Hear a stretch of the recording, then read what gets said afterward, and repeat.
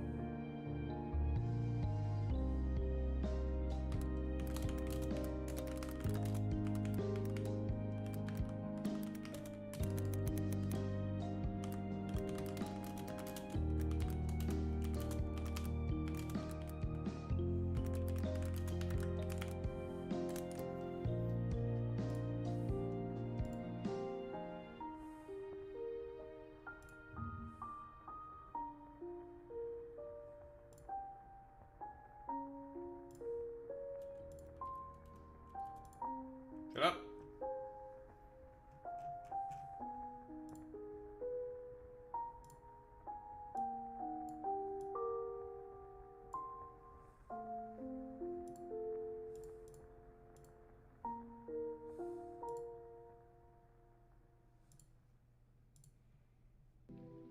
Boo.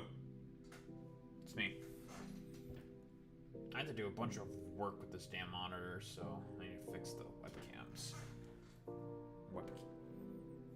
Webcam. I don't have multiple webcams. You heard nothing. Flop sweat. Fuck.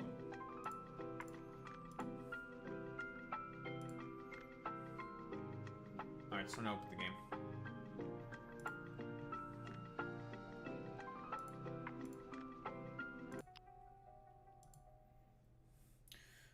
Alright, game.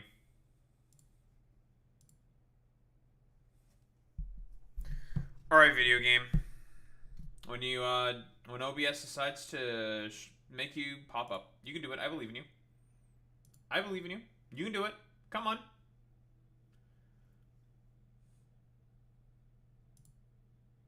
No, you want to just be annoying? And or stupid.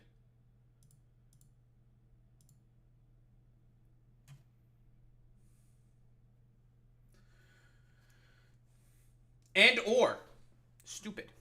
What am I looking to get accomplished? I want to turn on the new Iron Mine. That's what I want to do. I do need that new Iron Mine.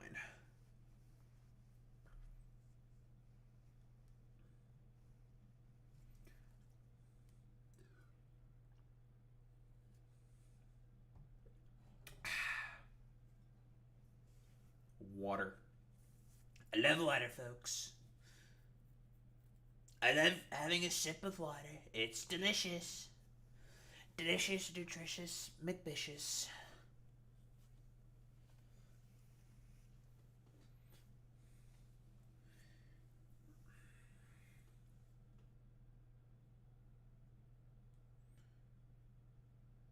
McVicious. There we go. You did it, game.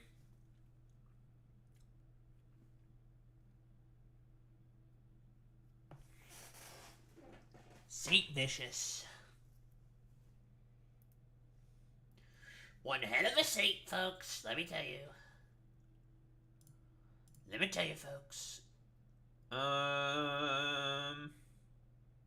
Let's just jump straight into it. Mehdi Hasan jump scare, eh?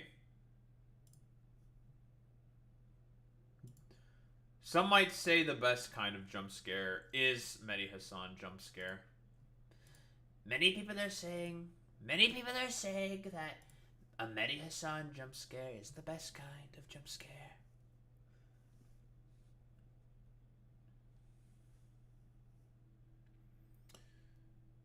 I was waiting for the inevitable retrospect because I know he was that Mehdi Hasan himself was going to talk about his retrospective on fucking Jubilee.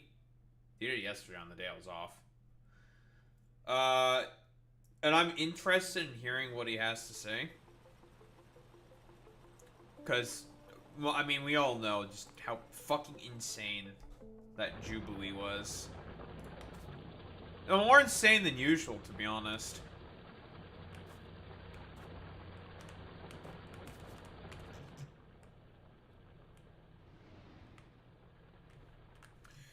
Right, this train...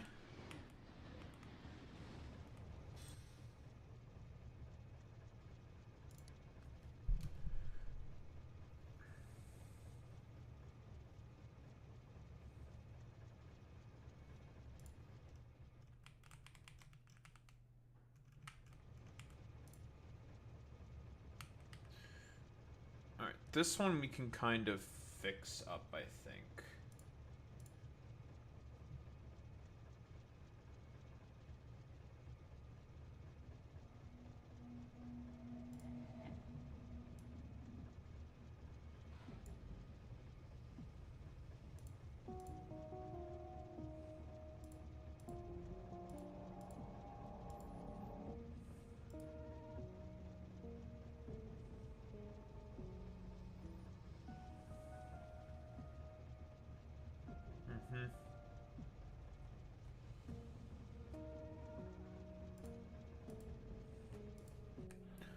Wait, couldn't I just apply the blueprint and that could just automatically take care of that problem for me?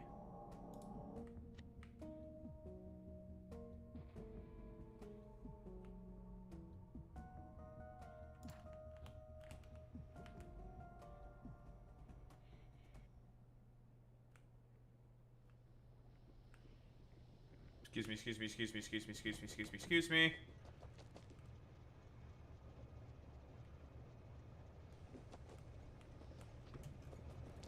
No.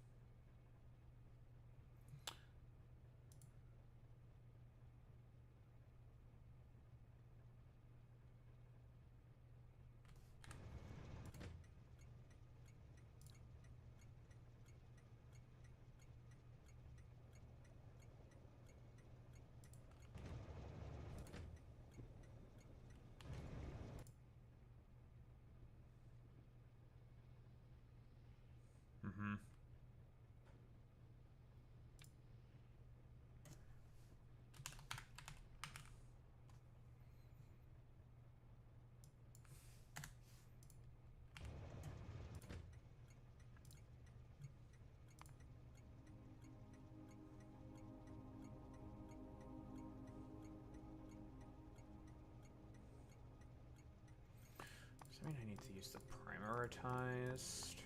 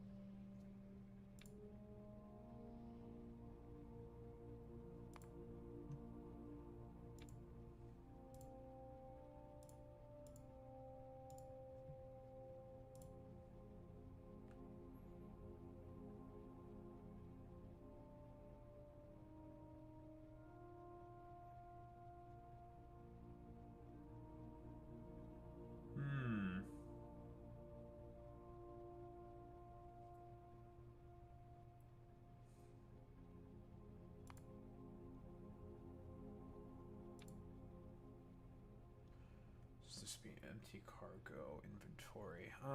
Okay.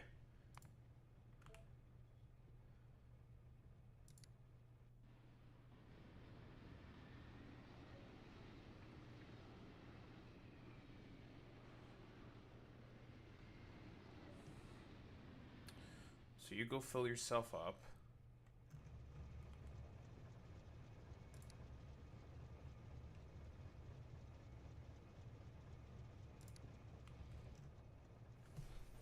And it should wait at the thing. I hope.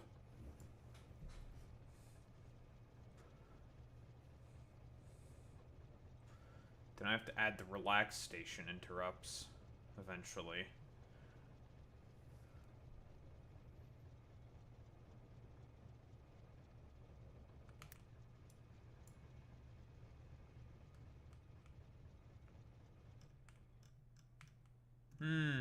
I see.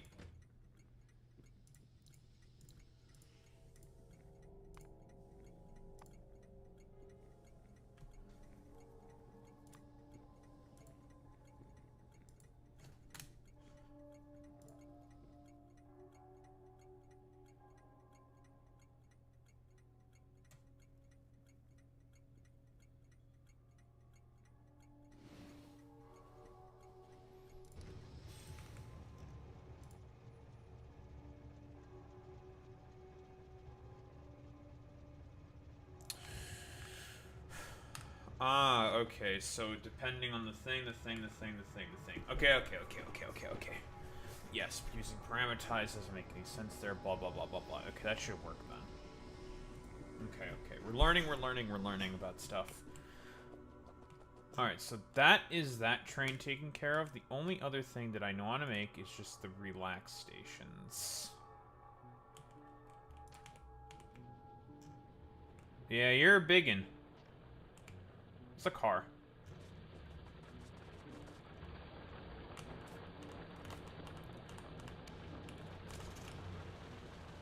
So the point of the relax stations is, calling the relax stations is like an interesting word. I mean, I get the use of the term. It's meant to handle overflow. So we're gonna stick the overflow here.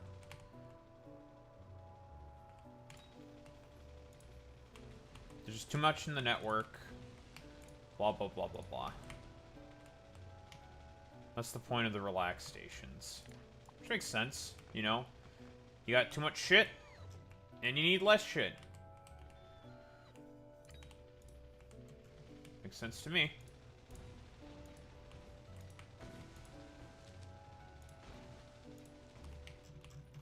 I'm gonna stick them right here because it's a pretty empty spot right here. Probably don't need to remove these, but I'm removing them because I can. Fuck you.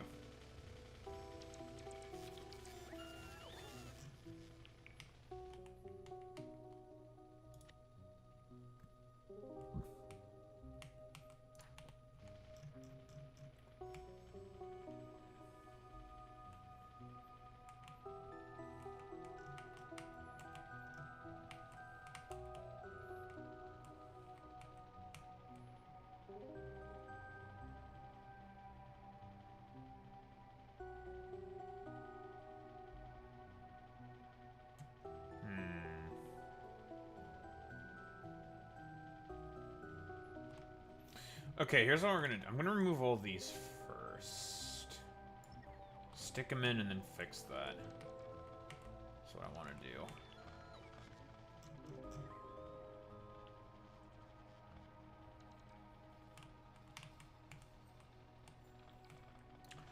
Put down the regular straight rail.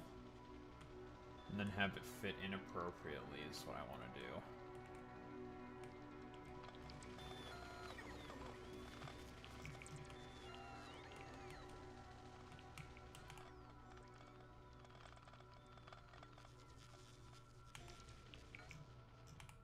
Perfect. Okay, let's get our book.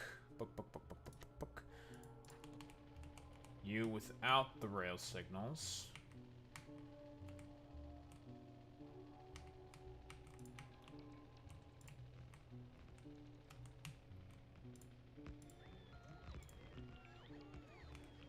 Put all that shit down. That's enough.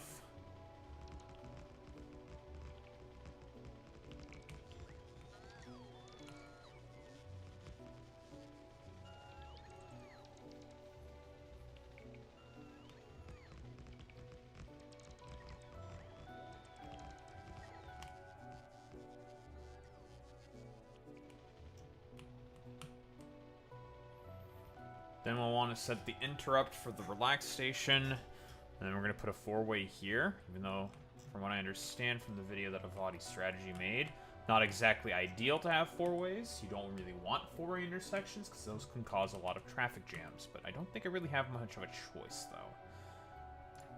though. These were an interesting experiment that did not really work out.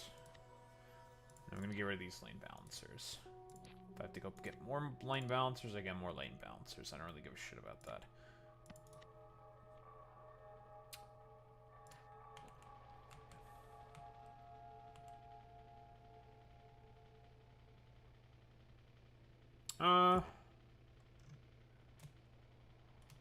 Who the fuck's that dead tree? I mean, dead tree in the way. Eh?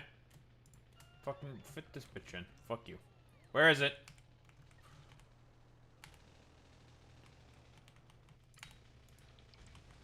Fuck you. Fuck you, foliage. Trains are going here, bastards.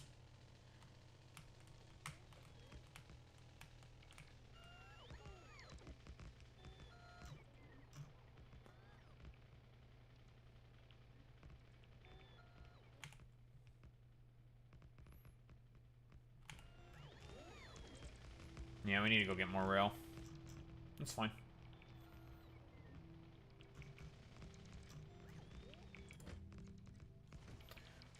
Those are the cargo ones, and these are the fluid ones. Lovely.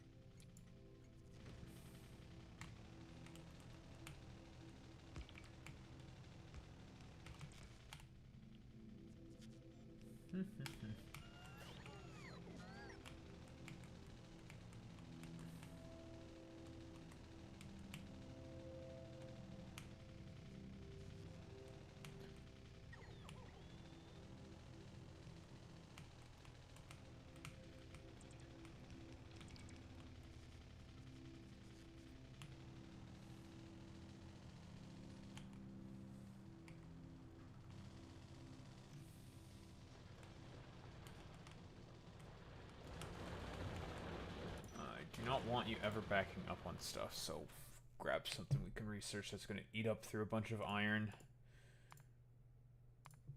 Let's do these.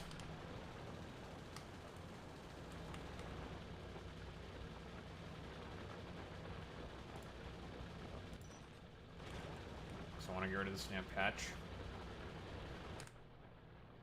Almost gone. 22k left. Lovely.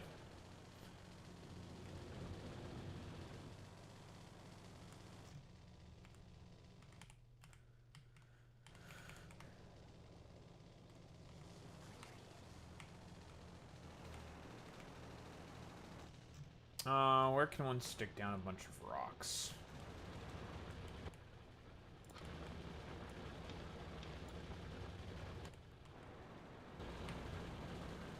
So I can grab a bunch more rail.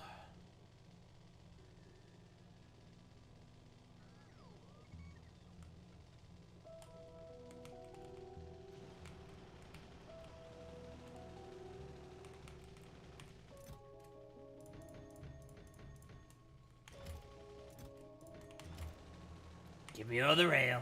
I need it all.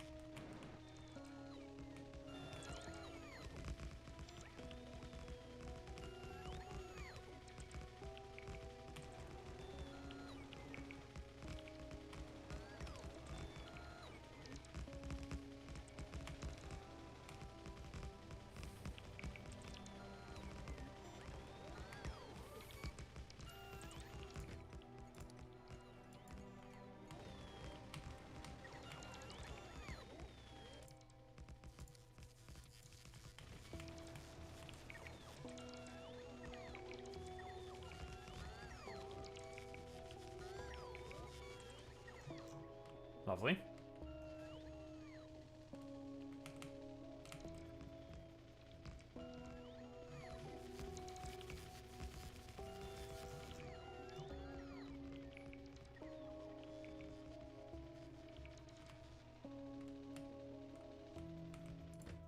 You complaining? No more complaining.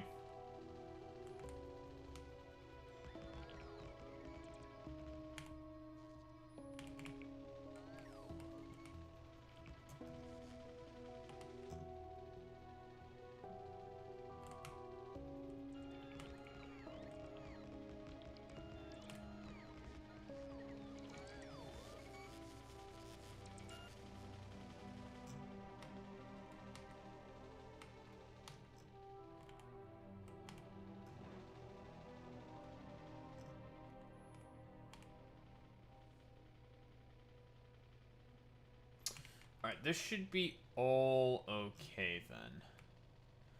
So it's the relaxed stations dealt with.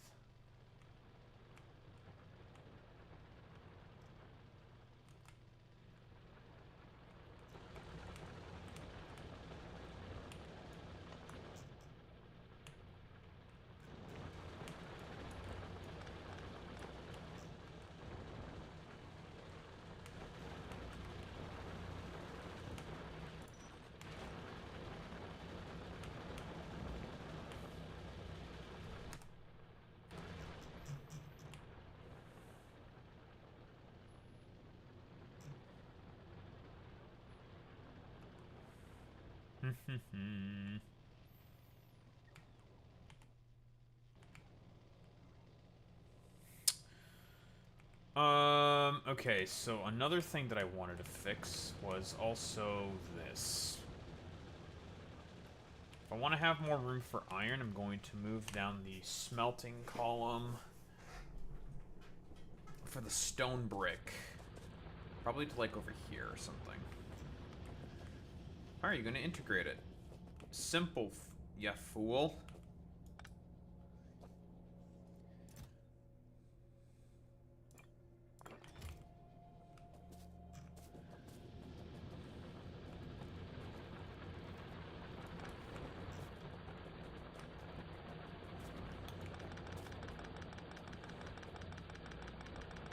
First thing we're going to do is this.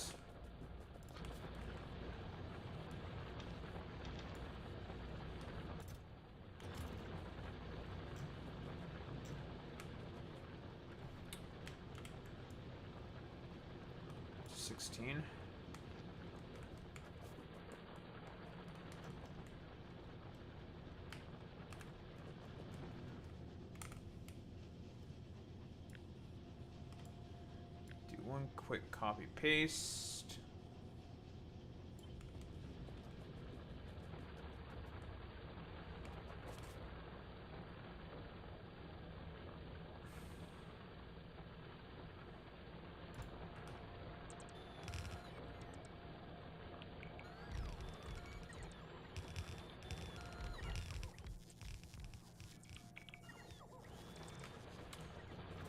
Just like that, it is built.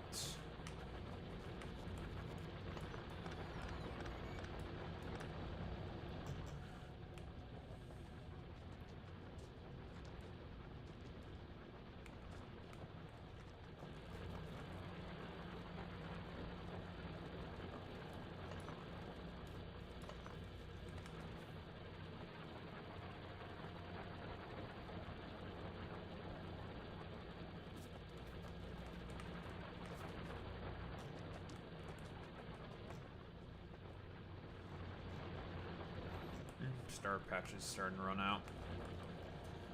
Fine and dandy in my personal opinion.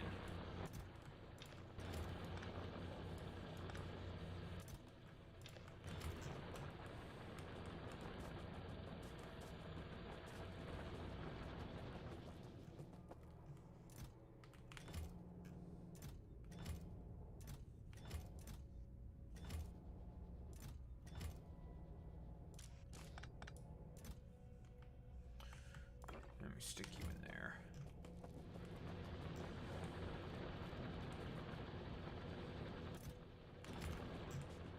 Then we move all this shit around. Blah, blah, blah, blah, blah. Think about reintegration first.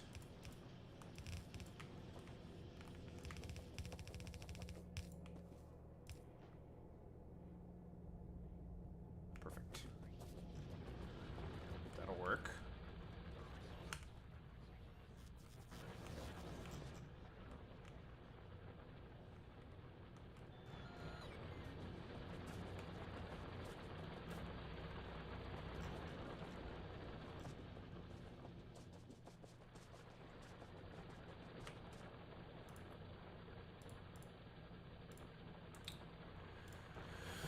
And then we have these shitters that really need to be done with. Really need to get rid of that damn iron patch, folks. Let me tell you. Very important that we get rid of it.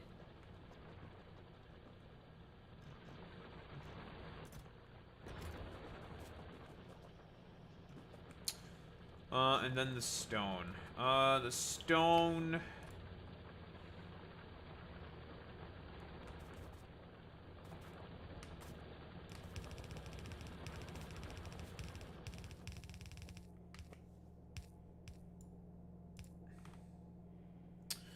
Because we're going to get rid of these belts. Right, perfect.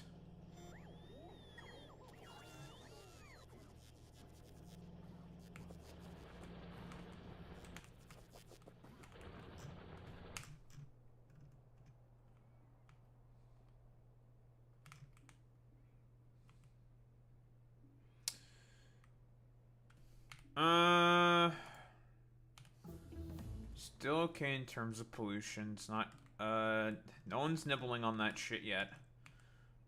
We need to build a wall, folks. Very important that we need to build another wall, folks. You're ready to be used. Potentially abused.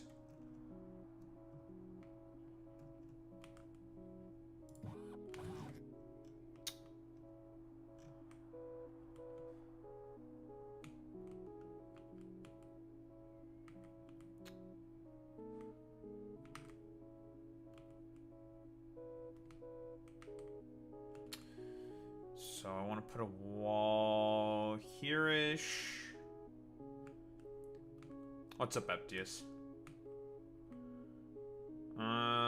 They're about to get their first bit of stink. Here, I need a wall here. I need a wall well, that's already walled off. And this is not exactly walled off, but this area does not really have any threat to it. I mostly have to be more concerned about the south.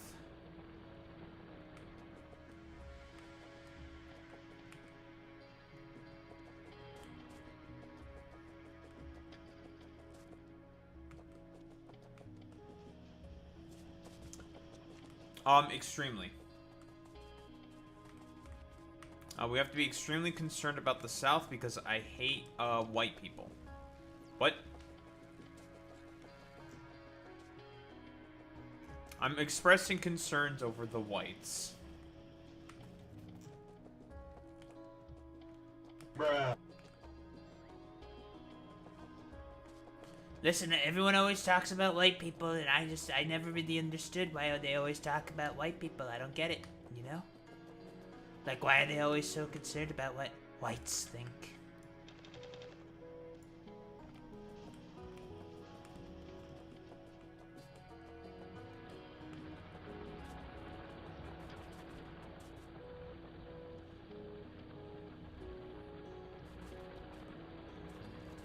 Those damned whites. Let me tell you, folks. Let me tell you, folks. Oh, the whites. The whiteies. The whitey-tighties. I don't know what the fuck I was doing there, honestly, with that tone.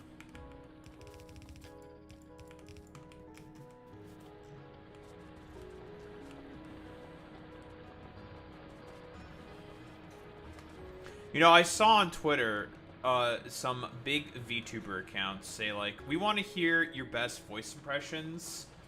And I thought about, like, oh, damn, I want to do that because I don't, like, Because I have a lot of impressions. Obviously, you guys know of this. And I was like, fuck, I want to do that because it seems funny. Because why not? And then I'm just like, who would I want to do, like, who would I submit as my impression? I don't know. Like, then I just got, like, decision paralysis. And I'm like, fuck. Who do I put in?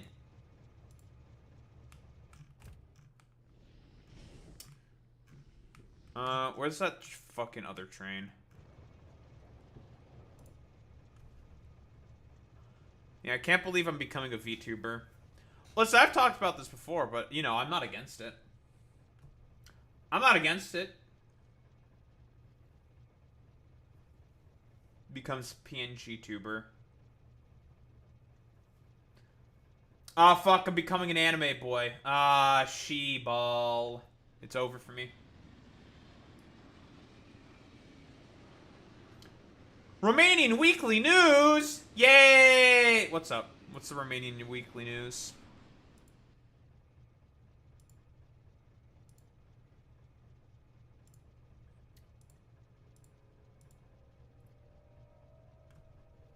Oh, shit.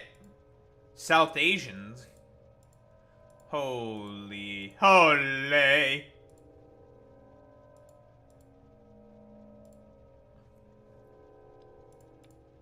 Alright. What racism do we have today? Holy shizai.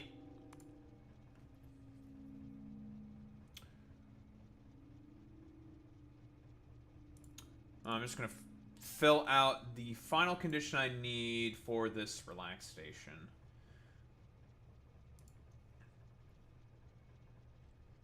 Alright, add interrupt. We need a heart.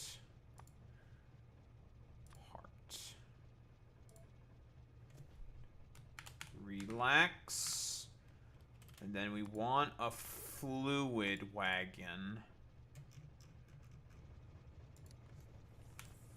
Fluid. Maglev fluid wagon.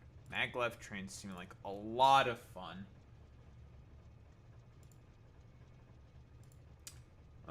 Empty cargo inventory.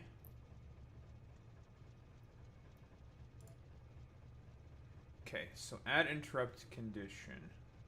So targets are this. Add wait condition. 5 seconds of inactivity. Perfect. Add interrupt condition. We want empty cargo inventory. Destination full or no path. And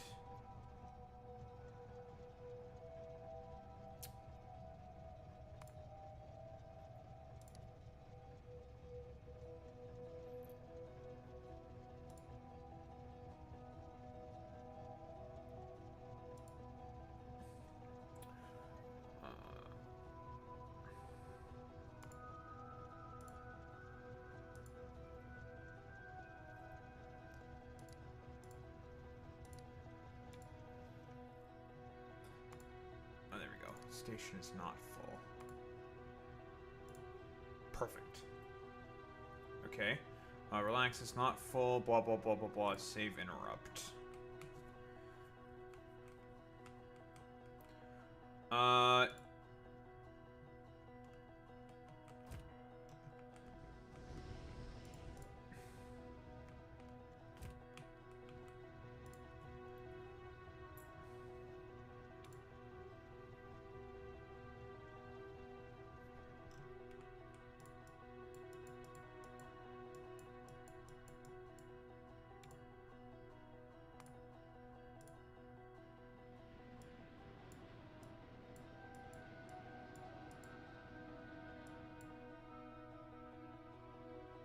No, it's not exactly what I want, because now you're stuck there.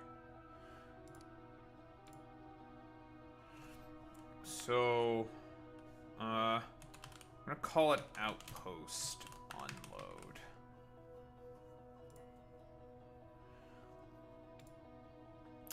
So add interrupt condition. Should be the exact same thing.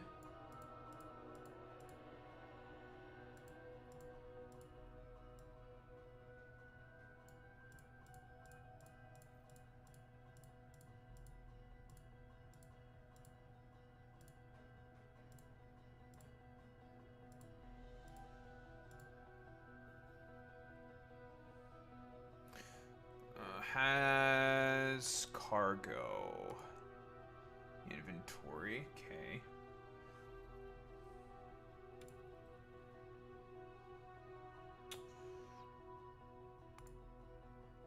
At weight condition, empty cargo inventory. Okay, perfect. That should be.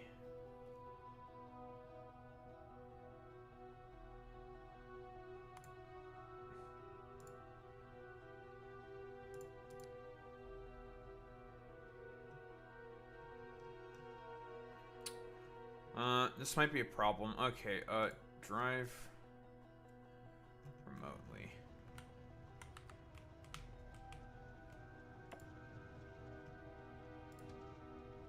This will be fixed eventually. It's fine. And then add interrupt. And that will be relax. Boom. And eventually, as I copy and paste more and more of these trains, it'll become easier and easier and easier. Because now that I have all of these specifically saved, then I just have to make one for the cargo inventory. And then I have to just finagle that shit. I can just copy and paste them from there. Easy, easy clap. Alright, cool. Great, fantastic. What's going on? Massive storm in Romania that caused massive floods and people started kayaking in the middle of the capital. It sounds like the same thing that happened at Katrina, right? Same shit, basically. I think you understand. Boy Meets Smitty gets it. Boy Meets Smitty gets the reference. And anyone who, lived in fucking Louisiana.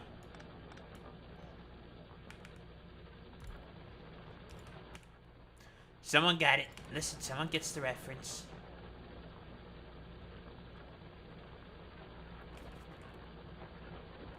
Ongoing online war between the voters of the Fascist Party president, the earless one. The earless one. They call themselves souverainists. And the normal people, pretty much these are the news. Fascist fighting people? That's crazy. Who would have thought the fascists are fighting people because they are unrepentant little shits. I personally am shocked.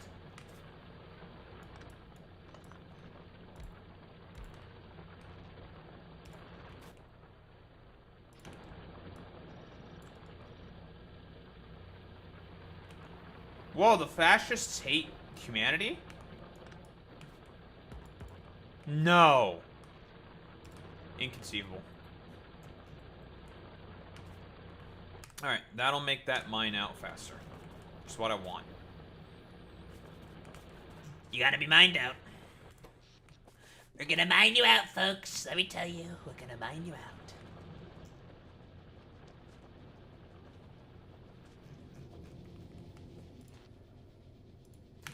It's gonna be so nice when you get mined out. Let me tell you.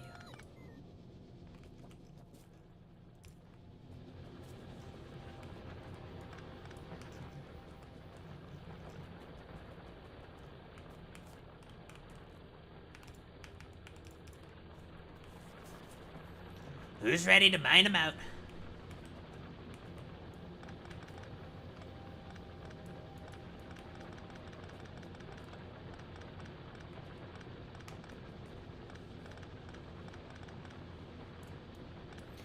We're doing work in preparation for the future, folks. Let me tell you. Very, very important work.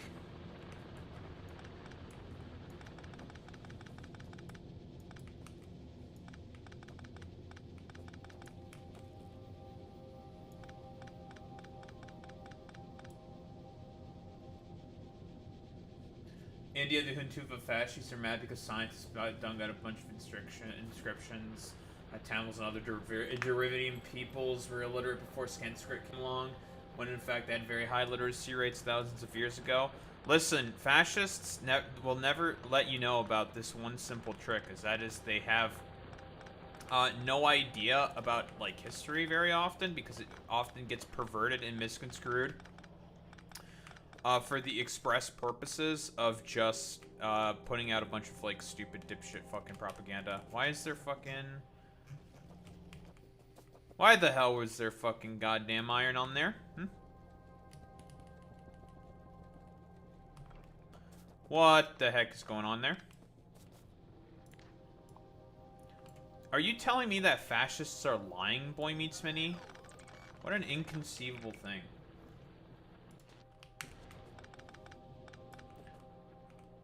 People lied?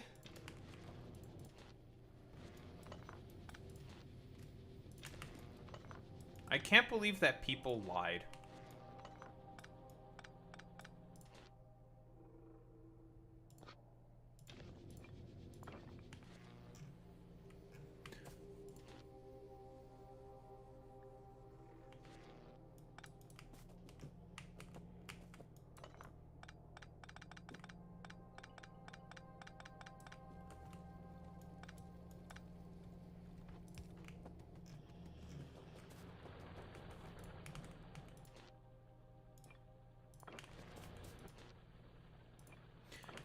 You know, you know what I always find though really funny, Boy Meets Mini? All the like lefties who do like the Brahmin leftist thing. Those I always find to be really, really funny. Cause like Brahmins are not on the left at all. Like, oh, soy! Zoran managed to win in like the sector of Wall Street. Brahmin leftism. And it's just like, bro, what kind of, like, soy LARP shit is this? Like, what are you doing, bro? Yeah, goofy as hell. It's like, hello? Don't do that. You're making yourself look really stupid. For no reason.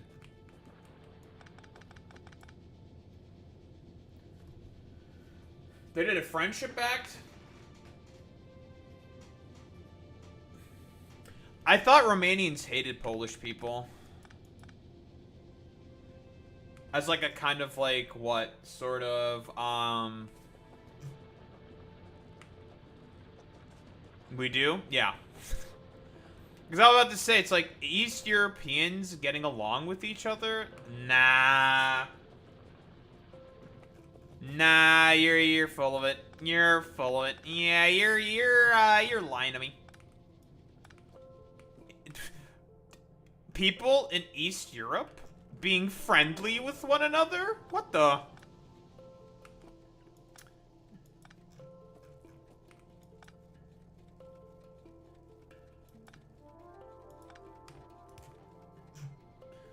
And there we go. That's now reintegrated.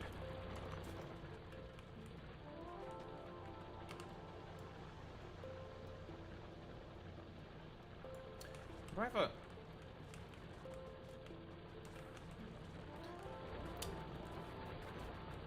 Neptius, are you telling me that we also hate our neighbors as well?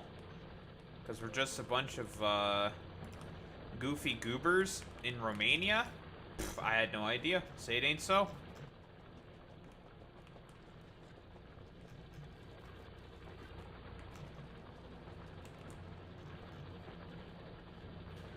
What happened to Love Thy Neighbor? The Soviet Union. And Nazi Germany.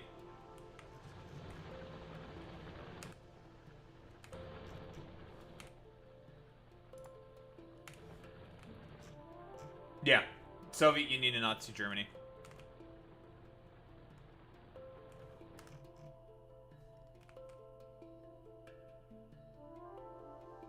Alright, you know what we need to do, folks? We need to build a wall. We need to build a wall, folks. Very important that we build a wall.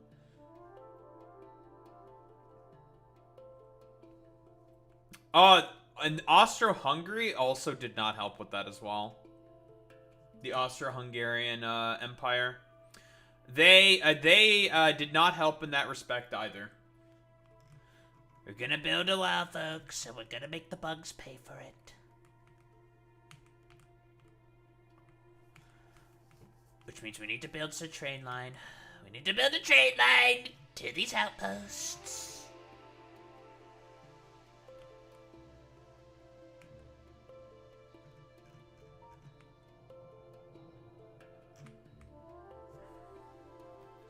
We need to build a wall.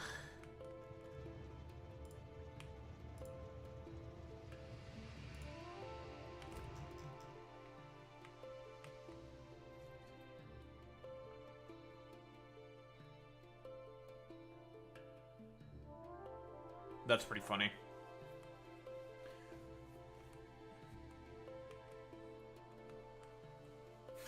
Signed to a tourist attraction, forgot the name. They wrote in Romanian, English, and French to do not get to jump over the ledge, but in Hungarian to jump. Haha. That's funny. Never change Romania. We do a little bit of trolling as Romanians. We tell them to jump.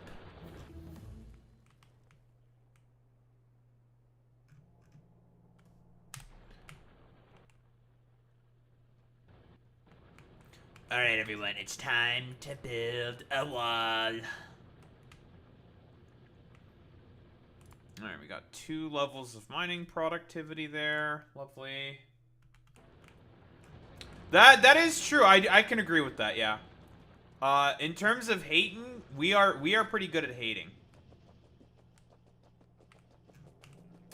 We are definitely pretty good at that. We are good at hating on people. That I can't disagree with. I don't know if it's Olympic level. You know, like, we're definitely, like, professionals, I'd say. I'm not sure if Olympic level applies to us. But pros? I think it's safe to say that we're pros at hating.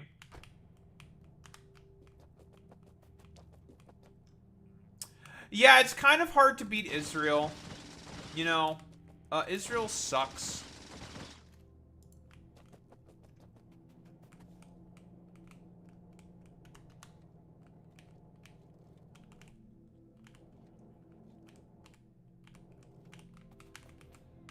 Sri Lanka. Well, well, see, here's the thing about you saying Sri Lanka, Boy Meets Mini. Since those guys are brown, that activates, like, the racism sensibility multiplier, which means we now have to outdo them. That's how that works.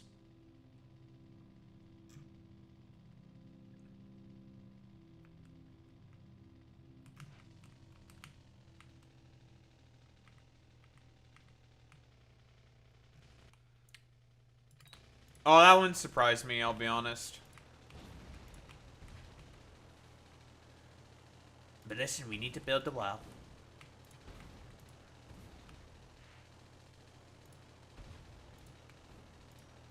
Because I desire one thing and one thing only, and that is the burnt corpses of my enemies.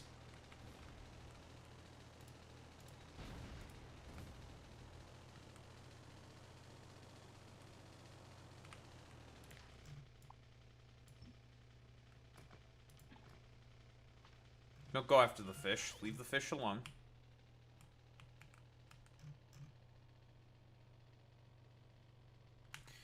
We need to build a wall.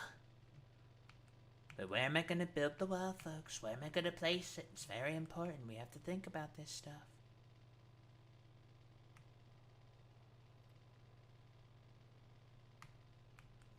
And what would that be, Eptius?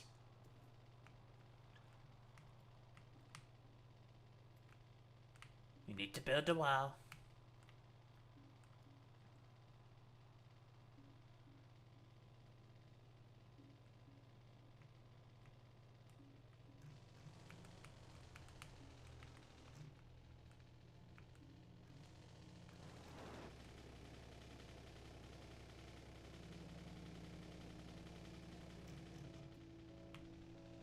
That's right, we gotta keep the cliffs out. Very important. We gotta keep those son of a bitch cliffs out. Let's get to the upgrade planner, and we're going to upgrade our science.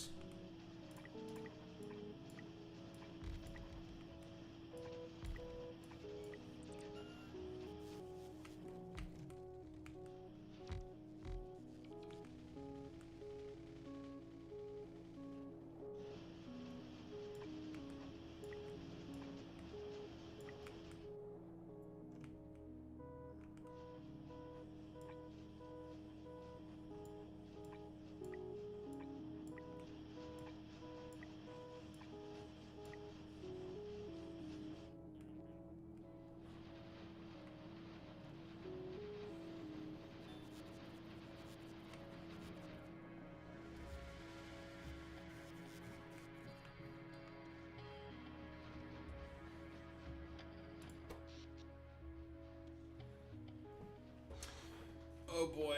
Yeah, that's gonna be a big increase in power usage. Ugh.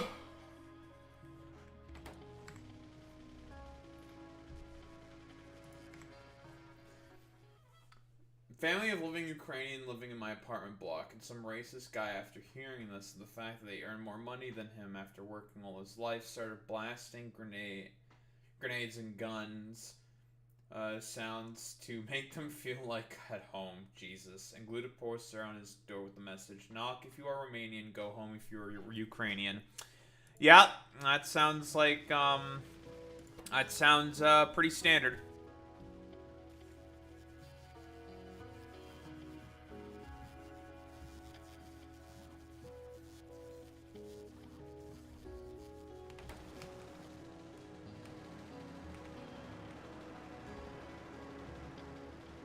I might have made a mistake with this.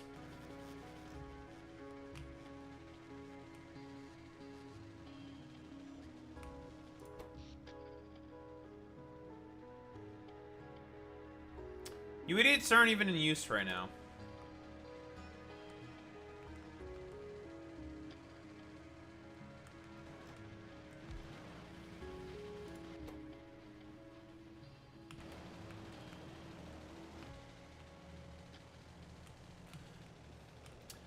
It's one of those things where it's just like, oh yeah, like definitely crazy, but not in like the slightest, not in the slightest bit surprising whatsoever. It's like, oh yeah, that's just like normal. That's Romania. Like yeah, you know, yeah, I totally saw this coming. It's like yep, yep, I saw this coming.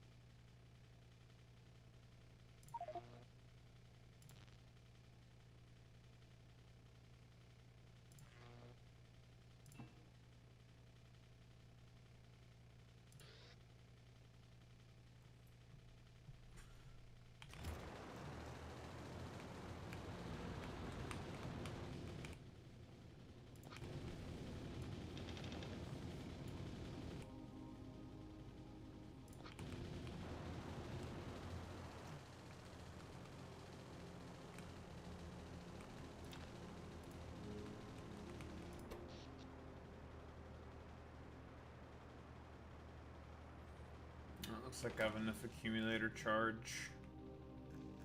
Although our power grid is definitely strained.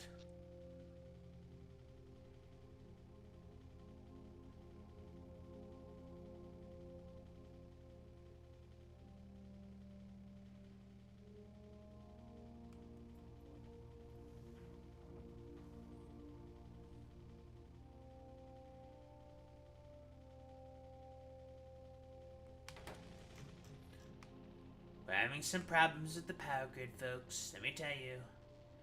We're having some slight issues. We're gonna need to improve the power grid eventually.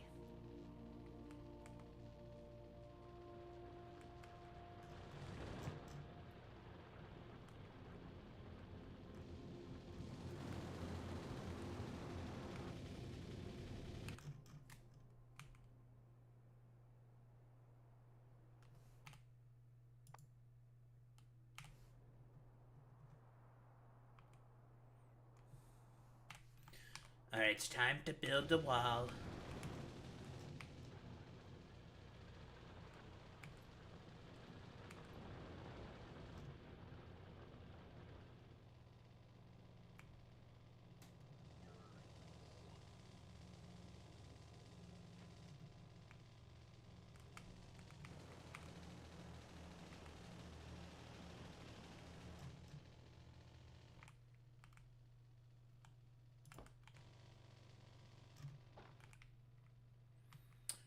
I need some laser turrets.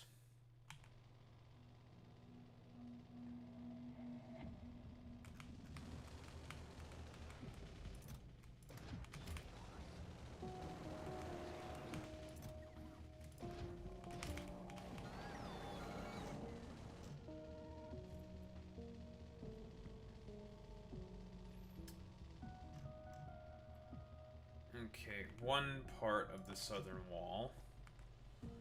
Get the easy thing out of the way first. This part right here.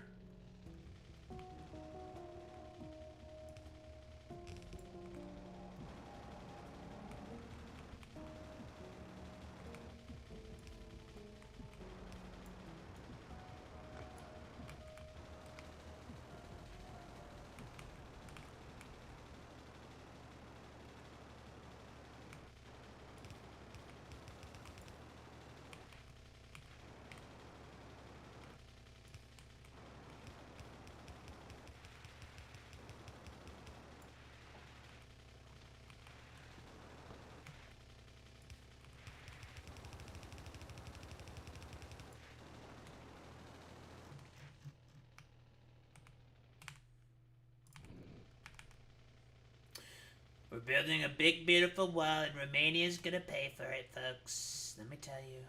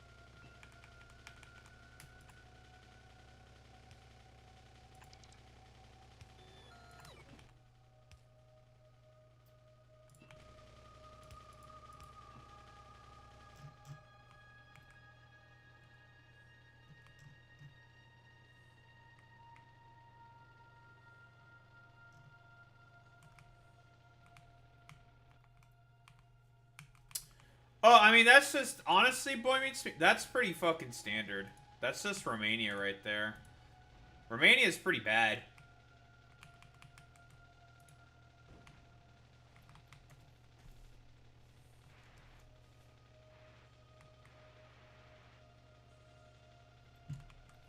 Like, that's standard fare.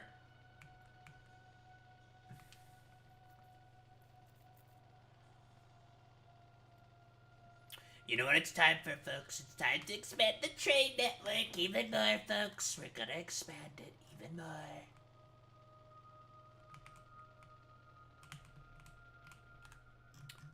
Where is my U?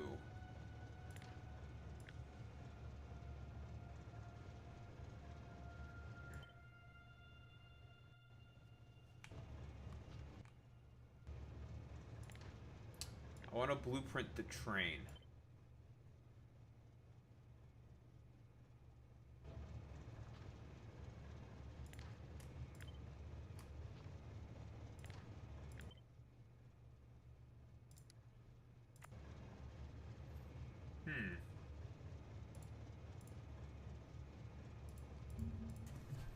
How to blueprint a train factorio.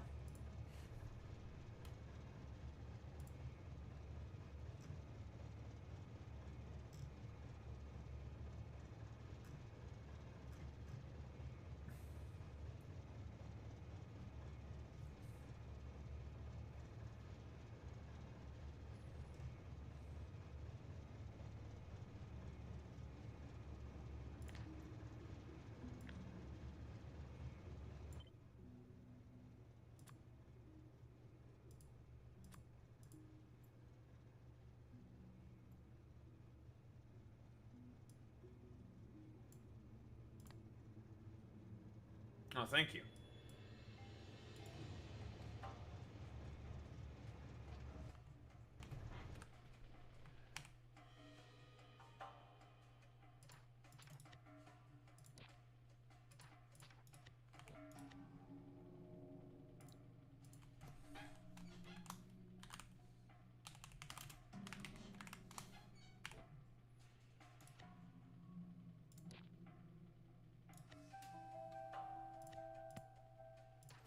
And you go.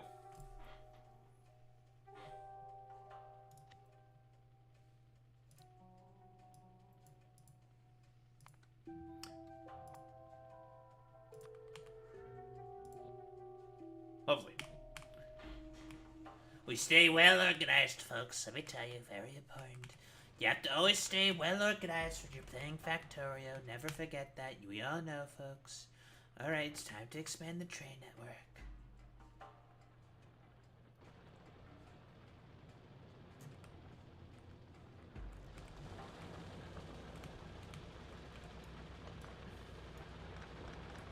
Oh, we're getting closer and closer to mining this fucking particular little vein out.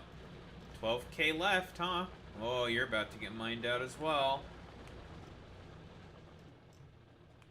Well, and then I can get rid of that extra belt there.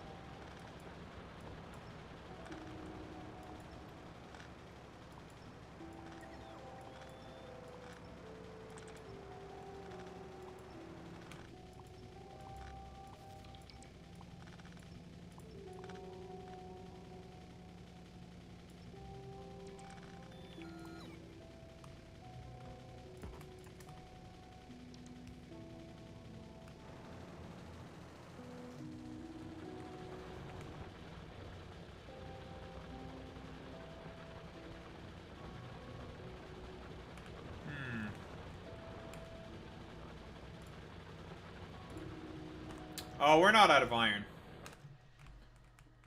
This giant patch right here is all ready to go. I just have to put the mines down. I want this iron patch to be out, so then I can just put the station in. Because I want to put the unload station here. Specifically where this iron patch is. So I'm trying to mine it out as quickly as possible.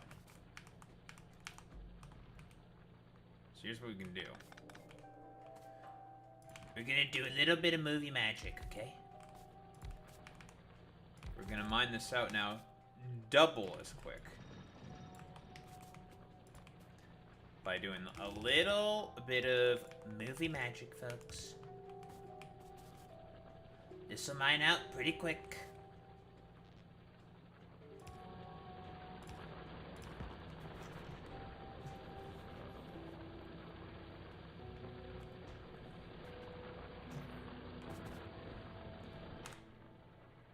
That won't last very long.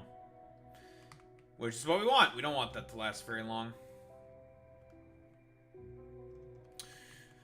If I add 2 or 3 more of those outpost trains, it's okay because they can always head to the relax stations. So even if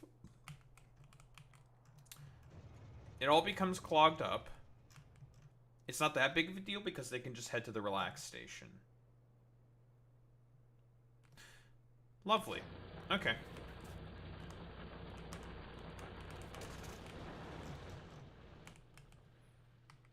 Alright, let's secure our southern border.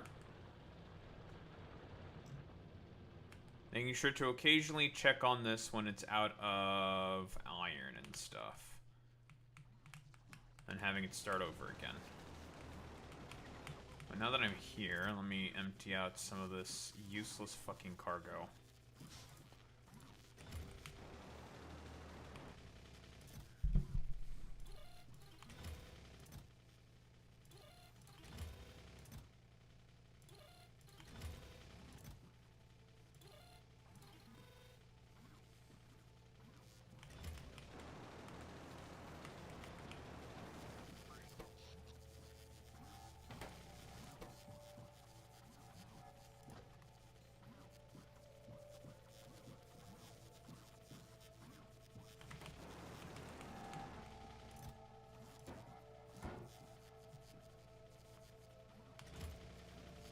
Really need to find a place to put all these yellow chests in.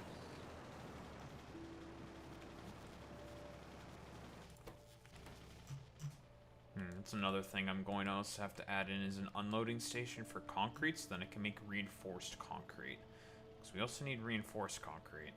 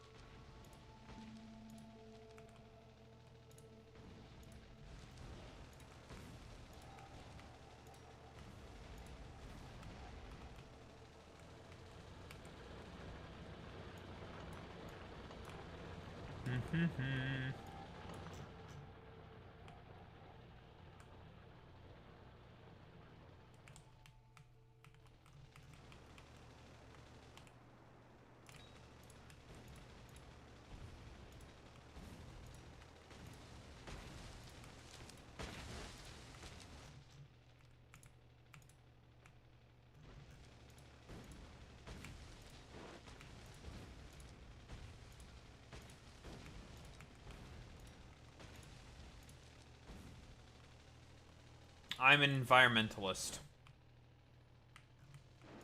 As I blow up all these trees with grenades. I'm out of grenades. I need more grenades to blow up more trees.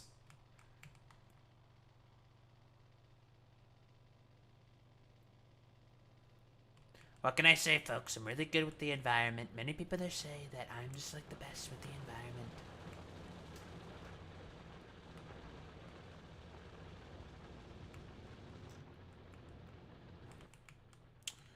I also may need a little bit of landfill production, just in case, because I may need some landfill.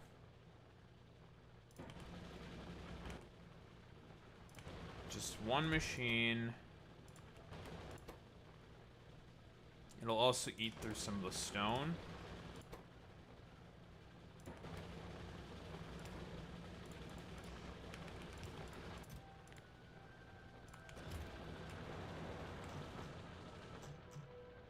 That'll eat through a bunch of stone. And I may need some for this expansion. By expansion, I mean securing of my borders.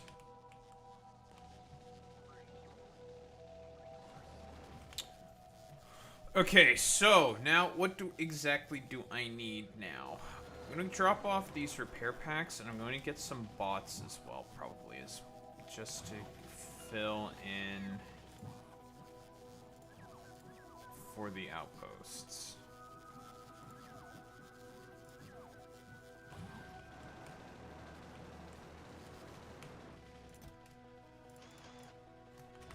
Grab a bunch of repair kits for the first outpost.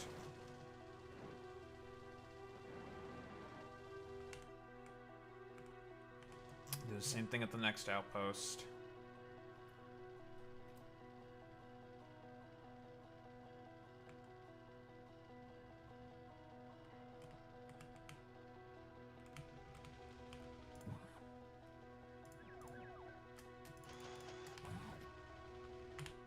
plenty of repair packs, plenty of bots for repairs. It's fine and dandy. I can always add a thing for the repair packs to our outpost sort of station. That's pretty easy to do.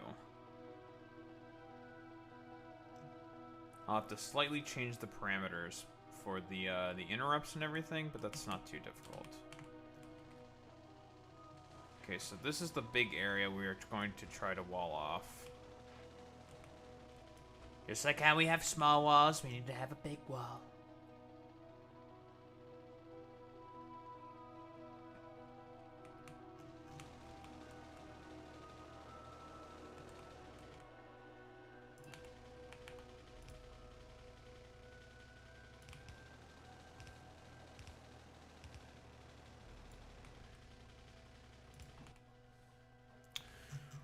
Let's put a station here.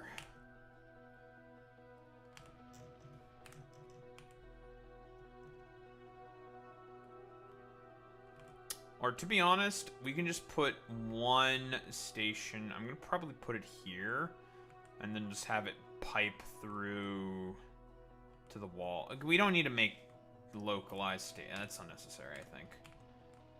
Yeah, we don't need to go too crazy with it.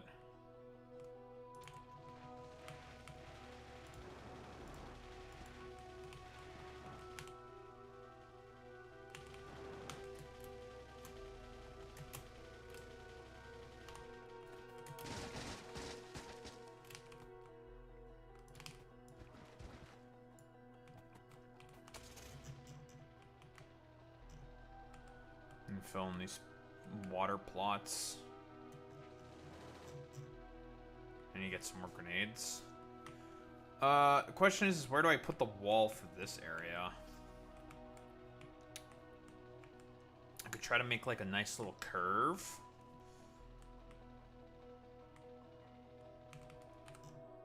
I mean, I do have to think about doing this like at some point in time relatively soon because again, the pollution cloud is very close.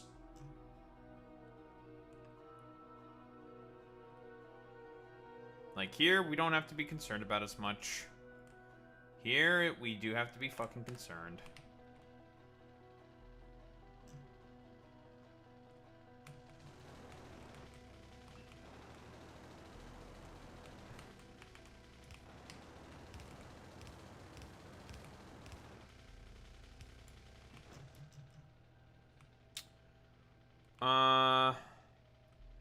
Yeah, let's stick it in a nice open section.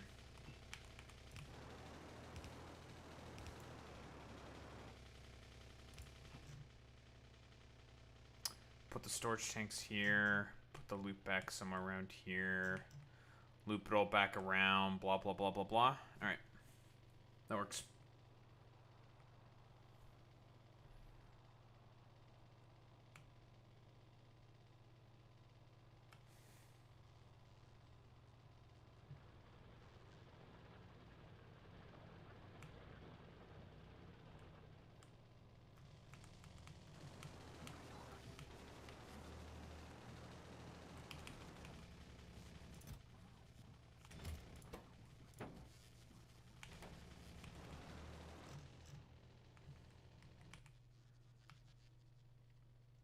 We're gonna need a bunch of rail for this, huh?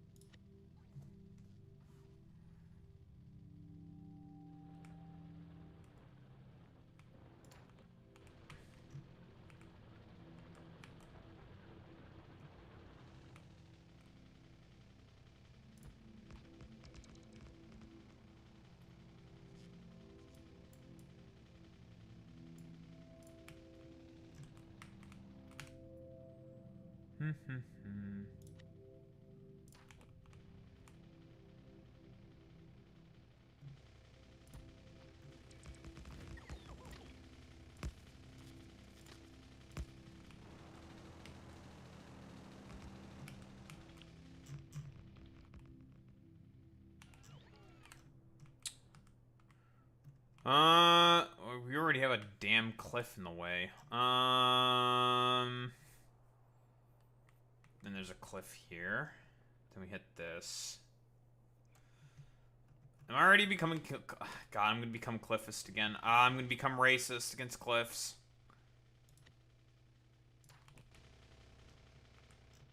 I'm being racist now against cliffs. You see how these fucking, like, motherfucking bastard cliffs? You see this? You see this little bastard right here? How it ruins my perfectly laid out plans. Now, you may be wondering to yourself, Daho, just get some, like, fucking elevated rail, you fucking idiot.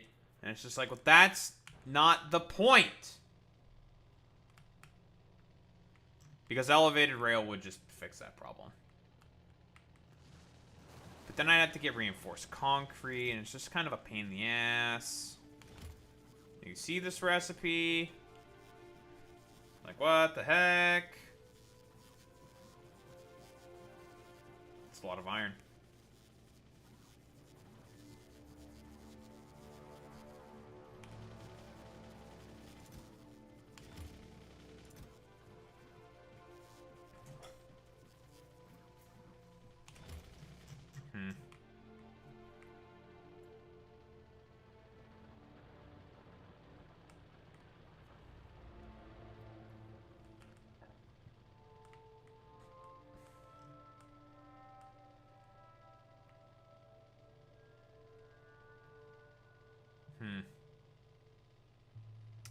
That is very annoying.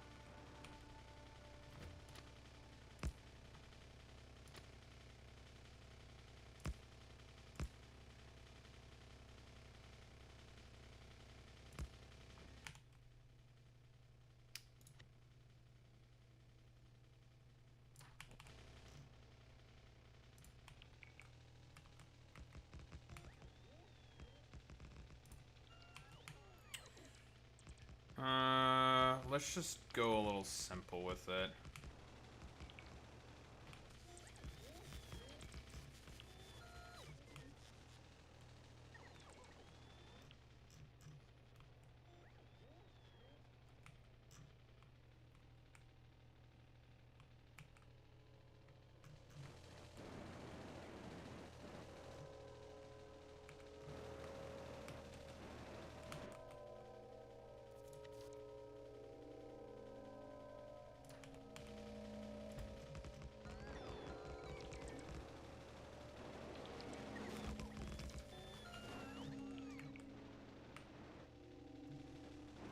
Let's not get too complicated with any of the turns and all this crazy fucking shit. We don't need that.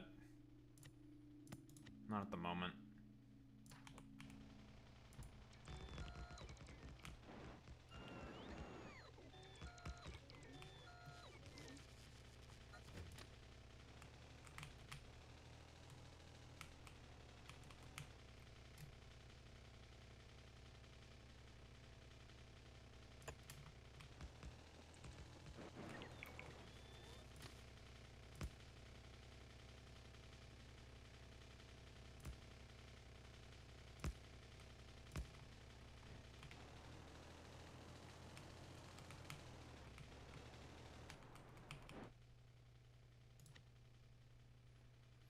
If we need to adapt this and fix this all up, we can adapt this and fix this all up. It's fine.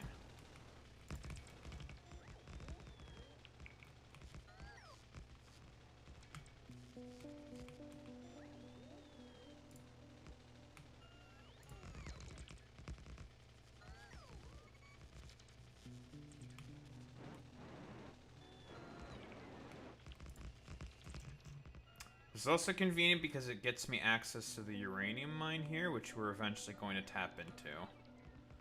So this actually works out pretty decently that we're doing this. Because then we can just make a nice, neat little outpost for the uranium mine.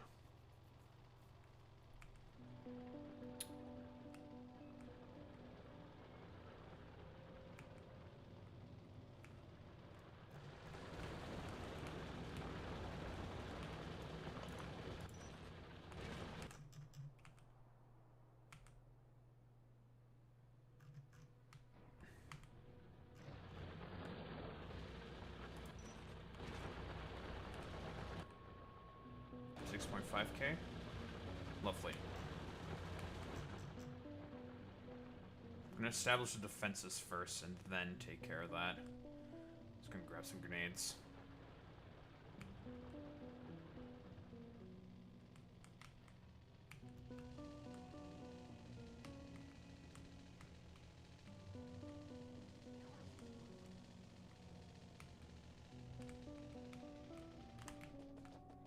There's the flying car with a gun.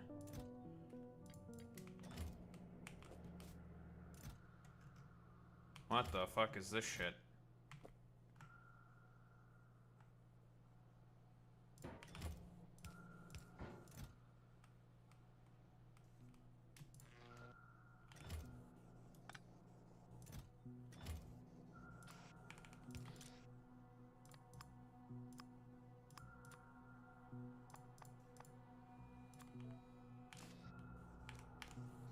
Alright, take out everything that's in there besides the fucking goddamn thing, okay? Fuck you.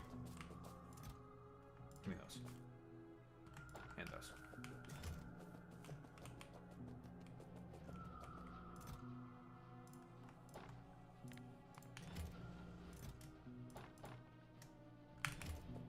Okay.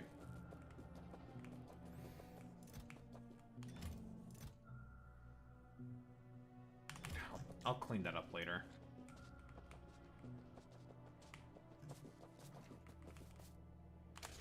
Stupid ass bots putting shit where they don't need to go.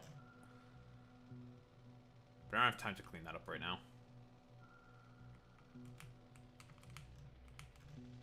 I have border security measures. We're gonna build the wall. And the bugs are gonna... The now Vician bugs are gonna pay for it.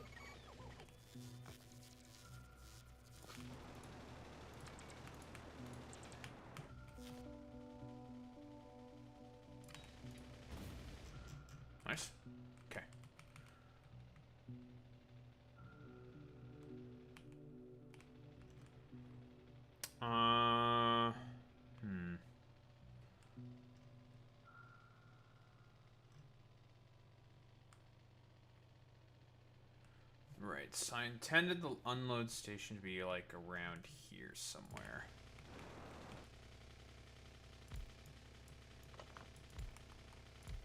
Just do something like that. Sure, fuck it.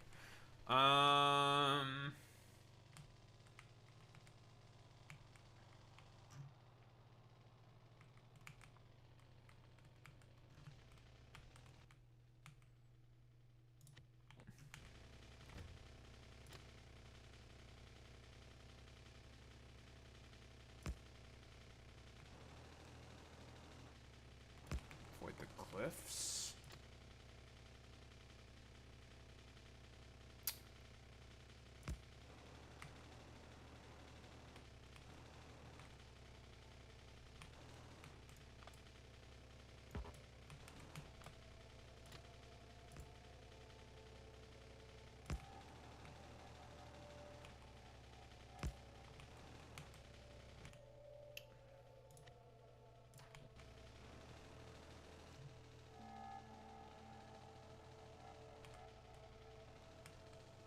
Okay, so this part we're just gonna freeform. Okay.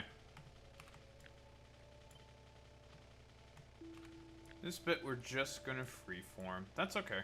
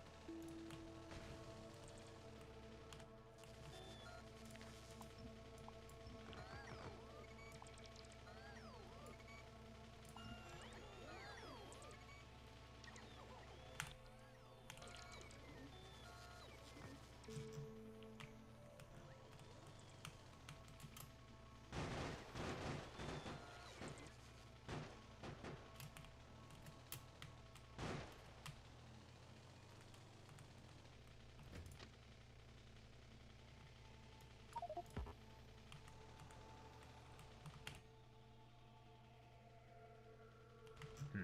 That's annoying. I also need to get more pumps.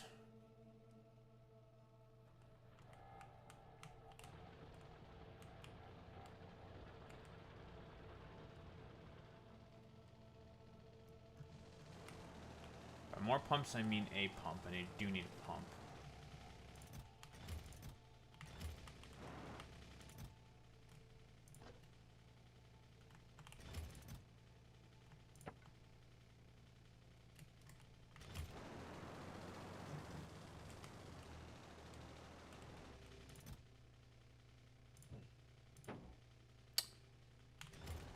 Why do I have so many inserters on me?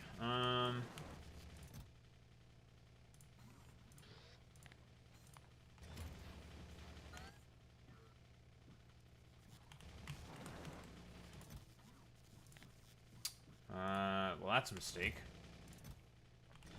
Whoops, forgot to set a limiter for long-handed inserters, so then now we have a fuck ton of them. Well, shit. Well, fuck.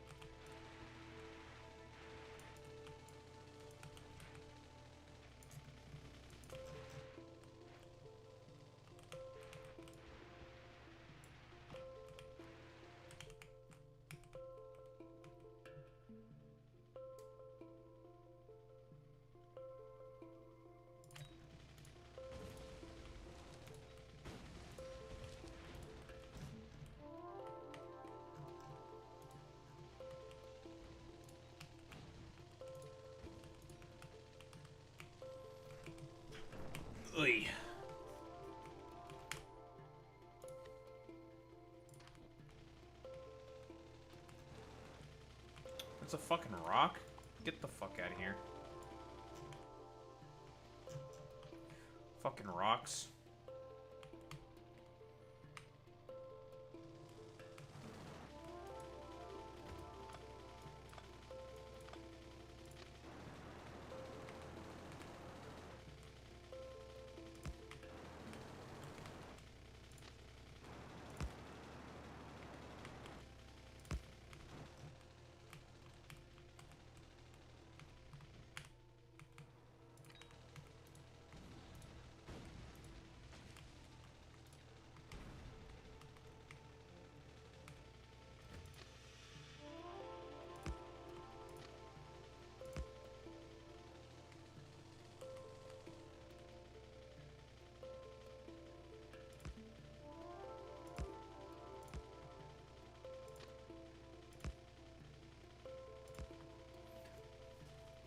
Nice.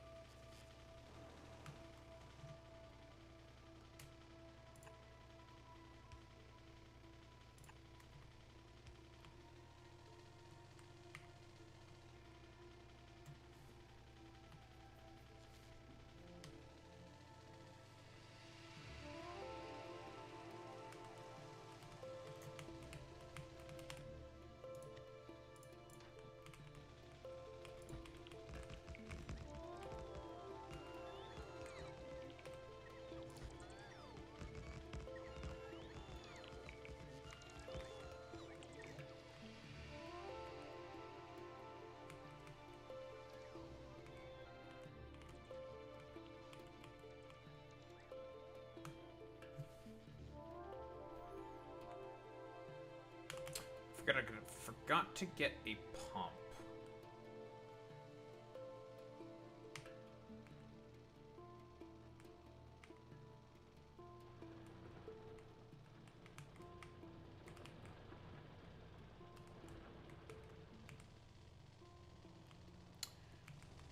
Need one pump.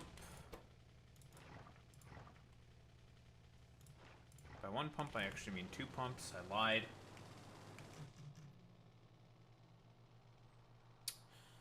Now, what we're going to want to do is we're going to want to make a roundabout. The reason why we need a roundabout is so the trains can turn around.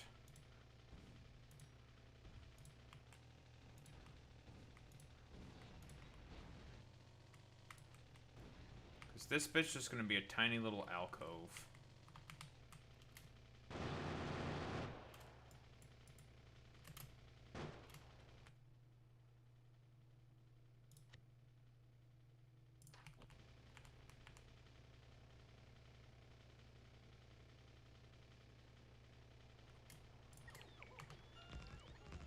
Right here is perfect, actually.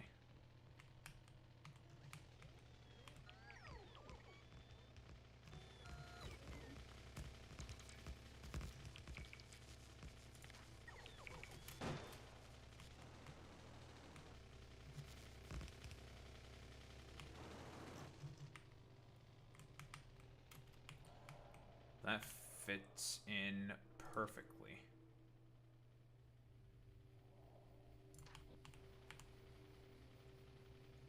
I could do that.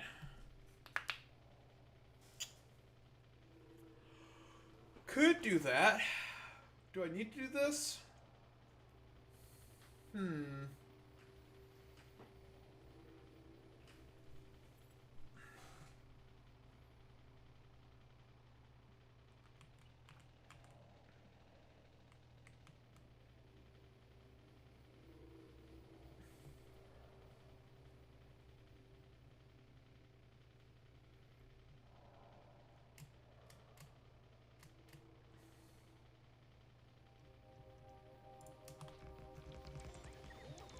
Easiest if I do that, I think. So yeah, we'll just do it like so.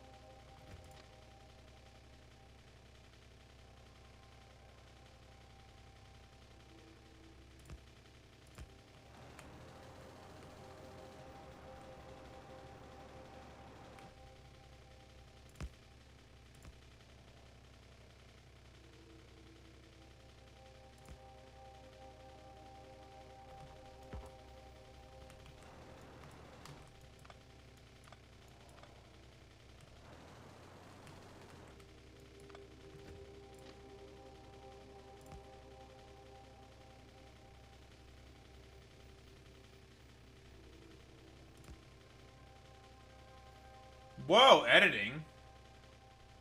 I wouldn't know anything about editing. Kind of cringe, Boy Meets Mini.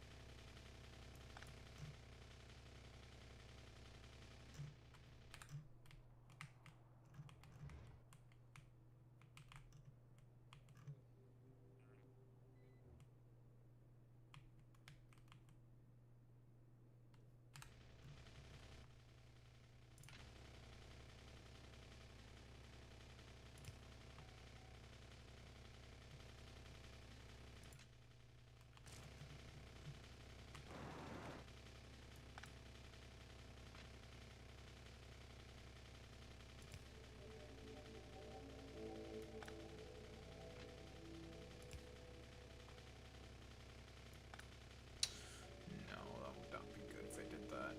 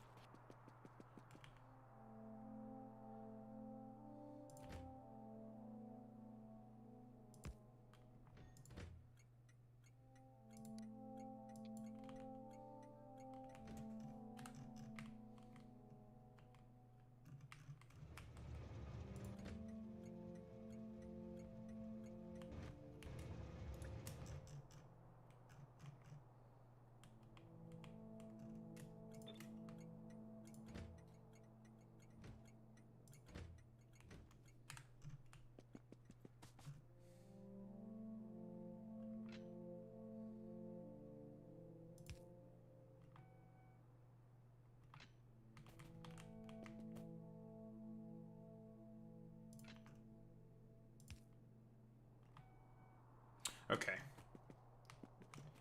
That was a potential problem that I think I just fixed. Right. Okay, so now you're able to recognize this. Okay, cool. I fixed that problem.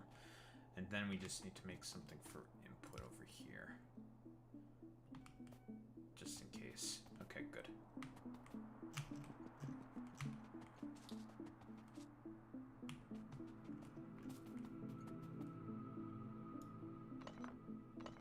Oh yeah, but I fixed it, so who cares? No, fuck you. I fixed the problem, so get owned. Liberal.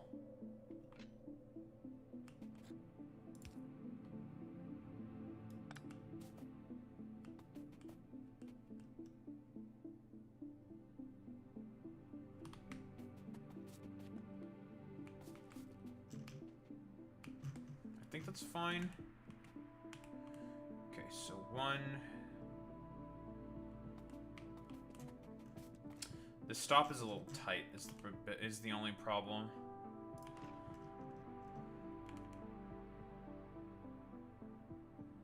The only problem is, yeah, it's just the stop is a little tight.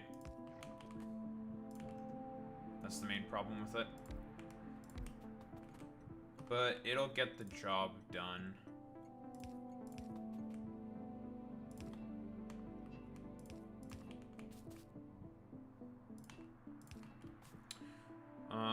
Then I want to put a pump. It's a good thing I actually did bring 2 pumps with me. Put a pump here. Separate those lines. Okay, perfect.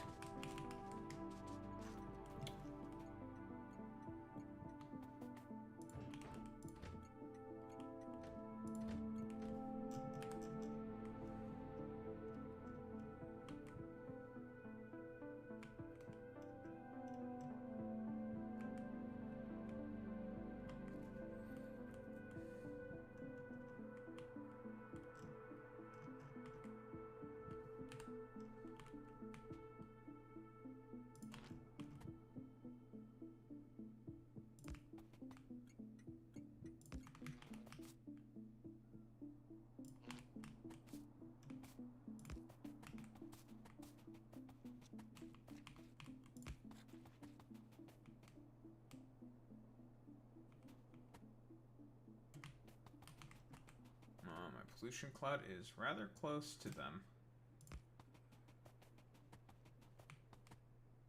So this could have not come at any better time, to be honest. Because my pollution cloud is rather close.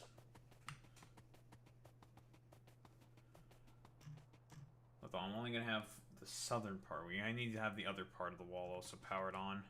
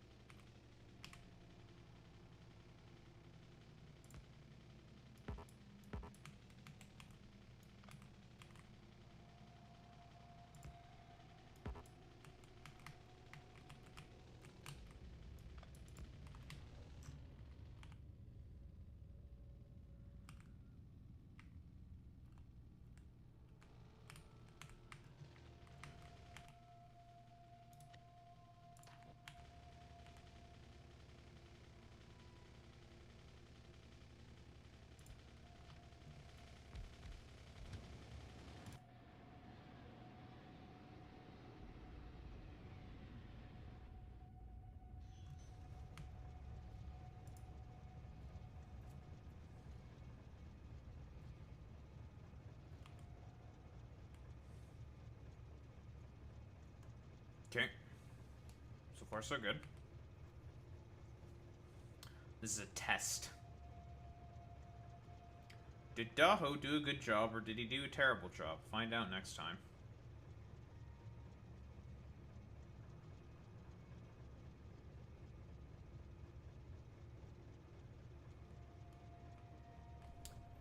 It's actually the worst thing on the planet.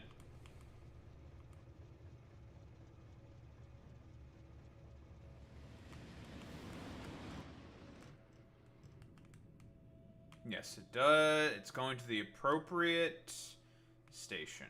So it works. Very nice.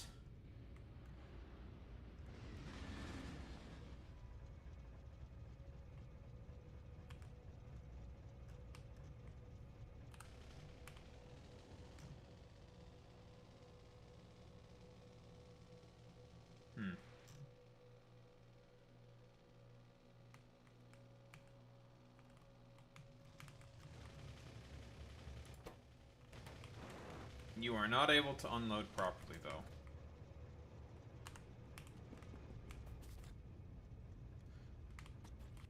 Son of a bitch.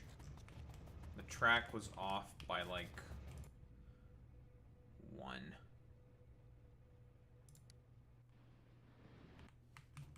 God damn it.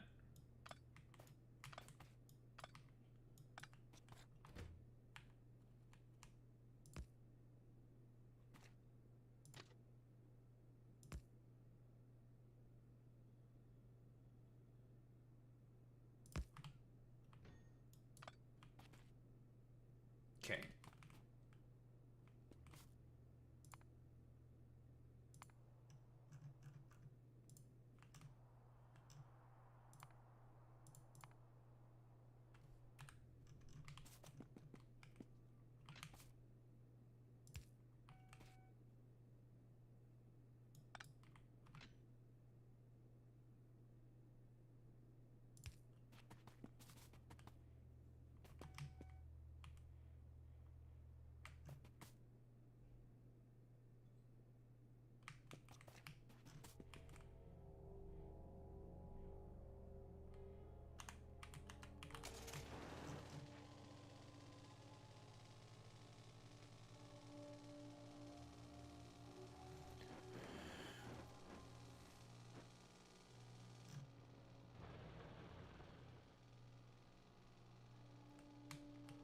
what the hell are you complaining about?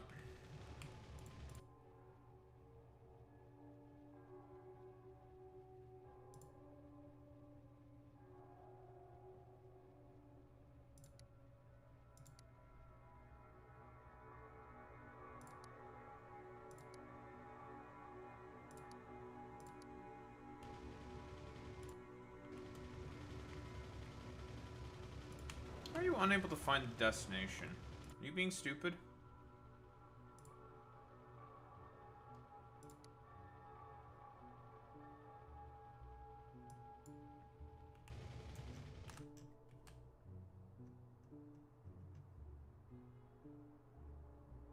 Oh, I see.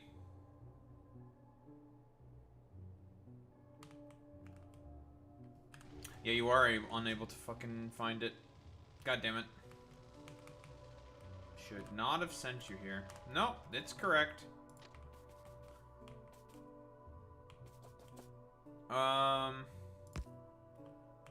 Think that should fix it. Yep, that fixed it.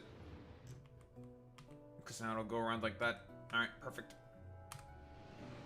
Temporary solution to a temporary problem. Temporary solution to a temporary problem. There we go.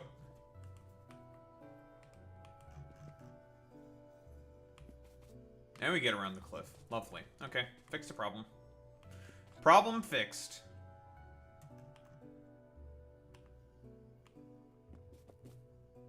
We need to put a signal here. Nope, wrong signal. It needs to be a chain signal. There we go.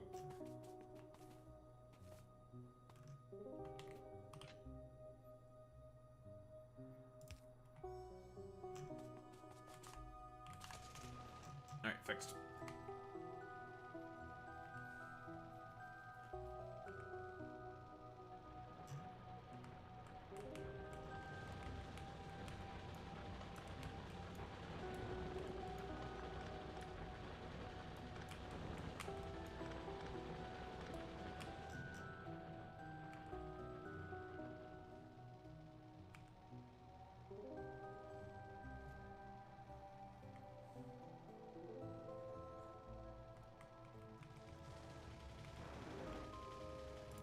You're still not able to unload your fucking cargo.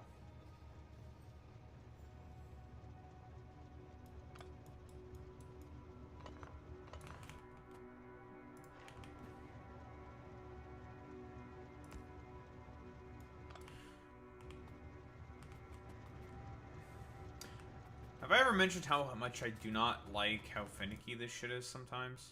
Okay, go back there.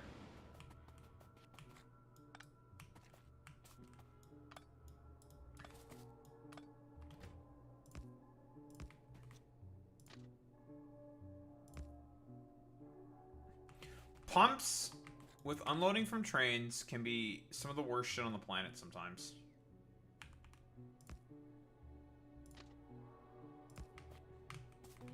Yeah, I know, you don't know where, because you want to go to unload, you don't know where the path is. I know, we're fixing it. Shut up.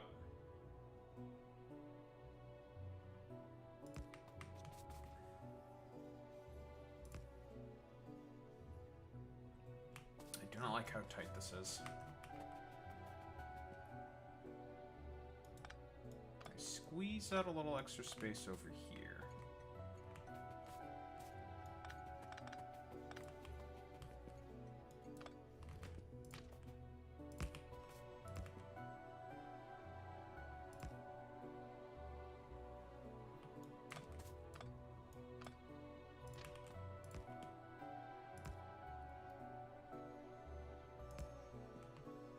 That does not connect.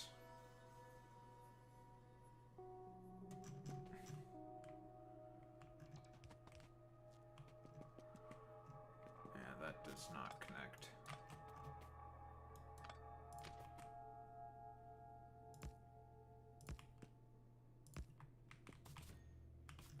Alright, so to answer that question, no.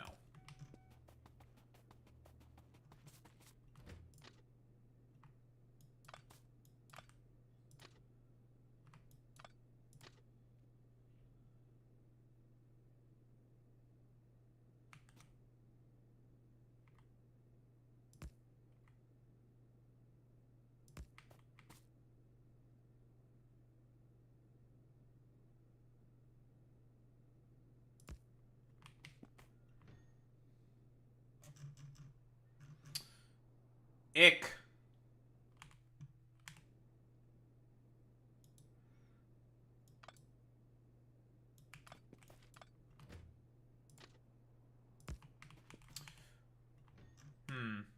Okay, I have an idea of how to fix this.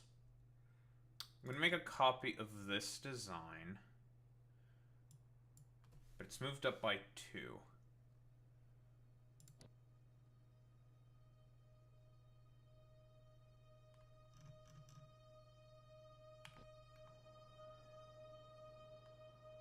Or I can just do this and just put it over here instead. That can also work.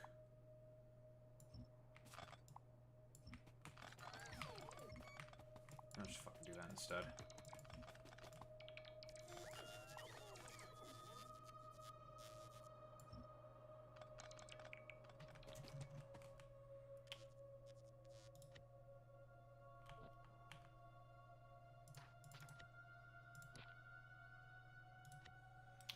Fine. I'll just move it over by 1.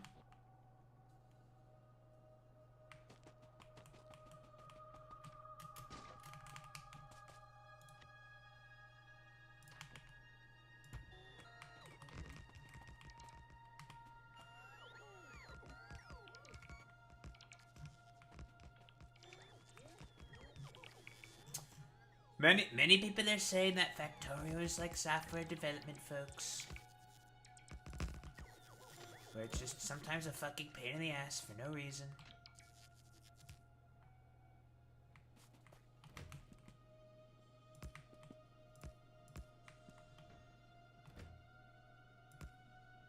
And now I have a fuck ton of room to play with.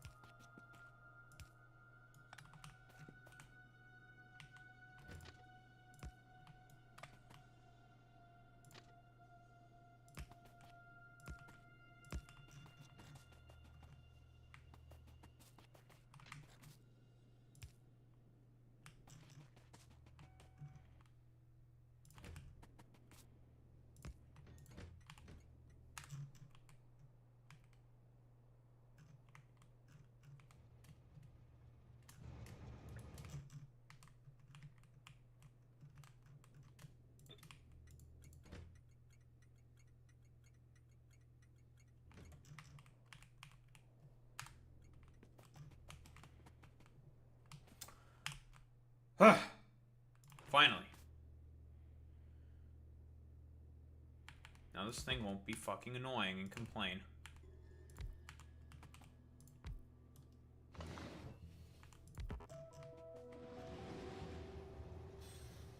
Bastard.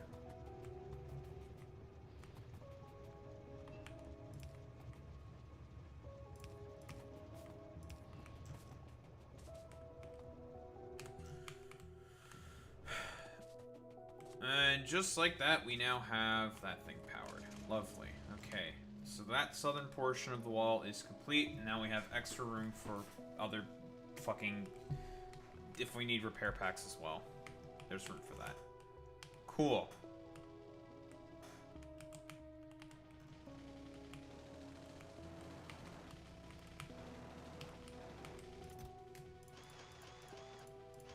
Speaking of repair packs... some robots.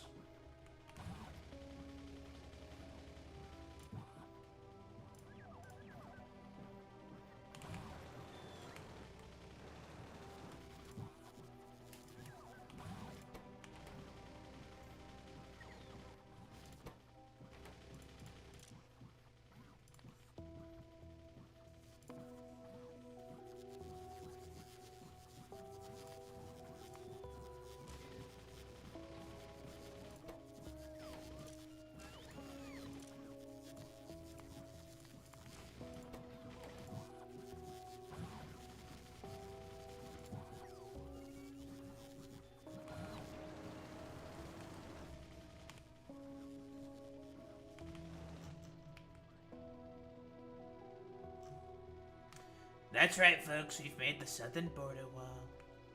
And it gets supplied by a train.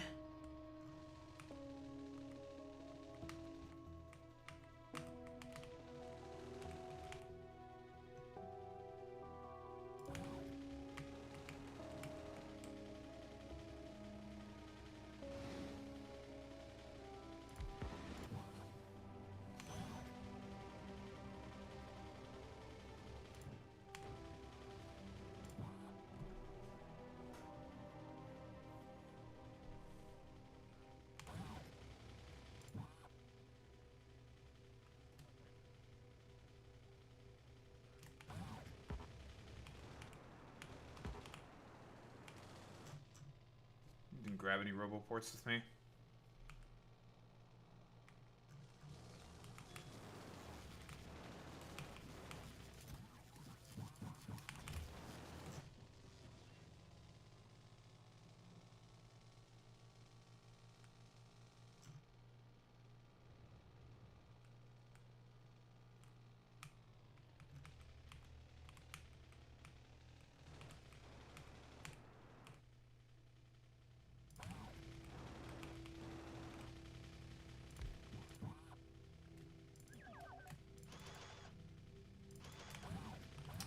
Alright, that's your new home. Forever. That's your new home, robots, for forever. And ever.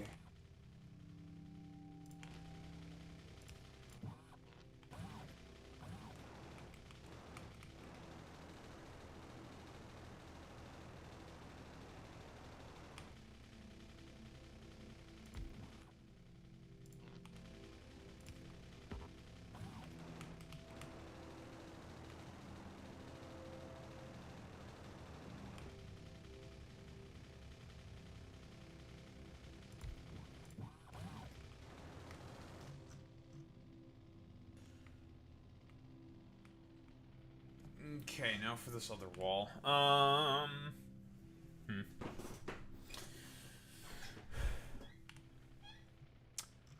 I do plan on eventually making this a sort of expansion area. So I kind of wanted to base it around this little nub here and just make some gates that go through here for when I eventually want to go get this iron here. So I can expand outward. Or I can even get this crude oil. But for the time being, I don't need to do that.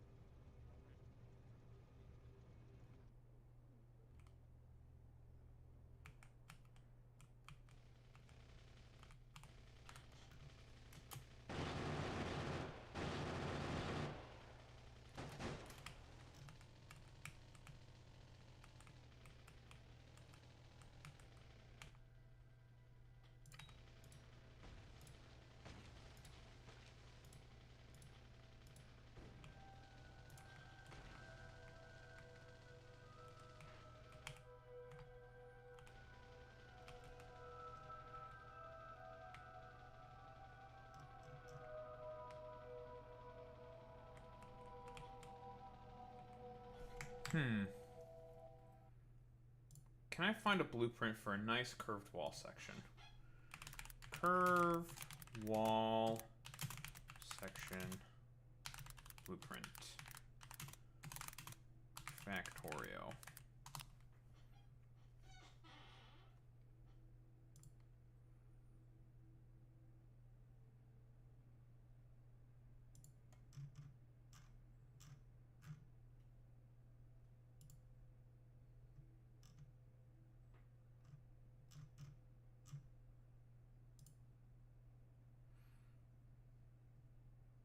Grid-aligned defense blueprints.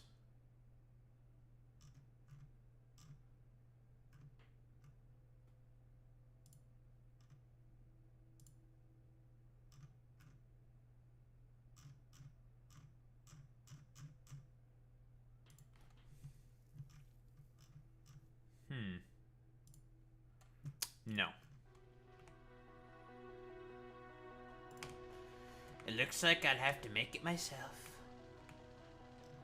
Okay, so they could potentially come through here. Or I could just do it like this and like this. That can leave this potential section vulnerable, but I'd rather have it like curved like so.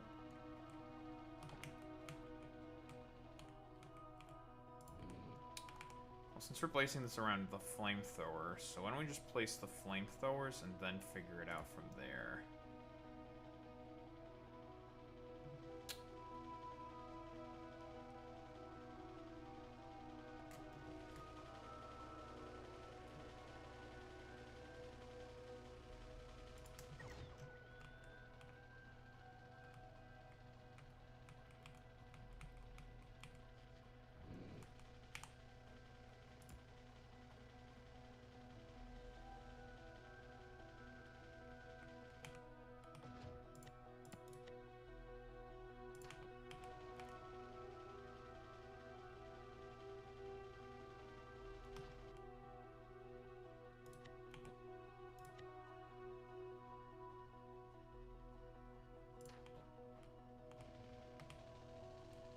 Do something smart real quick. That'll help me visualize. Lovely.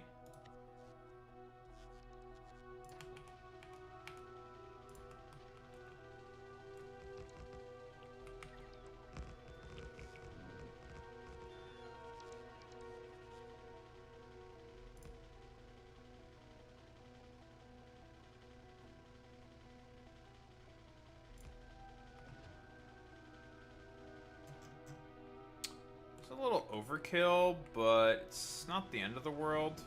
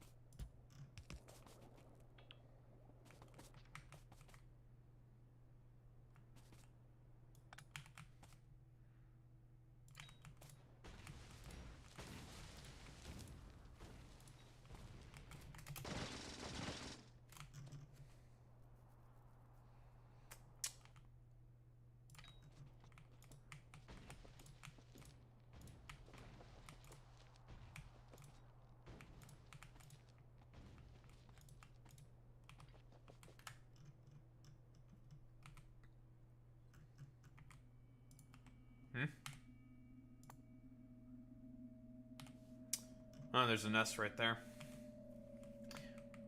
We're about to start getting some attacks at this section of the wall. Oh, it's a good thing we have defenses ready.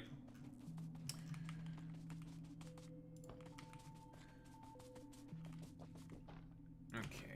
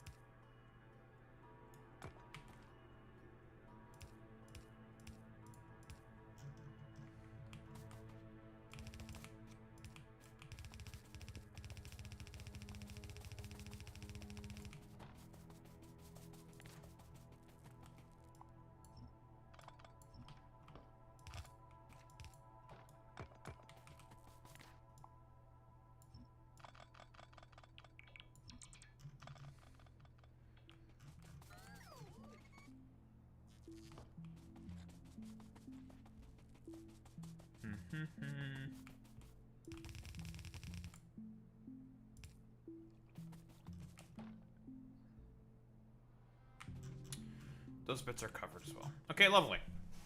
We are now perfectly walled off, folks. Well, except in the west, but we don't need a wall there.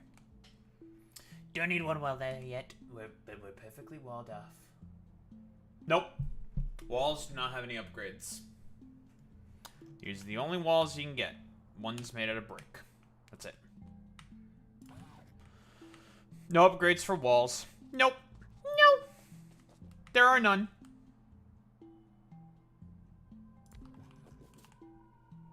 Silly boy meets meaning. You thought you could upgrade your walls? Ha! But no, there's you can't get any upgrades for walls. The walls stay as they are for the entirety of the game.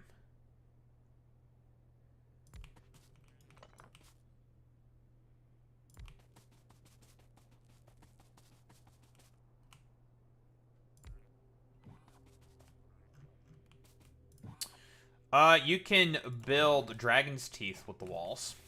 You can do that.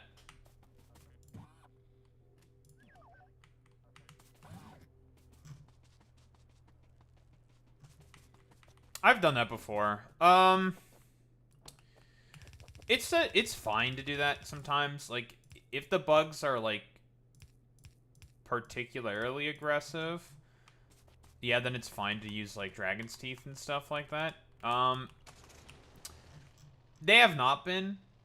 We don't really need to slow them down, because it is good to fuck with their pathfinding. That is the thing you can do, is just fuck with their pathfinding. For sure. But the bugs have not been particularly aggressive, so we don't really need to. Like, it's fine. Like, we don't have to. Alright, let's flick back on the research. I wanted to grab some more walls and some more repair packs.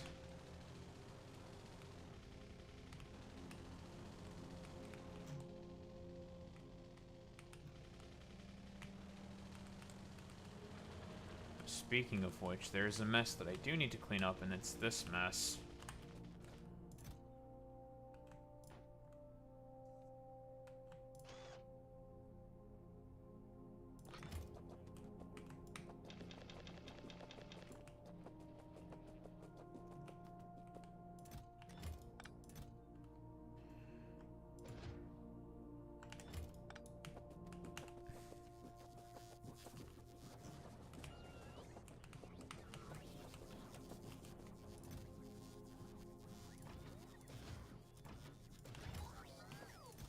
Okay, well, that's a mess that's cleaned up now.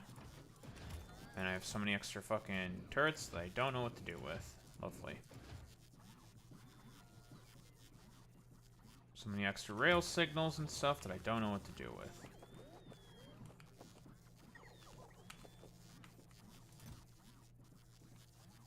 Right, I have a lot of fucking rail signals.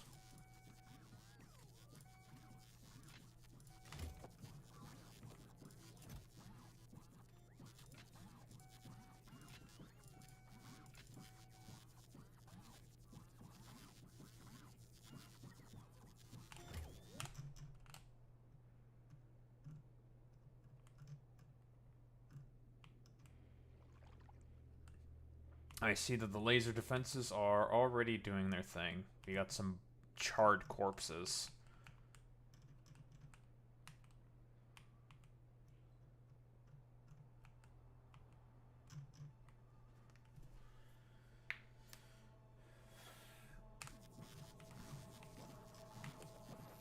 Well, I mean, this is the only planet that has the bugs on it, right?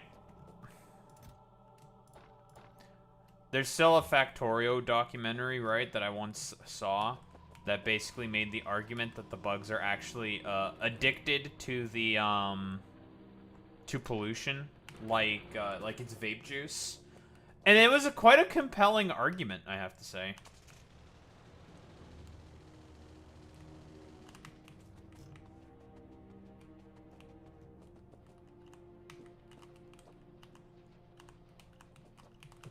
Get in the car.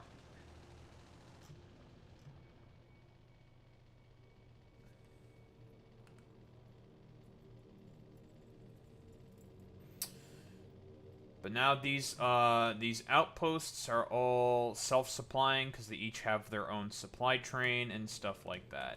I'm gonna finish up this wall. Oh, also I got my my dad. I forgot to say yesterday I got my dad's NAS to work.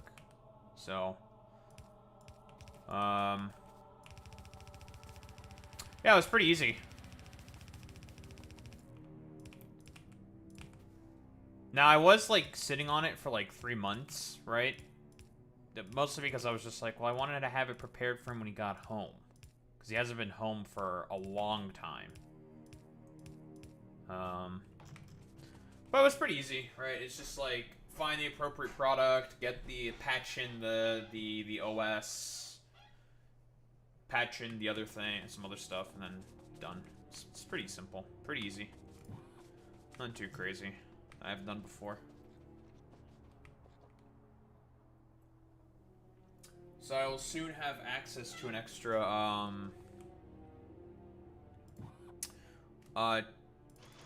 to an extra PC. It's old, but hey, it works.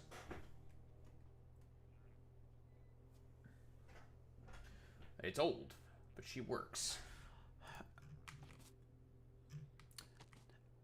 Also, it is old with, like, a broken HDMI port. Like, the HDMI port on it does not work at all. So, basically, I have to just, you can only use VGA with it instead, which I find very, very funny. Yep, gotta use old school VGA.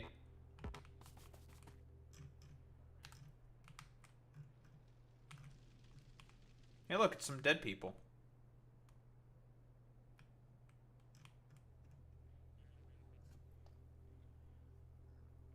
Fluid damage modifier. It's only a 10% boost with light oil. Interesting.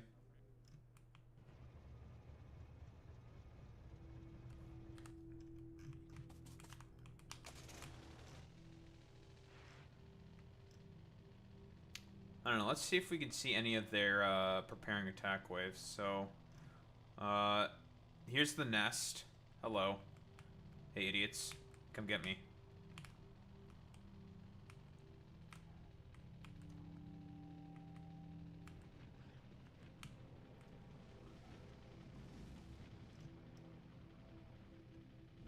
See, the flames linger.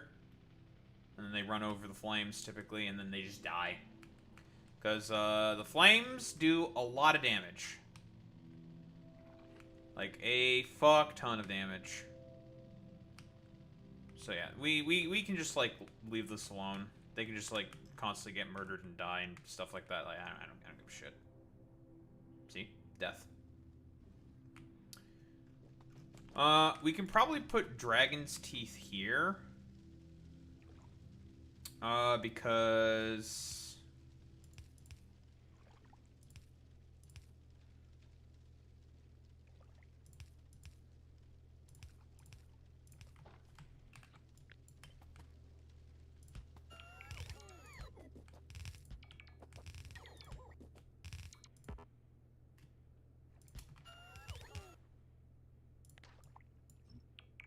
It's probably best to put them here. There we go. Nice and Dragon's Teeth. The good thing about this particular defensive area is that it's already a naturally very good choke point. I could have, like, put the defenses up here. Probably would be a slightly better choke point, but eh. It's fine.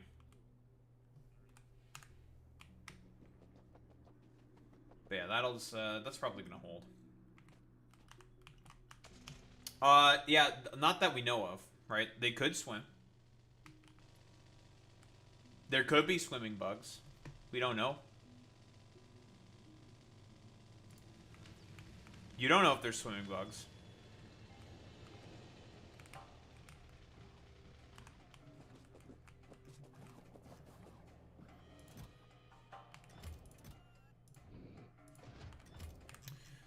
Okay, the only other wall segment that I would want to make, basically, is right here.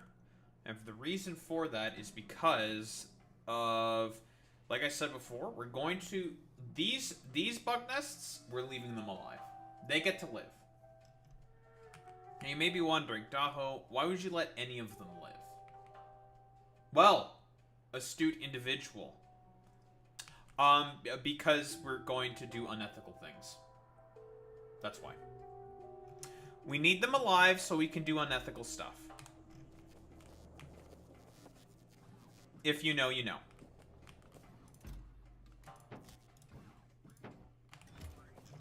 So we need them to live. For now.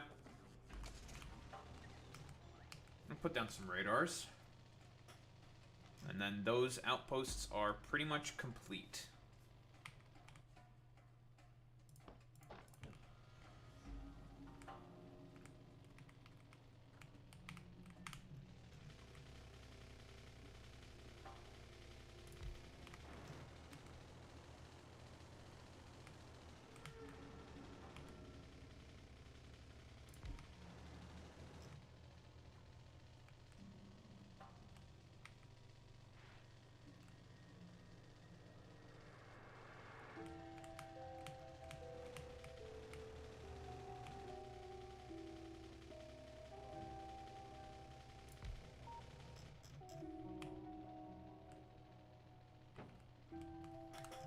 Are there any radars up in the other outpost?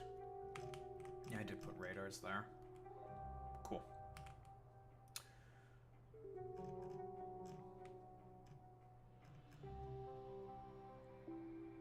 Man, I put these gun turrets like here forever ago, and they've literally done nothing. Even though there are some enemies up there. And there's a little pip right there. A little red pip right there. Could be a worm or something. But yes, I have to also be concerned about this area because when I put the mines down, it's going to make a lot of pollution. It's going to make a bunch of pollution. It's going to alert the bugs. We need to have defenses, blah, blah, blah, blah, blah. Which we've already prepared and everything.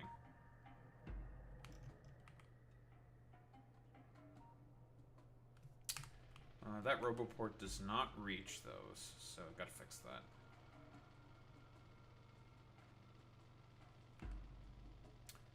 And then we'll add the uranium outpost.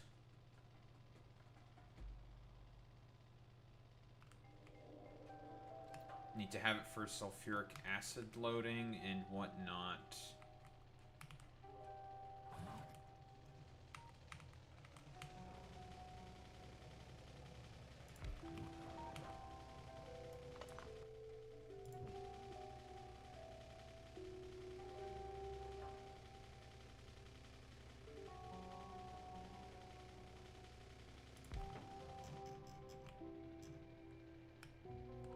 Nice. Alright.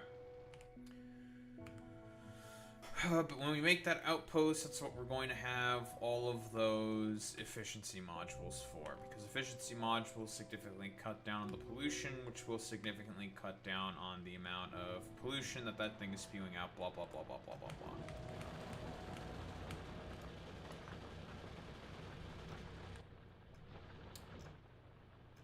2.2k iron left.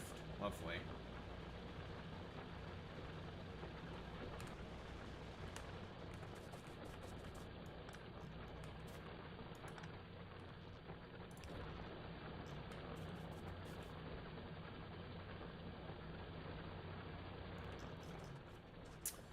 Not a lot left in there, which is fantastic.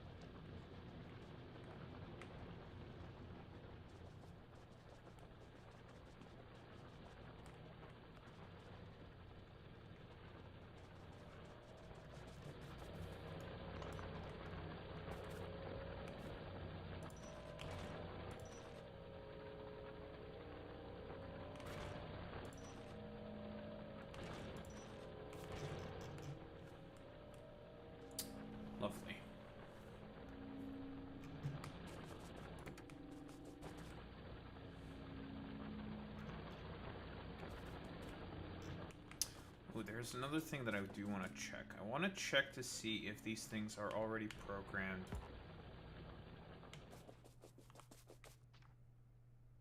Appropriately.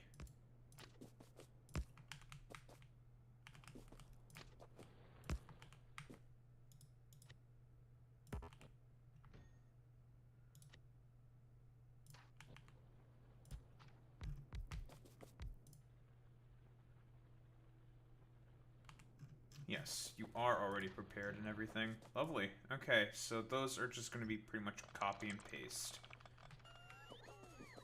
Fantastic. Copy, paste, ready to go whenever. Very good.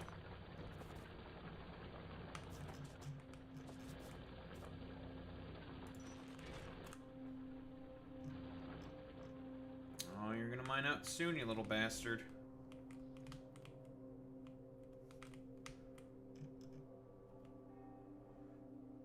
The other outpost that I'm gonna add is for this copper mine right here.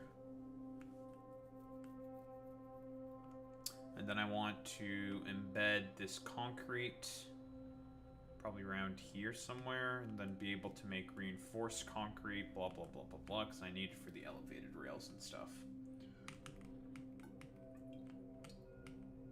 A couple of other things to be fixed up on.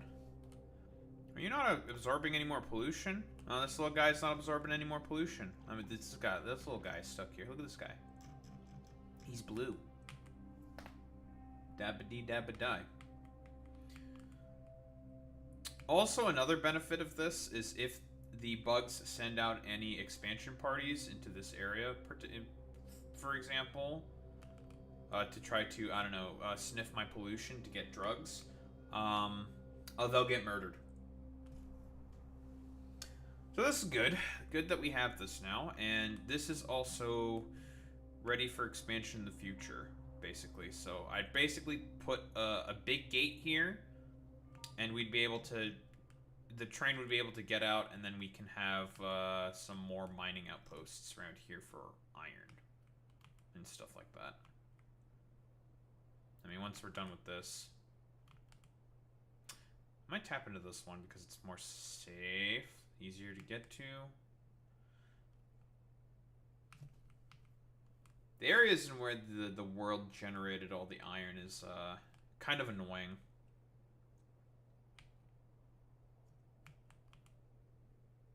I'd rather tap into these because it's way more iron. And I think I'd rather tap into this one because it's pretty easy for me to get to. Just get rid of this wall off here.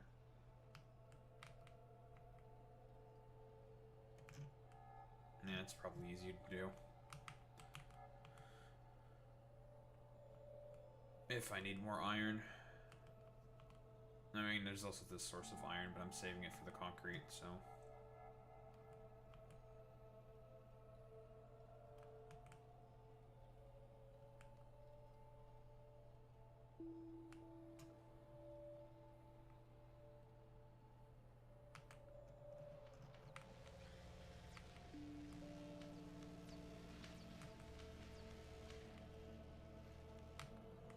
That's lovely.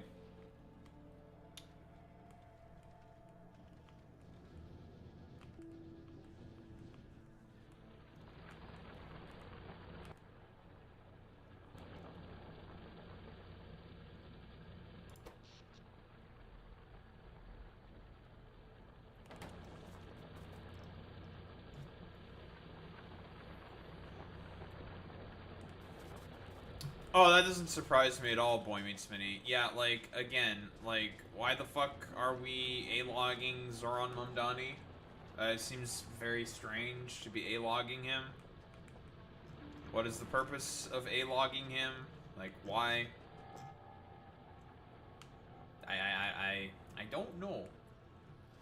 Like, why are we looking into thousands upon thousands of posts of Zoran Mamdani? I don't know. Yeah, it's like, why? What does that accomplish? What are you trying to do exactly? Same bitch also has a fucking goddamn picture with the RFK. Classic.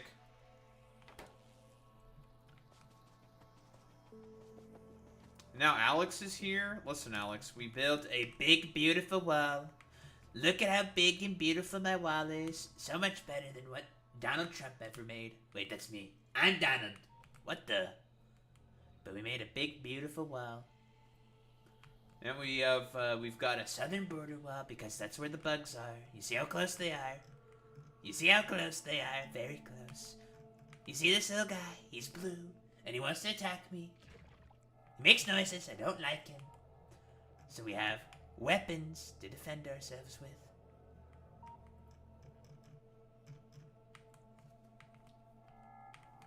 I don't know what you mean.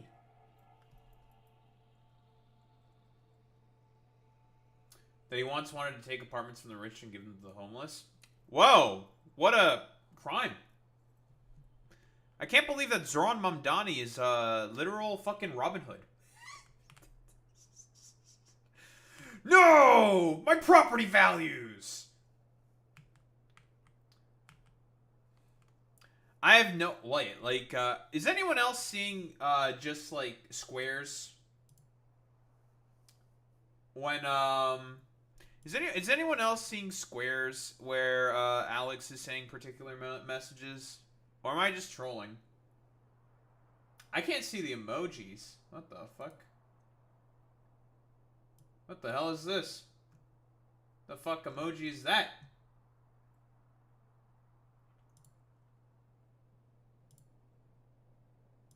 It looks so weird.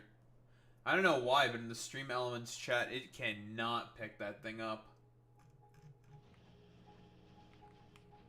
For some reason, it's just like, no, I will not pick it up.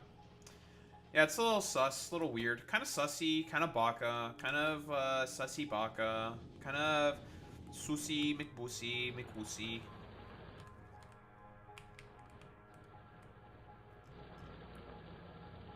Again, all I'm waiting for is for this one thing to just completely mine out. That's what I'm waiting for. And then I'm going to hook up the fucking new iron ore patch.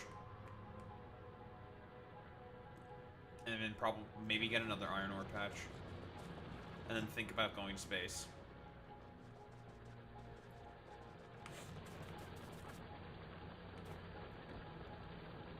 I can't believe that Alex Roybus would cover his hand on his face. I can't believe he would do that. I can't believe it, folks. Let me tell you. Let me tell you, folks. Let me tell you. It's kind of cringe, folks. Kind of cringe.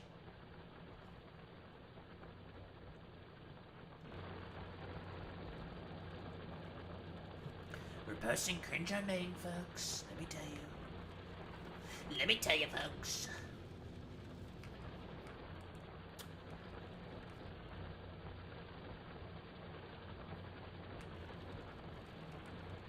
Just like Boy Meets Minnie, who also posts cringe all the time on main. We all know about the amount of times Boy Meets Minnie has posted so much cringe. So much cringe. You know what I'm gonna do? I'm gonna do something intelligent for once in my life. We're gonna put a fucking splitter. I'm gonna filter out stone and put it on the fucking stone part, because I want to just make use of this iron that's over here as well. We're gonna filter out the stone.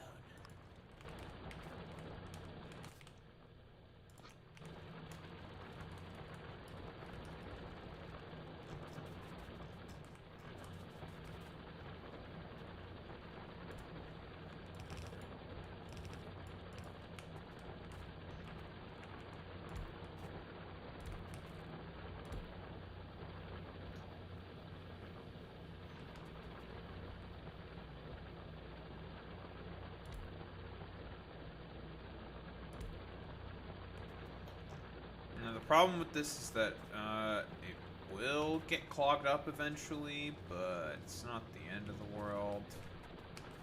But it's only going to be this part that gets clogged up, so it's not a big deal if it gets clogged up.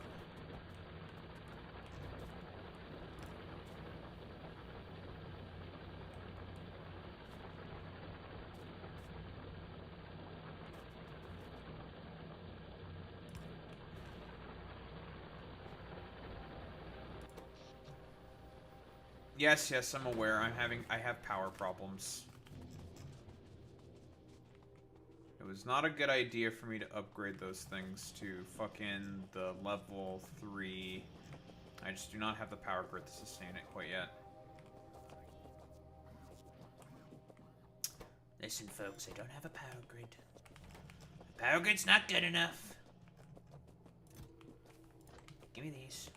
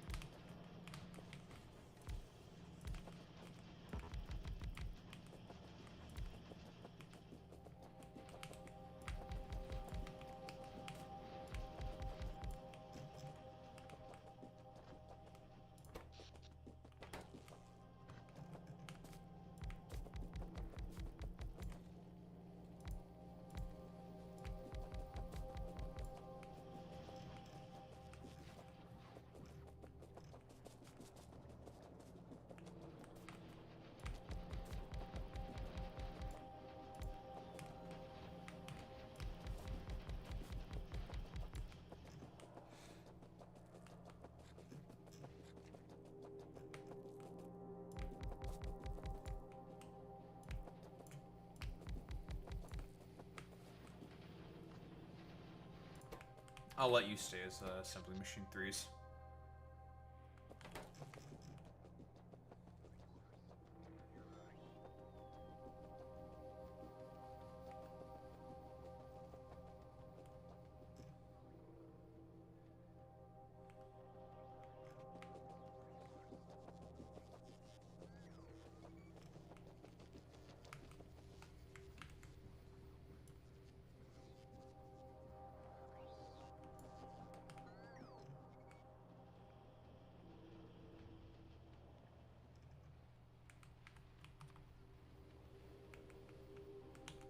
Alright, that's fine.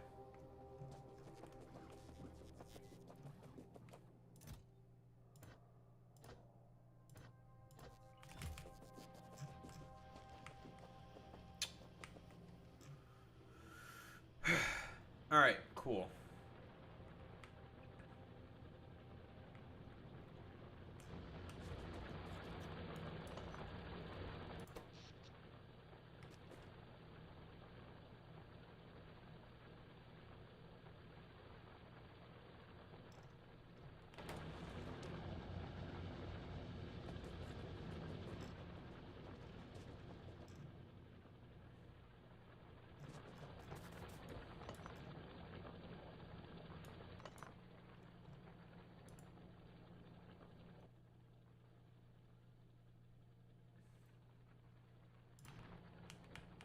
Donkey Kong was found dead in Miami. What the hell?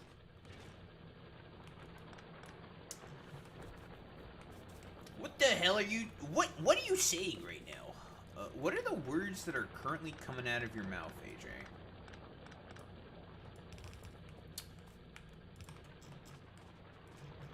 I can't believe that Donkey Kong had too much banana.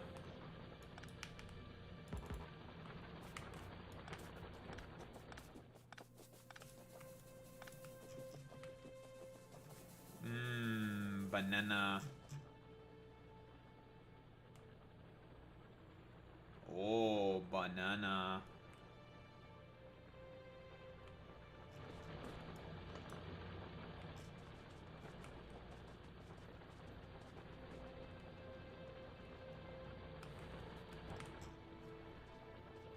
Wait, what? Universal Studios bathroom just got off shift. What do you mean by that? What do you mean by that?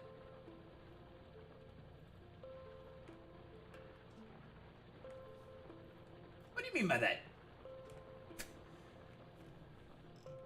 Okay.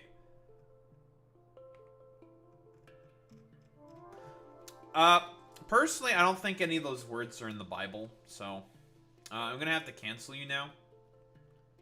I'm afraid it's Jover for you, Buster.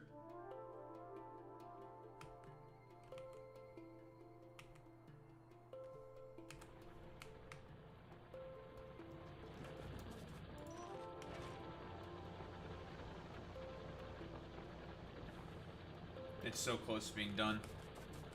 This one damn patch. And then I can add this. This nice, lovely double unloading station. You see this? You see this lovely, lovely thing that's going right here? We have to move some belts, but that's okay. That's not going to be too hard. Right here, folks. It's gonna be beautiful. It's gonna be so great. It's gonna be beautiful, let me tell you. That's where we're gonna get all of our iron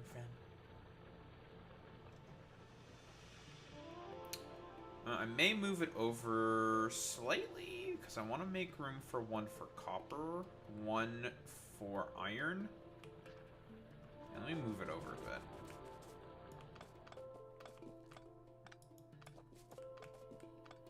I've had this expansion idea for a long time.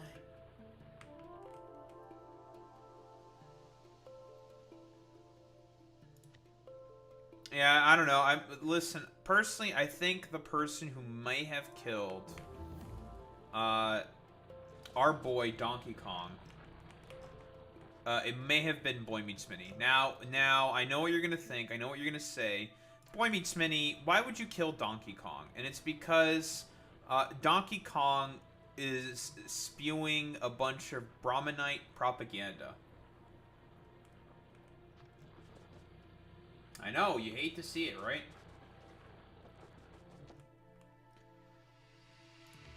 He was being like a Hintufa nationalist, you know.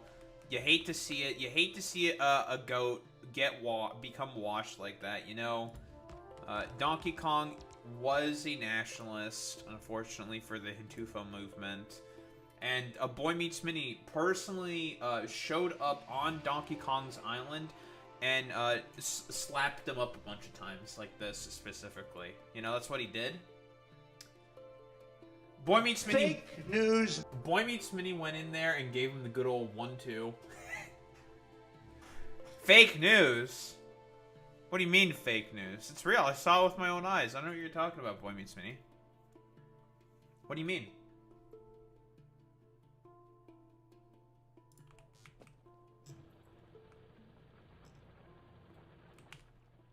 What kind of fucking name is Wrinkly Kong?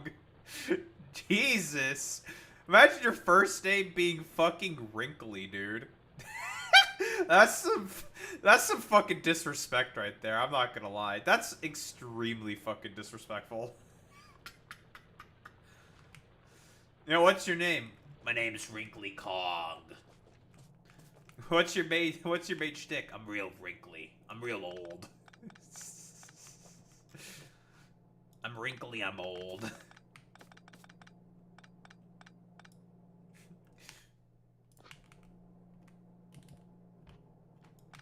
It's like, Jesus Christ. Well, damn. Nintendo's not showing any mercy with you. Christ.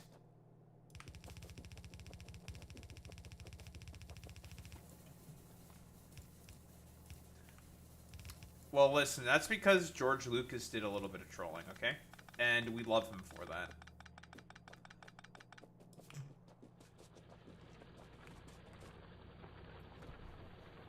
Fucking Porkins.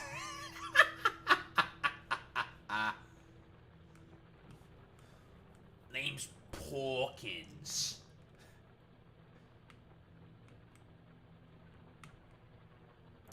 Well, you know, maybe Wrinkly Kong is just like suffering from like a skill issue or something. I don't know, like cope, seethe, mauled, or something. I don't know. Sounds like a skill issue, to be honest. Don't know what else to say.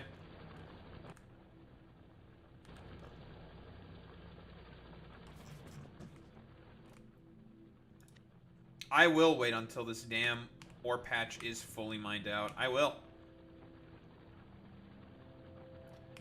I could literally be doing anything else right now, but I will not. Like figuring out how I'm supposed to go forward in the game. But I will not.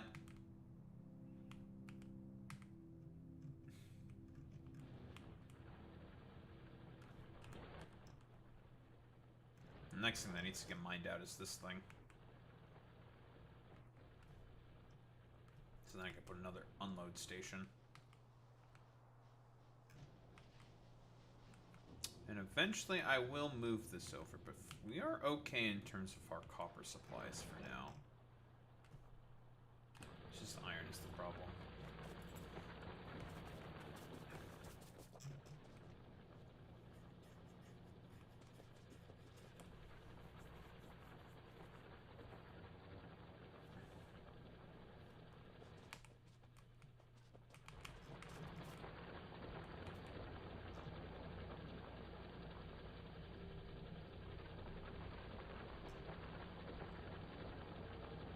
You will finish, damn you.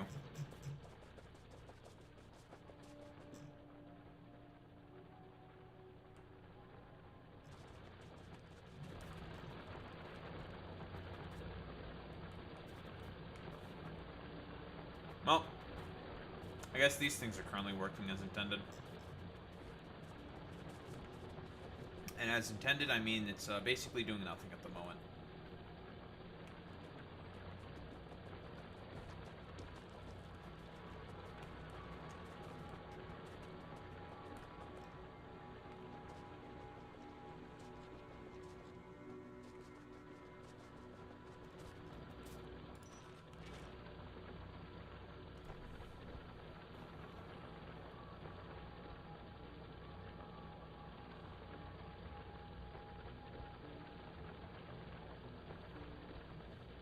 It's moving along, folks, let me tell you. It's gonna be close.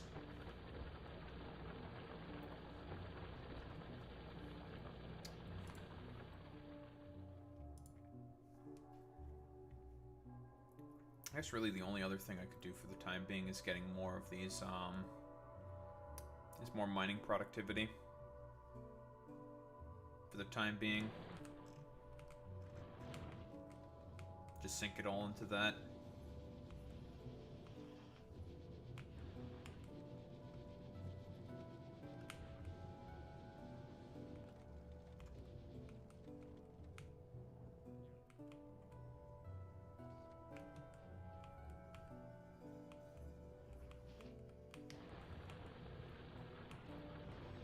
Listen, I'm feeling cranky, and I'm feeling Kong.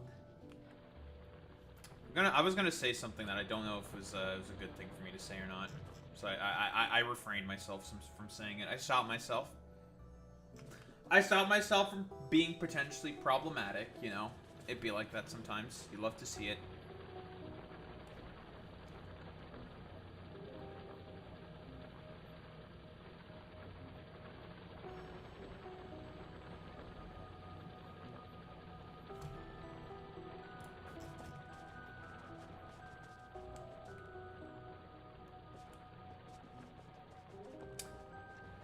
You love to see when your faves are not problematic.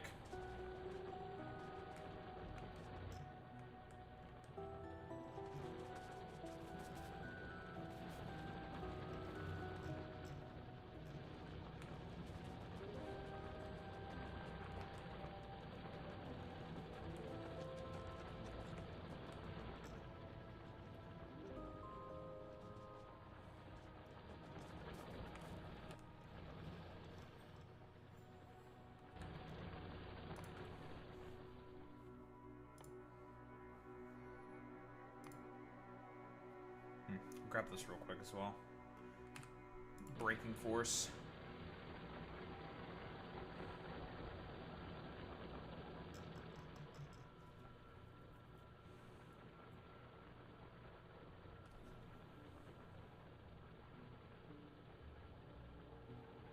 Damn! Wait, she taught King K. Rool? What the? Wait, but King K. Rool's swag. What do you mean? He's got aura. He's a big man with big aura. What the heck? That's kind of messed up.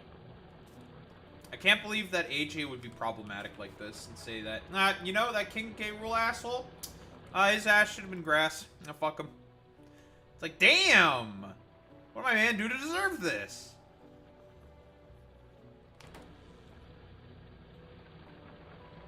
Now that's kind of fucked up.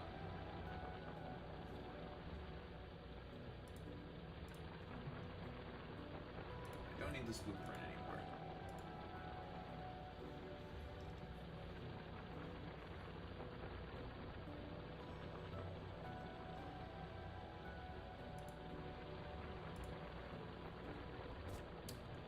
We're about to get an achievement. Boom. Look at that. Achievement.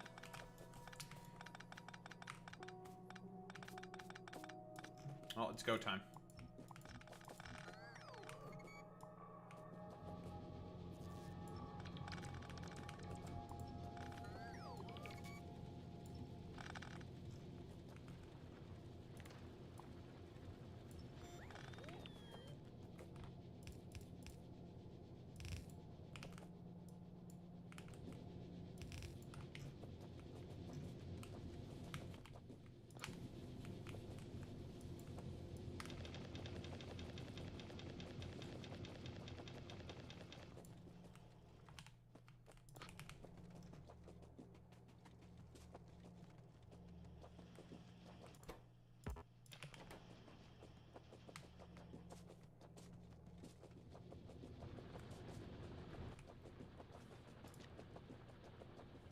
Probably had to be a little bastard boy or something. I don't know.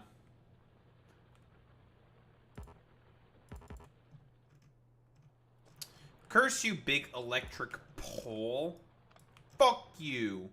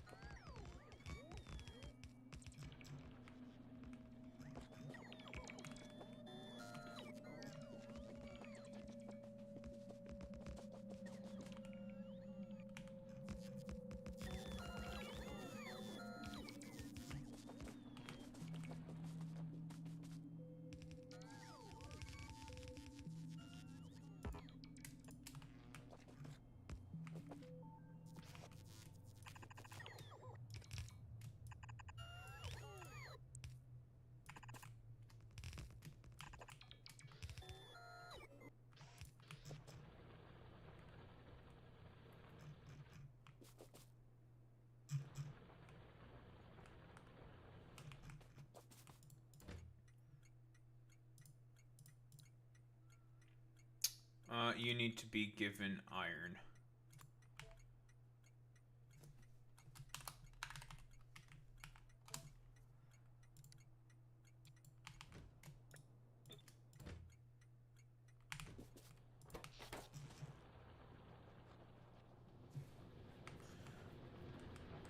And to expand the grid in that direction, then.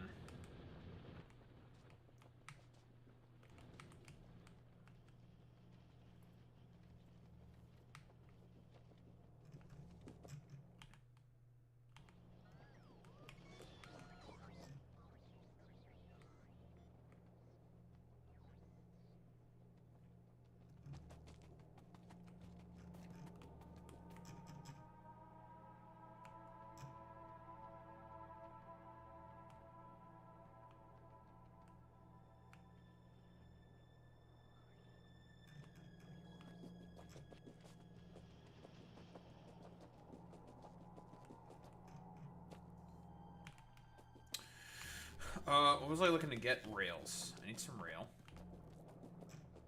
When do I not?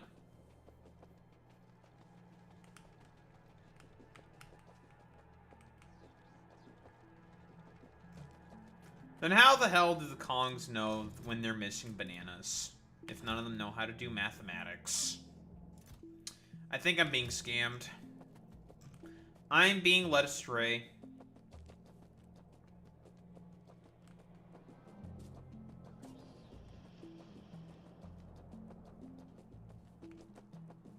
I am being scammed. I am being led astray. There's some problematic behaviors that are currently occurring.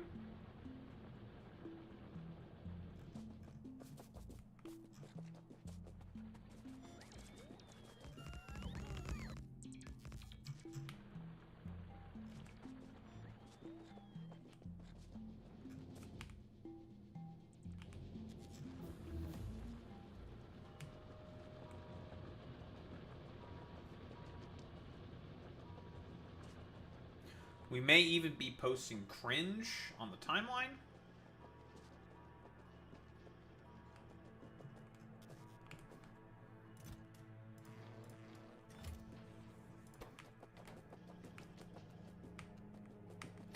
like Boy Meets Mini is, you know, as always, expected of Boy Meets Mini, posting cringe, shaking my head.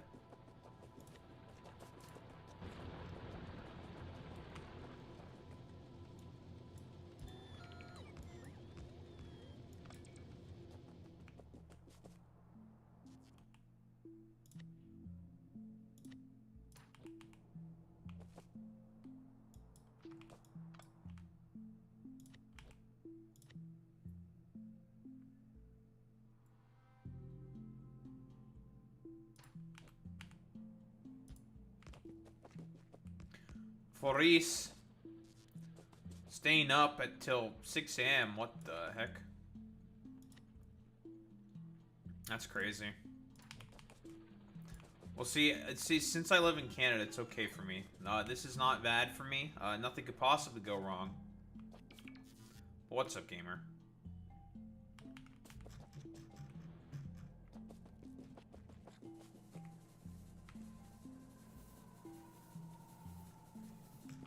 Can't sleep now? Oh, well.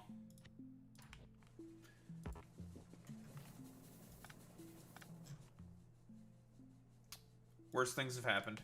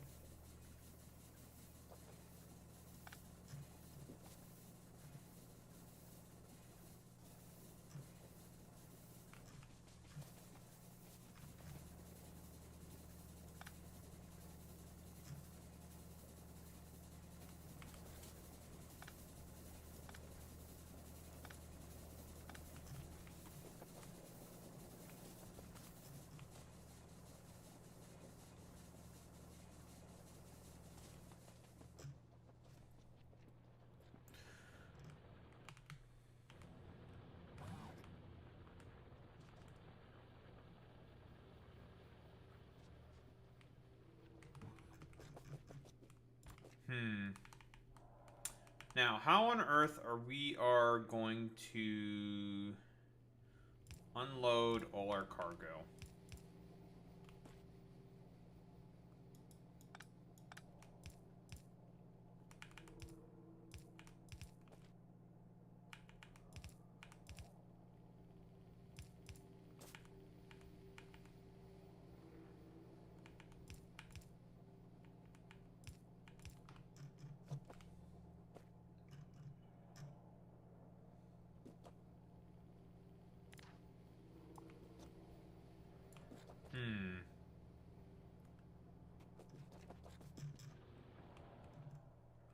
I'm trying to go into that direction when I want to go this direction.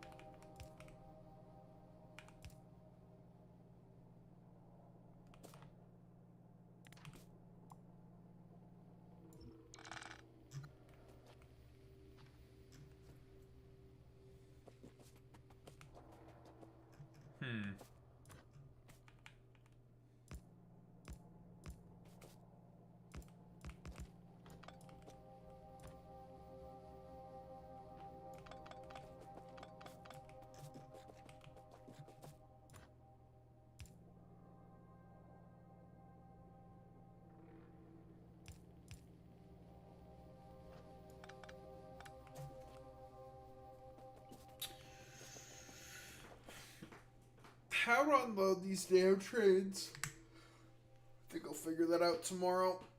Because it's ready to fucking be flicked on that iron outpost.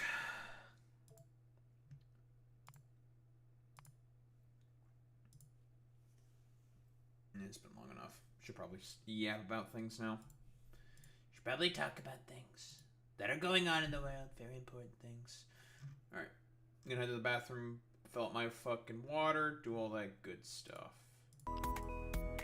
Yada yada yada yada yada. I really need to take this as well.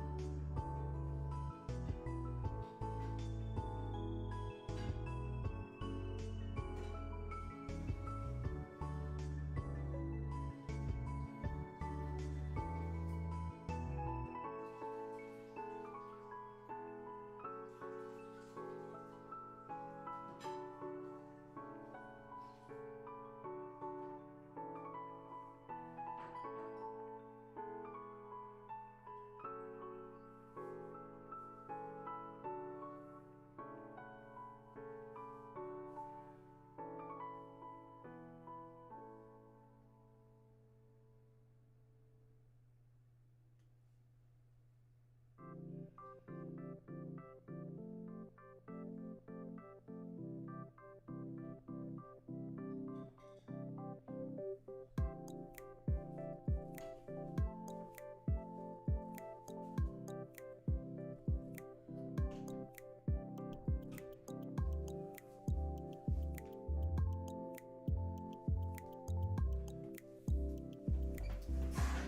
still Kong posting? We posting our Kongs right now? Boo. Who up posting they Kong?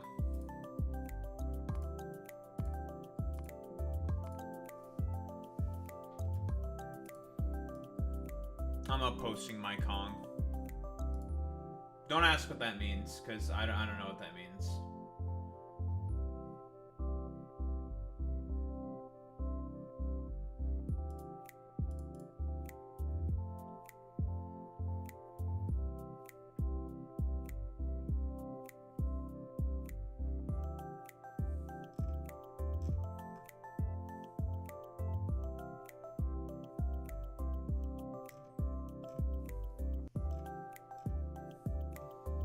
Donkey Kong?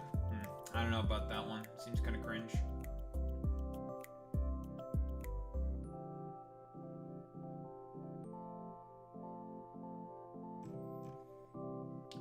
Where are all these people posting revisionist history about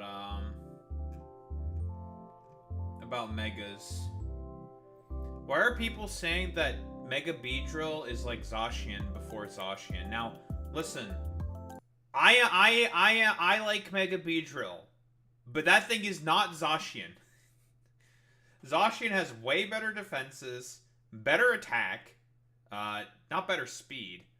It's close though. But way better typing, way better offensive threat in comparison to Mega Beedrill. Now, Mega Beedrill is good. Is it Zacian? No, not even close. What the fuck? It's crazy.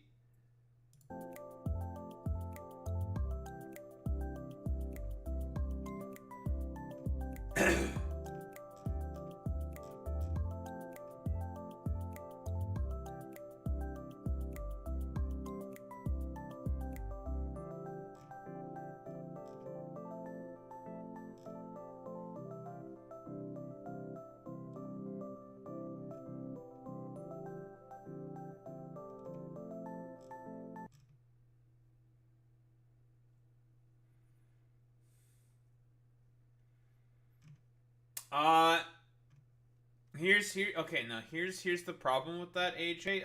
No. Well, no, that's the thing. The only reason why Charizard has those two fucking goddamn Mega Evolutions is because of, like, 3 IQ nostalgia cucks.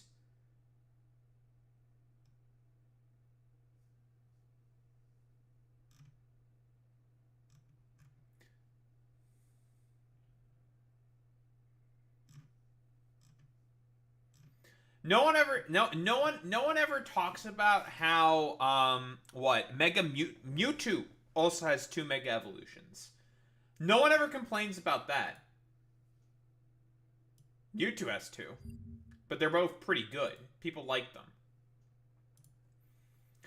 And that's the real crux of the fucking problem. It's all just like stupid like Gen 1ers, okay? Gen 1ers are the most, like, I don't know, catered to fucking dipshits and morons on the planet. I hate them. I hate them.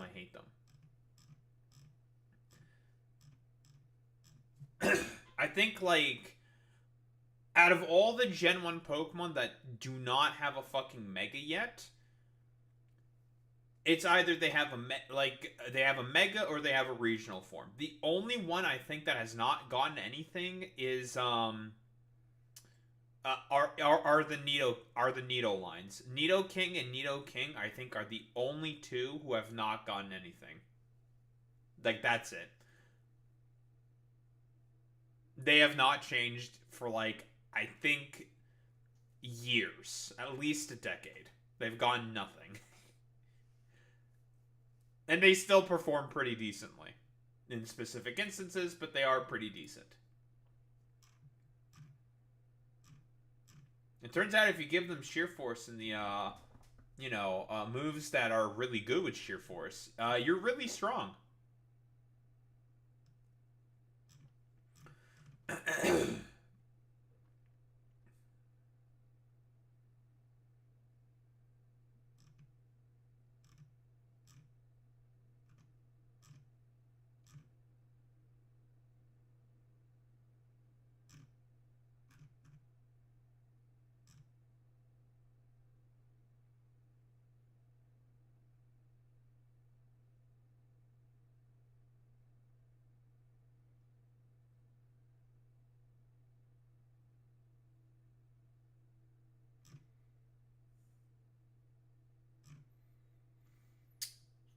so there's the Mehdi Hasan thing.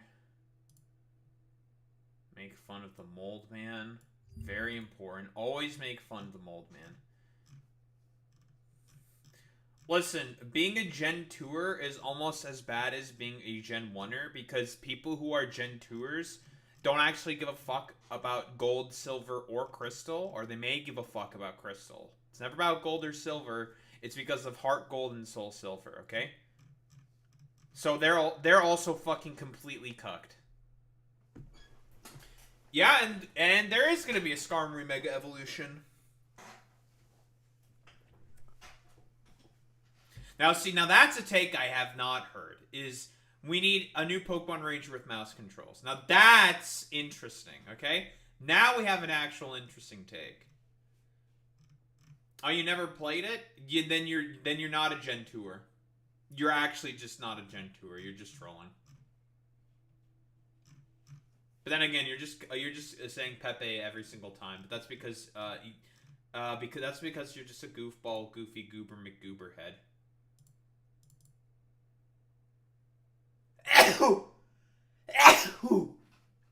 Excuse me.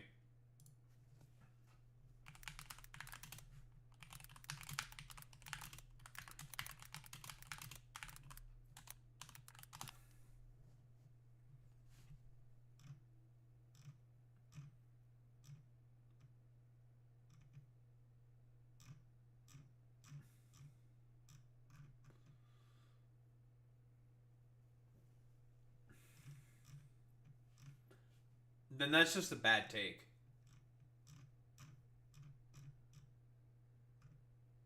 If we're not trolling. But we may be trolling.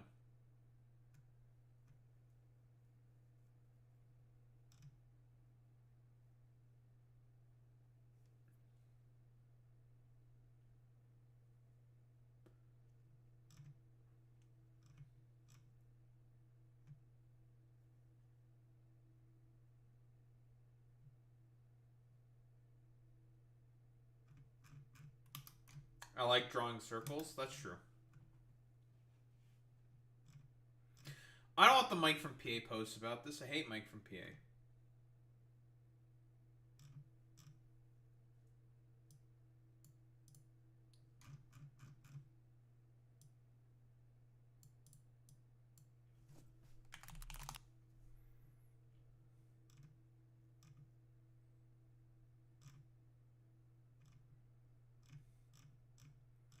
I will find this damn post because it was a very stupid, idiotic thing that Destiny said, and I want to make fun of it.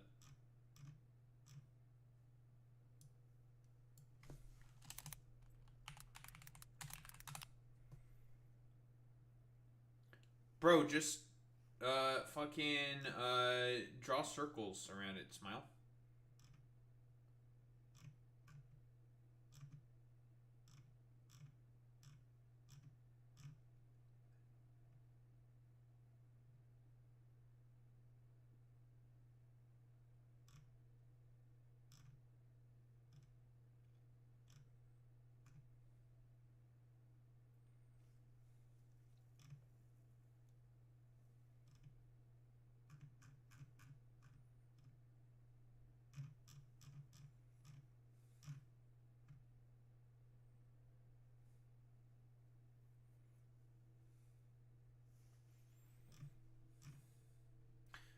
The first game, if you mess up, you have to start again from zero. In the sequels, the Pokemon hold some of the progress and slow degrades.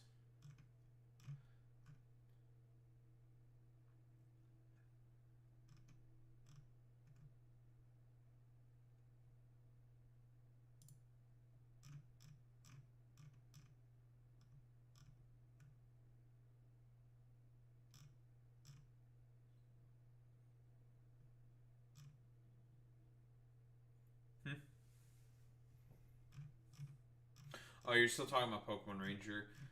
The only value of Pokemon Ranger was because of getting Manaphy, okay? You can get Manaphy. That's all that matters.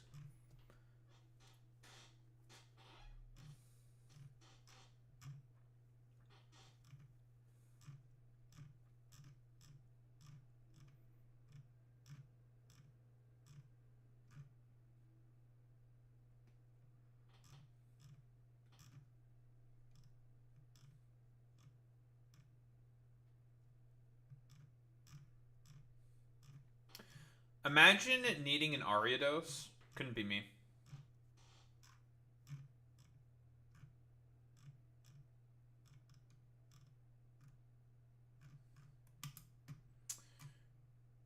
Bro, where the fuck is this shit?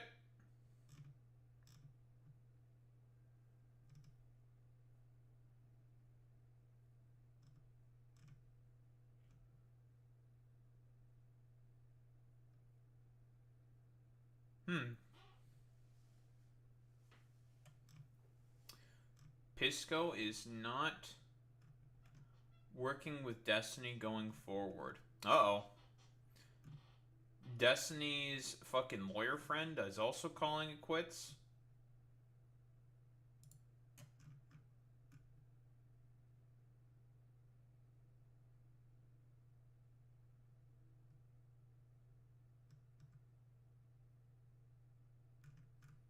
Wait, they're saying he's doing a pivot to Hasan?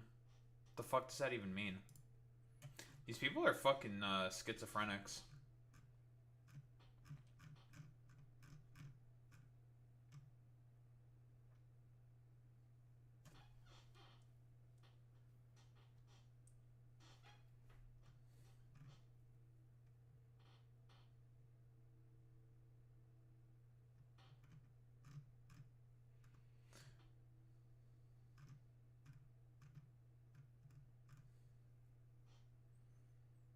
Now, see, that's based.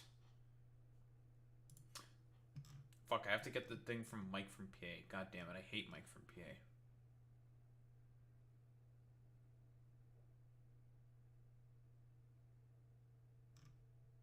Why is Not So Erudite trying to humanize fucking Tectone? Fuck Tectone. That guy's a dumbass bitch. Don't humanize him, just keep making fun of him.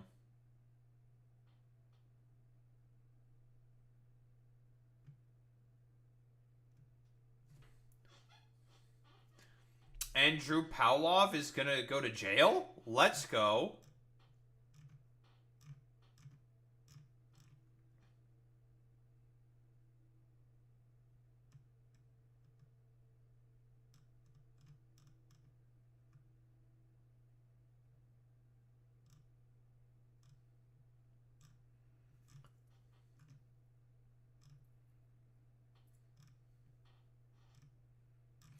Well, you know what they say about like hate and stuff like that, right? You know what they say. Makes you worse.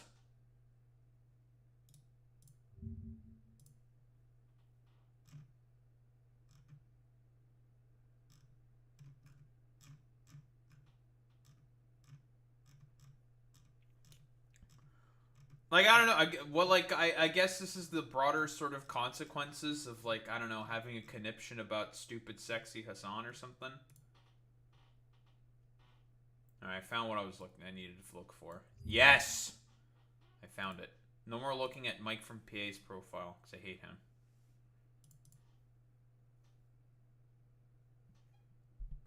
Everything is better in life.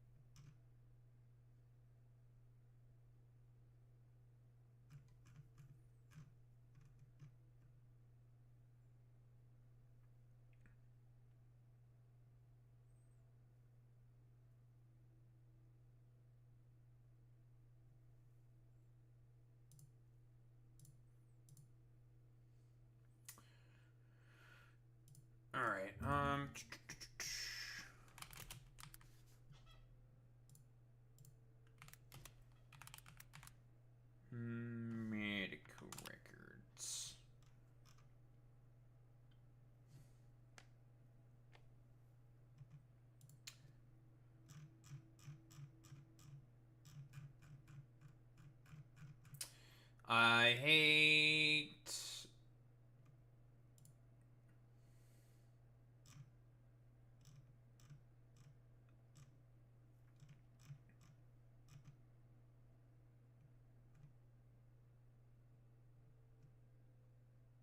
What the fuck is this?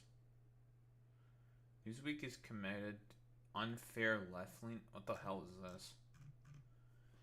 Why the fuck is there this like stupid fucking Snopes like shit on Newsweek about like the leanings of particular fucking goddamn articles within their own articles? Why the fuck? What the fuck is this? That's so weird. Why would you have this? Why would you have that?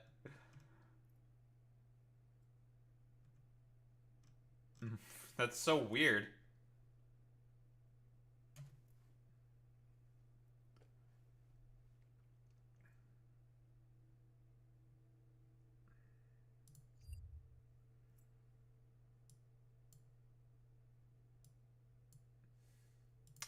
Well, that's a little weird.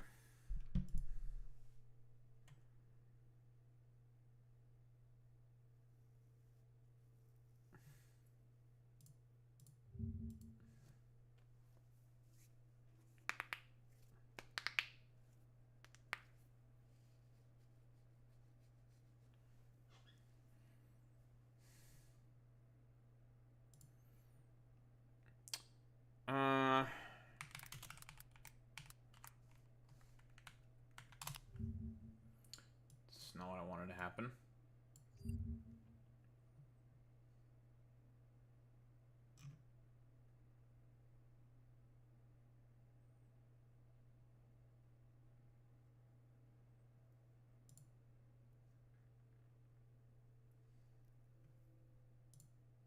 Very cool, very good, folks. Let me tell you.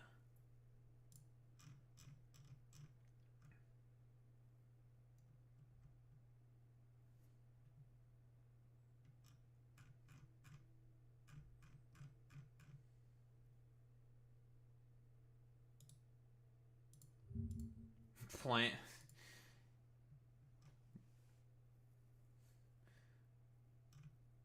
I love that AI is going to be further and further fucking goddamn deregulated. Woo. Doge built AI tool to cut 50% of federal regulations. Oh, that's totally not going to be a fucking complete disaster whatsoever. That's not going to be a complete shit show at all. That's funny, dude.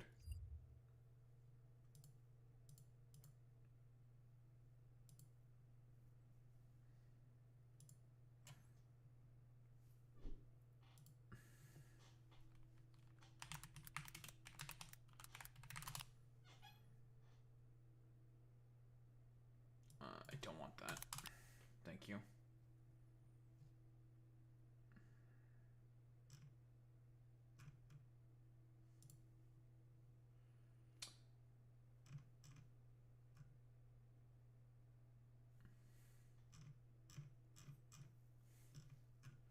Damn, I can't believe that Israel is doing piracy again. That's crazy.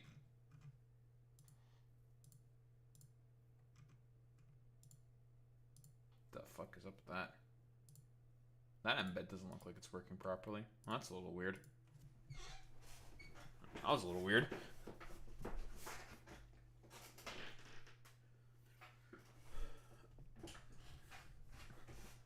Oy, oy, oy.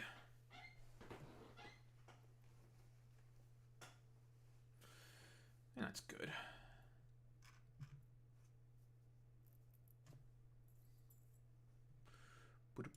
Boo.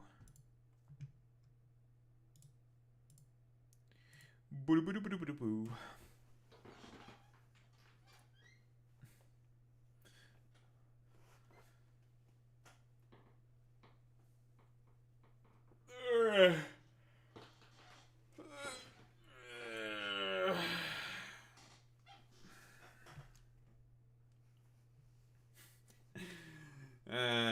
God, this is so fucking stupid. I would vote for the guy who supported January 6th versus the guy who supported October 7th, yes. Why would he say this?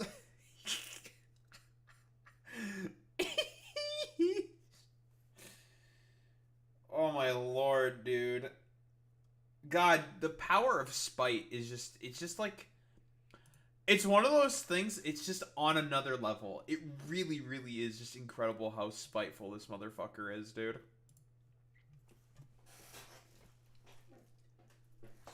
Oh, I should get some fucking... Yeah, spite is pretty overpowered, I agree, but it's not... I don't think it's as overpowered as lying. I do think that lying, I think, beats spite. Like, spite's really strong. I will say this. Very, very powerful. I think lying still beats spite. I'll be honest, I do think that lying still beats it. Alright. I can't believe he would say this. Like, why would you say this, my man? Like, what the fuck? Oh my god, dude. It's incredible, man. Really, like, insane. Actually, though. Why would he say this? Oh god, bro.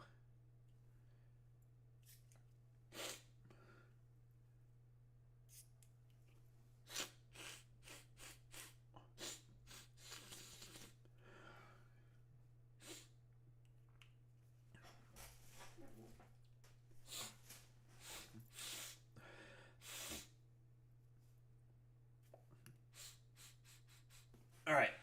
It's good. We're good? I think we're good. We're good. Camera's not good. Alright.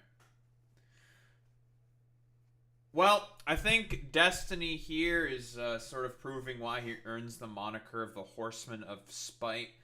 And this is actually incredible that this motherfucker is so spiteful that he's willing to vote for Donald Trump over fucking Hasan. Like, do we really need to, like, go into why he's, like, so spiteful? Yeah, I'll just go over it real quick. He's just very, very incredibly mad about the fact that he couldn't monopolize all, insurgent, left-leaning Twitch political content around himself during 2019 when he was buddy-buddy with Hasan. That's, like, the only reason why Destiny fucking believes in something like this. Because this is not something that a fucking liberal thinks or believes in, okay? No liberal worth their salt would even think about for even a second voting for Trump over Hasan. Like, what are you, fucking crazy? Even, like, some of the most ardent of, like, sort of, like, Democrat sort of shills or whatever, would not even say this. They'd be like, yeah, obviously I'd vote for Hasan over Trump. Like, fuck Trump. Trump is, like, the worst. I don't agree with that at all, Boy Meets Mini. Destiny doesn't believe in anything. He has no beliefs, fundamentally speaking. He doesn't have any, like, core sort of ideology that he really pertains to. He'll adapt and sort of believe in certain things that are efficacious at the time for either, well, to be spiteful on the left, to the left, or in order to be able to win a debate. He's perfectly willing to adopt any particular positions depending on the time. He's a cipher. Like, I don't really agree with that. And yes, I agree that he's mostly focused on audience capture, because that's why the reason he says stuff like this is he only cares about audience capture. That's about it. That, and he is just incredibly spiteful, because no liberal,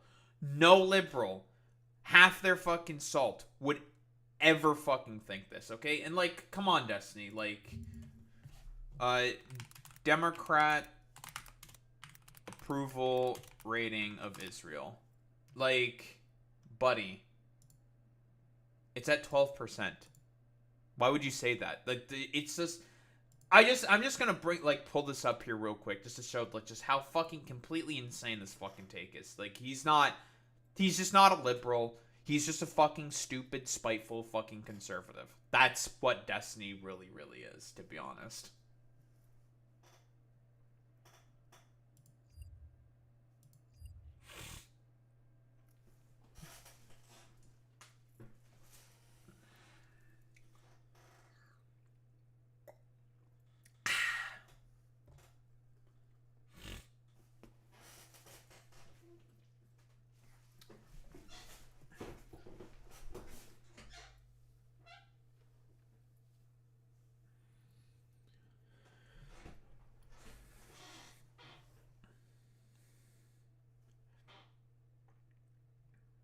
in a box.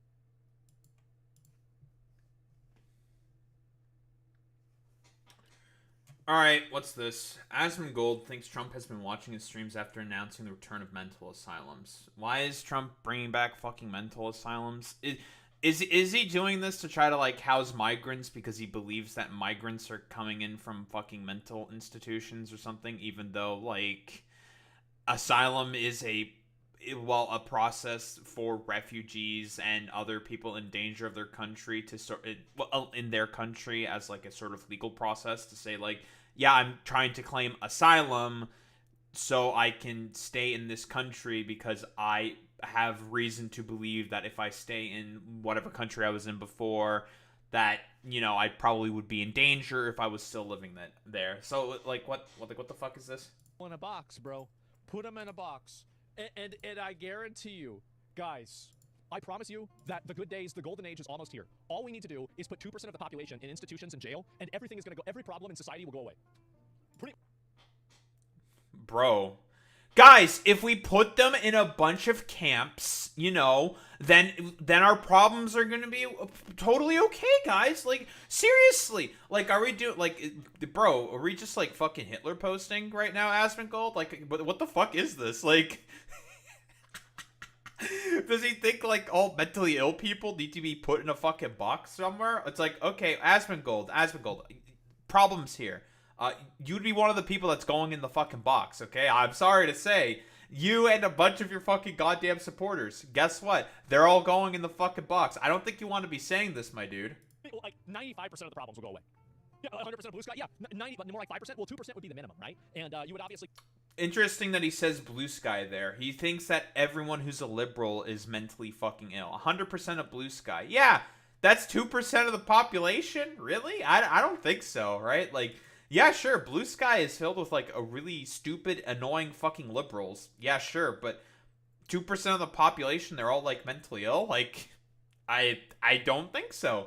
I think he's just mad about the fact that everyone basically hates him on, like, blue sky or something. Because, again, it's, like, a talking point for, like, a lot of online conservatives.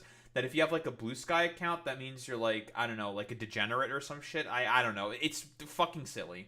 Go from there. And this, but unironically, I'm not joking. I'm not joking. Like, I think that, no, I actually think so. Look at El Salvador. That guy went and he put everybody in jail, and then all the problems stopped happening. What a fucking surprise. Oh. I have bad news for you. The problems did not stop happening in El Salvador. Like, in fact, they're getting worse. He's just, like, basically Nayib Bukele is, like, jailing journalists, jailing people who are part of, like, international sort of organizations and stuff like that that operate within El Salvador, and he's just basically jailing like anti-corruption people as well because who are trying to look into him. The purpose of him doing that is because he's a fucking dictator, and you just want to put people in jails and like to concentrate them in a particular place, Asmongold, because of, well, you know. Because you're just like putting, I guess you're like being a Hitlerite or some shit. Like, I don't even know what to say. It's genuinely fucking insane what he's saying here. Wow, who could have guessed that? So there you go, goons over horse girls. Yes, exactly. Also get rid of the pedo elites. True. So yes, very, very clearly, very obviously, Trump has been watching the streams. And I'm gonna be honest, I'm gonna miss these. The Rust bases that these people would build, they impressed me. Is he saying like Rust bases these people have built? Is he talking about fucking homeless people?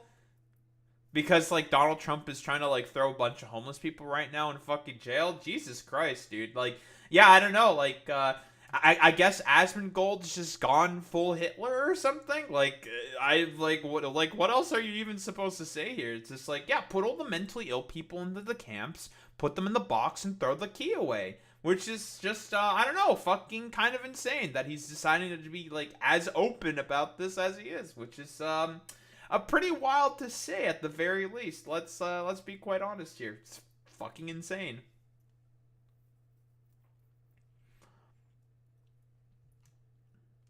Maybe Asmongold is just really sad that, I don't know, people just don't like him. How is this not getting him TOS? I don't know if he's currently on Twitch, if he's saying this, right? Because he streams on multiple platforms. He streams on, I think, also Kick, I think. I don't think that would be TOS on Kick. That's, Let's just jump straight. Probably not TOS on Kick. Probably not. But yeah, that is, genuinely fucking insane that he is saying all this. I don't even know what the fuck else to say to that besides like, yeah, that's fucking wild, bro. Like, Jesus Christ.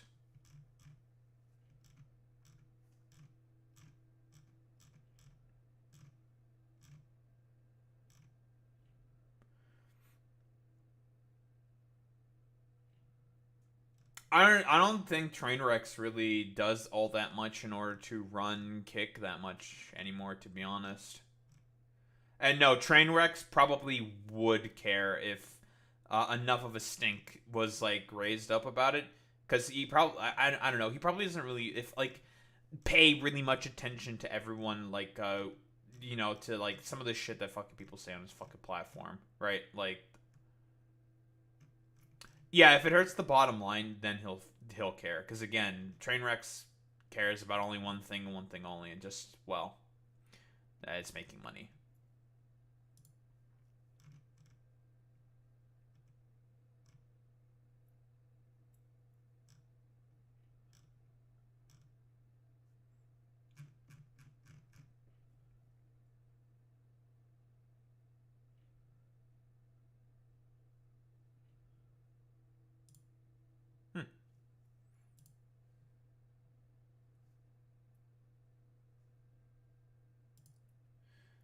Genuinely and kind of insane, bro.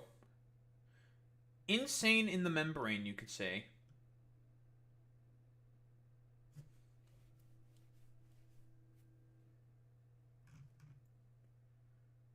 Oh, let's get this shit out of the way.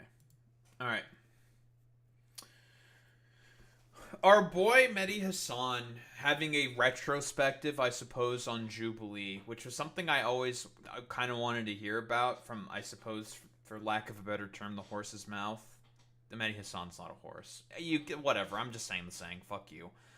Surrounded by freaks and loons, Mehdi on his viral Jubilee debate. So, because we've seen the Jubilee debate, I guess, for lack of a better, I've reacted to it. The streamer reacted to the Jubilee thing. Oh, soy point. Whoa. And at a lot of points in time of what was said in that Jubilee, there was some fucking wretched, horrid shit. Like a dude who just admitted, like, yeah, I'm a Francoist, I'm a fascist, just self-admits it. There was the freak who did like the, oh yeah, you're like one of the guys who was gonna be like first out, Mehdi Hasan. And it's just like, I've said this before, but like the main problem with Jubilee specifically is that it's just debate slop content. Because again, with a lot of the stuff that fascists debate about, quote unquote, there is no point in having a debate with them at all. Those guys were not there to have their minds changed or have like a normal discussion whatsoever. They were just there to get their clicks, become like micro celebrities on the fucking internet, and oh fuck, I get to debate this like really, really good, supposed good, liberal debater, Mehdi Hasan. You know, we'll see how good he is actually. And it's just like, there is no point in having rapport with any of these people. Their points are stupid. The things that they believe in, you don't even know if they actually do believe them, because they could just be saying that just for the cameras. And there's like, Jubilee keeps having on these like stupid fucking freaks all the fucking time, because, you know, otherwise who is going to participate in Jubilees? Because again, conservatives, broadly speaking, do not believe in reality, which is why it's just a dog shit fucking platform. And honestly, I've said this before, but debating those people was genuinely beneath Mehdi Hasan. Like, genuinely. He is probably, I would say, one of the best debaters, easily, of our time. Like, that's not hyperbole. That's not a question. Bro wrote a book on how to debate. He even talks about his preparations that he did for, well, for this surrounded Jubilee fucking debate. You know, yeah, some might say, yeah, he is a master debater. Very, very funny. Very good that you said the joke. Anywho, I just want to see, like, what he, broadly speaking, probably has said as, like, a reaction to what he decided to put himself through. Because I'm telling you, like, that shit was, looked rough. Because, again, there's no point in, like, debating human rights, to be honest. And because these people, they don't care, right? Like, they've never given a shit. They're trying to be like little micro niche internet celebrities, because we even saw like a lot of the exact same fucking recurring characters pop up during the Mehdi Hasan like Jubilee, like the stupid twink who thinks like the government gets tax breaks for DEI and initiatives. Yeah, we saw Nazi Barbie, fucking Lauren Southern 2.0 also pop up there. So like, you know, like, because otherwise, like, Jubilee's not going to find any of these people, and they have to cater very often to these people, because otherwise they're just going to leave. So, because they're just accuse Jubilee of, like, liberal fucking bias, because these people don't live in reality, and unfortunately, reality has a liberal bias. Like, that's just how it is. But what do we got here? Straight into it, because you've got half an hour, there's several hundred of you, and there's already a lot of questions in the chat. Let's see. Let's start with, okay, a good, Barry Price says, how did you feel as you were attacked by these people? I didn't feel great, Barry. I'll be honest with you. It's not easy to put a brown Muslim immigrant into a room full of white supremacists and then expect to, have to deal with that stuff. Look, I love to argue and debate. Those of you who know me know, I love to argue and debate. I literally wrote a book on it. It's one of the reasons I agreed to do it. It's like, oh, me versus 20. I like those arms. But I didn't expect this much open abuse, racist abuse to my face. Like, this is the America we live in now. One of the useful things that comes out of this debate is you can see for yourself what is out there now. We're not making this stuff up. This is the America we live in now. In Trump's America, people are emboldened to say stuff they would never dare say in public 5 or 10 years ago, certainly not 15 or 20 years ago. People saying things. That's a very, very good point there to start with, like, Mehdi Hasan. Again, no one would have said this shit. This would have been seen as just, like, completely fucking ridiculous. Like, everyone would look at you and be like, what the fuck is wrong with you?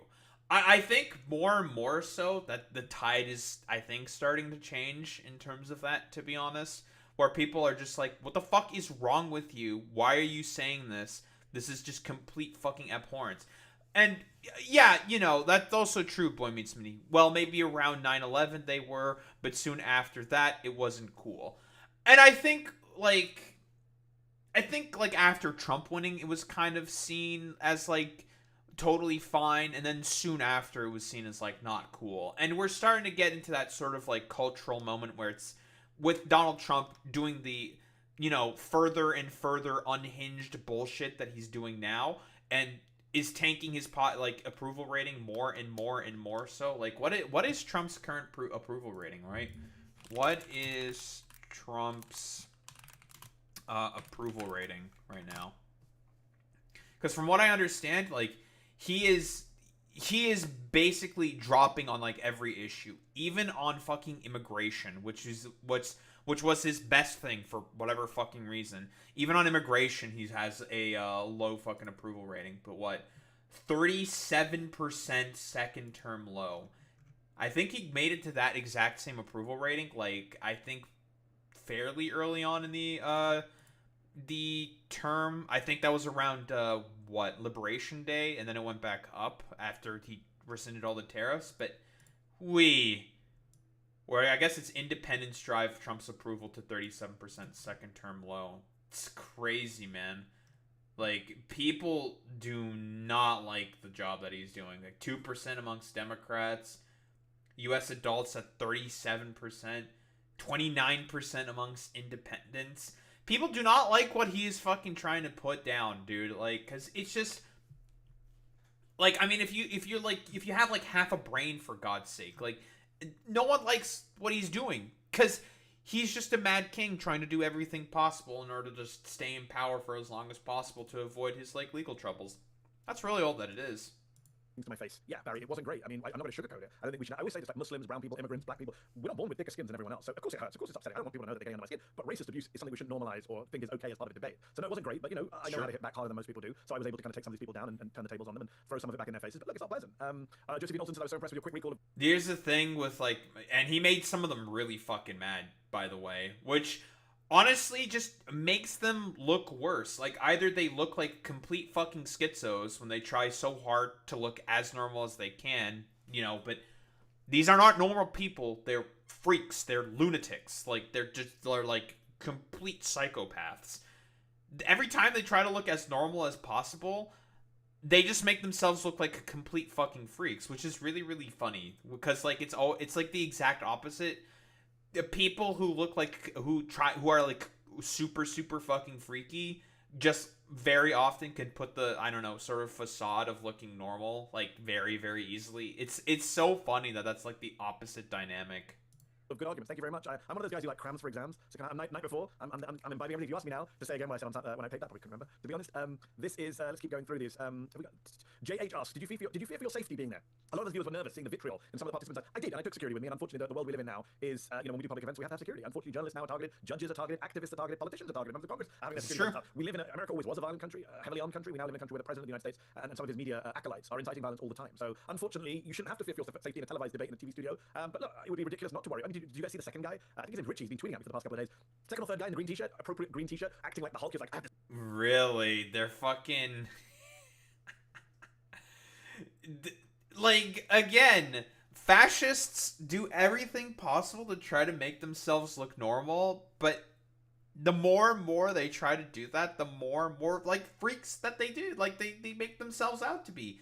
It's insane, dude. And, like, I think liberals are starting to sort of, like, pick up more and more on this, that these people are, like, you cannot have any rapport with them. There is no point in having rapport with them. You can't convince them. You can't talk with them normally. Just call them what they fucking are. Freaks, charlatans, lunatics. Just completely, utterly out of their mind. And I think that's, like, broadly speaking, I think that's, like, the best way to just engage with these people. You make fun of them, you call them fucking stupid. The only way that this, like, sort of spell is going to be broken on them is by socially ostracizing them from the rest of, like, polite society. Because these people don't believe in polite society. They don't believe in the social contract. They believe in none of this stuff. This thing, where if I get mad, I just have to stay calm. That's a weird thing to say. I was sitting there thinking, okay, this is going to be very interesting 2 hours. Like, the second or third guy who's come to sit opposite me has warned me that he's not allowed to lose his temper. Where am I? So yes, it wasn't great. And sadly, That is very weird. Of security. Charlie Henderson asks, I've read Win Every Argument, generally how the hell do you keep that many facts, dates, and statistics just at the ready like that? There's no way you could have predicted how unhinged they immediately got. It felt as if you had a response for everything. So Charlie, just to expand on what I said. One thing is, I'm very good at cramming and prepping last minute. Even when I was a student in school and college, I was the night before guy. I was the guy who would be looking at my notes as I walked into the examination hall just to kind of... So Cram guy, Mehdi Hasan. But I do cram a lot of stuff in. That's one thing. 2 is, I live and breathe this stuff. So, a lot of it was already there because I've debated this stuff for years. And 3, response for everything. Unfortunately for my sins, I spend a lot of time watching what the far right say. I watch Fox. That's like a really good point, but if you just, like, forehead do it, practice makes perfect, right? Discipline, practice, you keep doing it, you're just gonna... Same thing with me, right? I keep saying the exact same talking points and facts all the time that I've heard throughout the years I've been sort of, like, living and breathing this shit, and, I just remember, like this, it's like, yeah, it's like, it becomes, like, second nature to you, eventually. I read right-wing sites. I'm familiar with their arguments. So, Charlie, you may have noticed there were moments where I clocked things very quickly because I know these people. I didn't know those specific people. Jubilee picked those people, not Zateo, obviously not me. I just turned up as a participant. But yeah, again, if you're just immerse yourself in all this stuff for long enough, you just know. It becomes, like, second nature. Like, maybe there's, like, some, like, really off, like, old-timey stuff, old-timey points, and, like, sort of, like, racism they might do to try to, like, I don't know, throw you off, and it's just, like, you can still, like, kind of pick up on it, though, and be like, okay, that's a little fucking weird. Like, with, like, the what? There's, like, this Steven Crowder thing when he was, like, doing the anti-Semitism to Sam Cedar when, oh no, Sam Cedar, what a fucking nightmare thing fucking happened, right? Talking about, like, how, Sam has, like, black beady eyes, for example, which is an anti-Semitic trope to say that Jews are, like, soulless, for example, right? Because Sam Cedar's a Jew, yada yada yada, you know. I clocked those types of people. So when the Hulk guy was like, well, there's a genocide, I'm like, you're white genocide guy. When the guy with the baseball cap who wanted me out, who pretended he was an economist, I called him out. When he said, well, I'm being replaced, you're a great replacement guy. When our fascist friend was quoting General Franco, I was like, you're a fascist. It's very clear. I mean, the Franco debate goes back to the 1960s. Because I've been following this stuff for a long time, that's why partly I have a response for a lot of this stuff. But I appreciate you reading the book. And as I say in the book, preparation is key. And I did a lot of preparation for the Jubilee debate. Valentine Rabbit. Liking this video? Then don't just watch. Hit That's like, true. share, and subscribe. And tap the bell so you never miss a video or live show. But if you want early access to exclusive content, then you have to head to zateo.com and subscribe now. You'll be supporting fearless, independent journalism. Hassan Yarkhan says I'm not subscribed to Zateo on this account. I will subscribe to Zateo. Interviewed world leaders and debated policies for years. How did this experience on surrounded facing openly fascist individuals compare in terms of emotional and intellectual challenge? What a great question, Hassan. Well, first of all, it's very different. Even if they haven't all been freaks and loons, these are quote-unquote ordinary people. Actually, many of them turned out to be kind of online influencers. But it was pitched to me as ordinary people. These were not politicians. These were not people in power. Not the kind of people I interview for a living. So just as a general rule of thumb, you have to adjust your style of debate, right? You're dealing with members of the public, not people in power. So your tone, your style has to be very different. You try not to come across as patronizing. Although halfway through the debate, I kind of lost that. There's no way you could not patronize some of these people who are so dumb in the things they say. You'll remember the woman who came up to me and said that you can't be an American and an immigrant and then reveal that her parents are Americans who were immigrants. Anyways, so sometimes you do. Yeah, well, basically when people say stuff like that, they're just talking about, She didn't want to say because you're fucking Indian. That's 1000% what it is, right? Like she didn't want to say like, well, you're Indian, so therefore you can't be fucking American or something. And it's just like, because that's what she actually wanted to say. But that's also like again another really good point by Mehdi Hasan. Like, because Jubilee has to cater to all these like right wing fucking freaks that they have on all the time, they have to basically give them as many advantages as possible in order to, I don't know, make them not look as freakish or something. It's just incredible. Yeah, exactly, Boy Meets Mini. Yeah, and Coulter did that to Vivek on his own podcast, which is fucking wild. That, you know, it's all just it's all about the fucking xenophobia for these people in the end. They just fucking hate brown people and black people and anyone else with a fucking different skin tone from them. Like that's the only point of it. Even though, like, funnily enough, you look at the fucking statistics, which is so fucking funny about this, is overall, in the grand scheme of things, white people have always been a fucking global minority, right? There's always been more, like, brown people, like Asians, in comparison to sort of, like,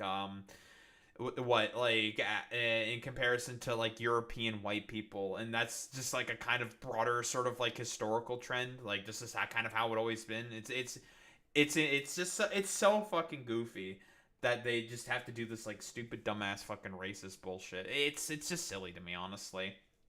But yeah, more on the point of, like, Jubilee just has to do everything to cater to these people, because if they don't cater to them, they're just gonna not get conservative guests, right? Because they have to just like say to like the left-leaning people. And I think like the same thing also happened to Sam Cedar, because he didn't know that he was gonna get like also complete utter freaks, because the only people who are willing to go on there are utter freaks who want to raise their social media platform and profile.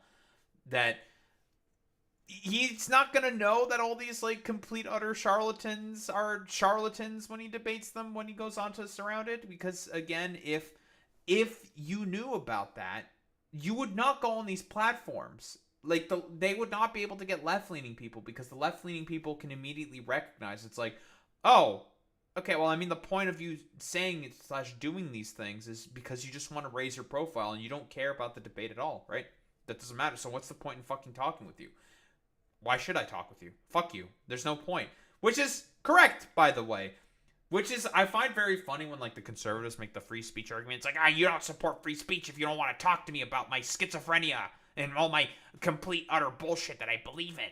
And it's just like, nah, dude, I also can have the freedom of speech, the ability to also just not want to talk with you if I don't want to talk with you about, like, your fucking particular, like, strange beliefs and conniptions. Like, no, there's no point in engaging with you because you're not interested in honest engagement. Which is also, they're right under the First Amendment. But then again, it's because, like, even self-admittedly with, like, the stupid fascist guy saying, like, yeah, we just want to utilize these institutions, these beliefs, so then to get into power and then just rescind all of them. Yeah. There's just like, well, you can't debate with people like that because, again, like I said before, they don't believe in polite society. They don't believe in society. They don't believe in the social contract. They believe in none of that stuff. So you can't debate these people. There's no point in it, right? Do you end up being patronizing? But yes, the experience was very different. As Charlie just mentioned, there was a sense of slightly foreboding and insecurity and fear, because these people, is one of them a nut job, which you don't feel when you're interviewing politicians. Emotionally, yes, it was a lot more emotional, because A, they were very personally abusive, and that's not great. B, I'm thinking all the way through that I have kids. I have friends and family in this country. I live here. I've been here 10 years. I've been an American citizen for 5 years. This is our country. These are the people who are our neighbors, people in our workplaces, people in the grocery store aisle. That's what was so scary and emotionally disturbing about the Surrounded experience. And again, I'm waiting to see those of you who criticize me for doing it. I'm sure some of you wish I hadn't done it. And I'm on the fence myself as to whether it was a good or bad thing to have done. But one reason it was a good thing to have done is it exposed a lot of these people. It wakes people up to, these are some of the people in the United States right now. This is 20, 30, 40%. This is a fantastic point here by Mehdi Hasan, right? Like, it exposes people, I would say more so liberals, to just how, like, because left-leaning people, lefties already know that these people are fucking freaks, right? Like, complete, utter fucking freaks. And there's, like, almost no point in engaging with these people. That's the people that you really wanted to do these things for, is to expose to just, like, guys, like, these far-right fascists, they're complete fucking psychopaths, right? We can all agree with that. And they can be like, yeah, I think you're right. There is almost, like, no fucking point in having any rapport with these people. Yeah, like you're saying, Boy Meets Me. Yeah, make the normies more aware. Like, exactly. of the public. I don't know what percentage you want to put on it, but it's a very loud, vocal, and growing minority. So that emotionally affected me, Hassan, to think about. This is when I left there and drove home with my colleague and the security. We talked in the car about, like, what is America effed? Like, what is the future of America? These are some of the young people in there. Let's keep going. Let's have a look and see.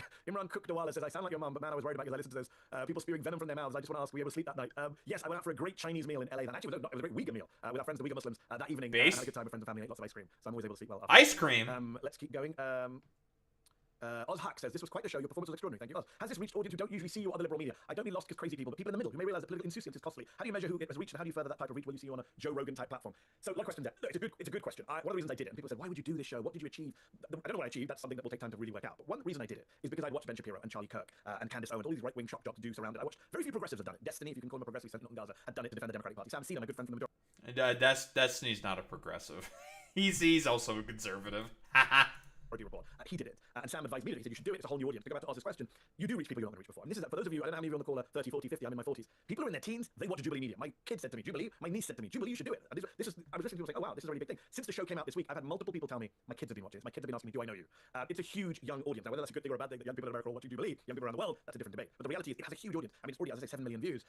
That's fair. So for me, I want to go where audiences are at. Within reason. But I do want to go where audiences are. I've never been of the journalism school of thought. Well, to be fair, Mehdi Hasan has seen Destiny's takes on Twitter about fucking Israel Palestine, and he probably has come away with the conclusion thinking that, like, yeah, he's not like a fucking progress. Like, does he know, like, the further underlying root cause and basis for as to why Destiny's not a progressive?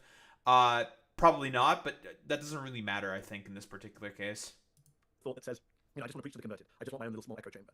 You remember that phrase, if a tree falls in a wood and there's no one around to hear it, does it make a noise? And I always wonder about that phrase. Like, I can do great journalism, great monologues, great interviews, write great articles, but if no one hears or sees or reads them, what impact do you have? I became a journalist to have impact on the world, not to sign up to a purity test, not to feel good about myself, not to get rah-rah-rah from a crowd of like-minded people. And to have impact, you've got to go and get big audiences. So one of the reasons I joined MSNBC was, it was a mainstream platform that I didn't agree with. It's a very, very good point here by Mehdi Hasan, which is why I do overall think it is probably a good thing that he went on the surround.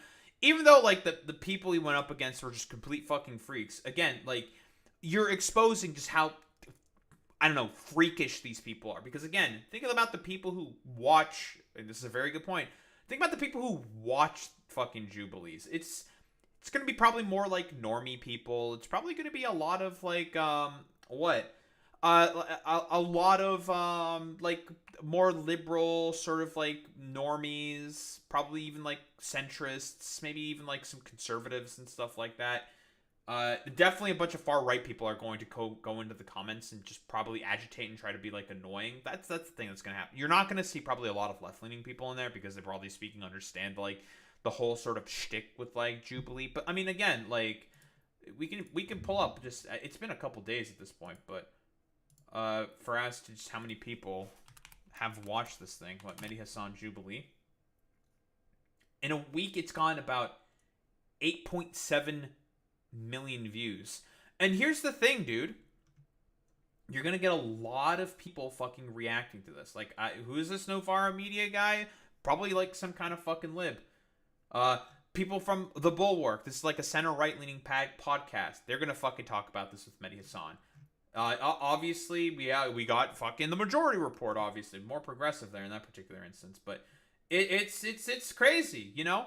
Like, Novara or Demsock? Demsocks. Okay, cool. Fantastic. Obviously, there's Kyle Kalinske. You're going to get... it's going to spread to a ton of people. And they're going to fucking talk about it. Because this stuff... It was going to go fucking viral. Like... Everybody's going to talk about that. It's going to cross-pollinate. It's going to spread further and further and further and further. And overall, like, that's just a good thing. Because you're going to talk about just how completely, like, psychotic these people are. Like, I don't think, like, conservatives are going to really touch this with, like, a 10-foot pole. Because it's going to be really fucking difficult to fucking defend a lot of what these people are saying. Because they went pretty fucking mask off. Like, maybe they'll say, like, oh, they're federal agents, they're not real conservatives, blah, blah, blah, blah, blah. Whatever. That's an argument that I think is going to, broadly speaking, ring hollow. And by the way, that was the footage that they were able to show, from what I understand. There was also footage that got cut. A lot of stuff, from what I've heard, got cut.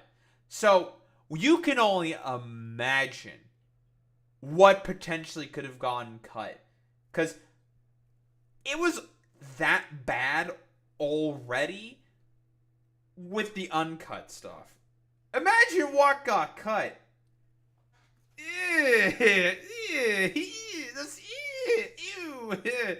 You can only imagine just how potentially psychotic, and they already made themselves sound as bad as they did before. Yeah, brother, ew, kind of a deal, right? Like, you can only imagine just how fucking unhinged, completely crazy that these people were in the stuff that got cut. With everything about that channel, but it gave me a huge mainstream platform. And one of the reasons I did Surrounded was to reach a lot of young people who would never have heard of Zateo and never heard of my arguments. Forget Zateo, forget promoting this media organization that I built, but the arguments that I care deeply about: the Constitution, civil liberties, human rights, immigration, Gaza. Those arguments, it was worth making. I probably didn't get through to most people, certainly didn't get through to anyone in that room. But I do hope, to quote Oz, the people in the middle who are watching, I hope they saw and thought, wow, the right-wing arguments really are bullshit. Mehdi really exposed them. That's my hope. Karen D says, what would you say or do differently? What would I say differently? I think I would have said much differently. I just watched it back. I think what I said, I stand by what I said. Maybe I wouldn't have been going all the way through if I'd known what I was going up against. I literally was stunned in some moments. And apologies if it's the connection isn't great. I am on vacation using vacation Wi-Fi to come to you all. I hope you can all hear me. But what I do differently, well, I wouldn't be as surprised if I'd known what I was going to. I genuinely was surprised by just how extreme they were.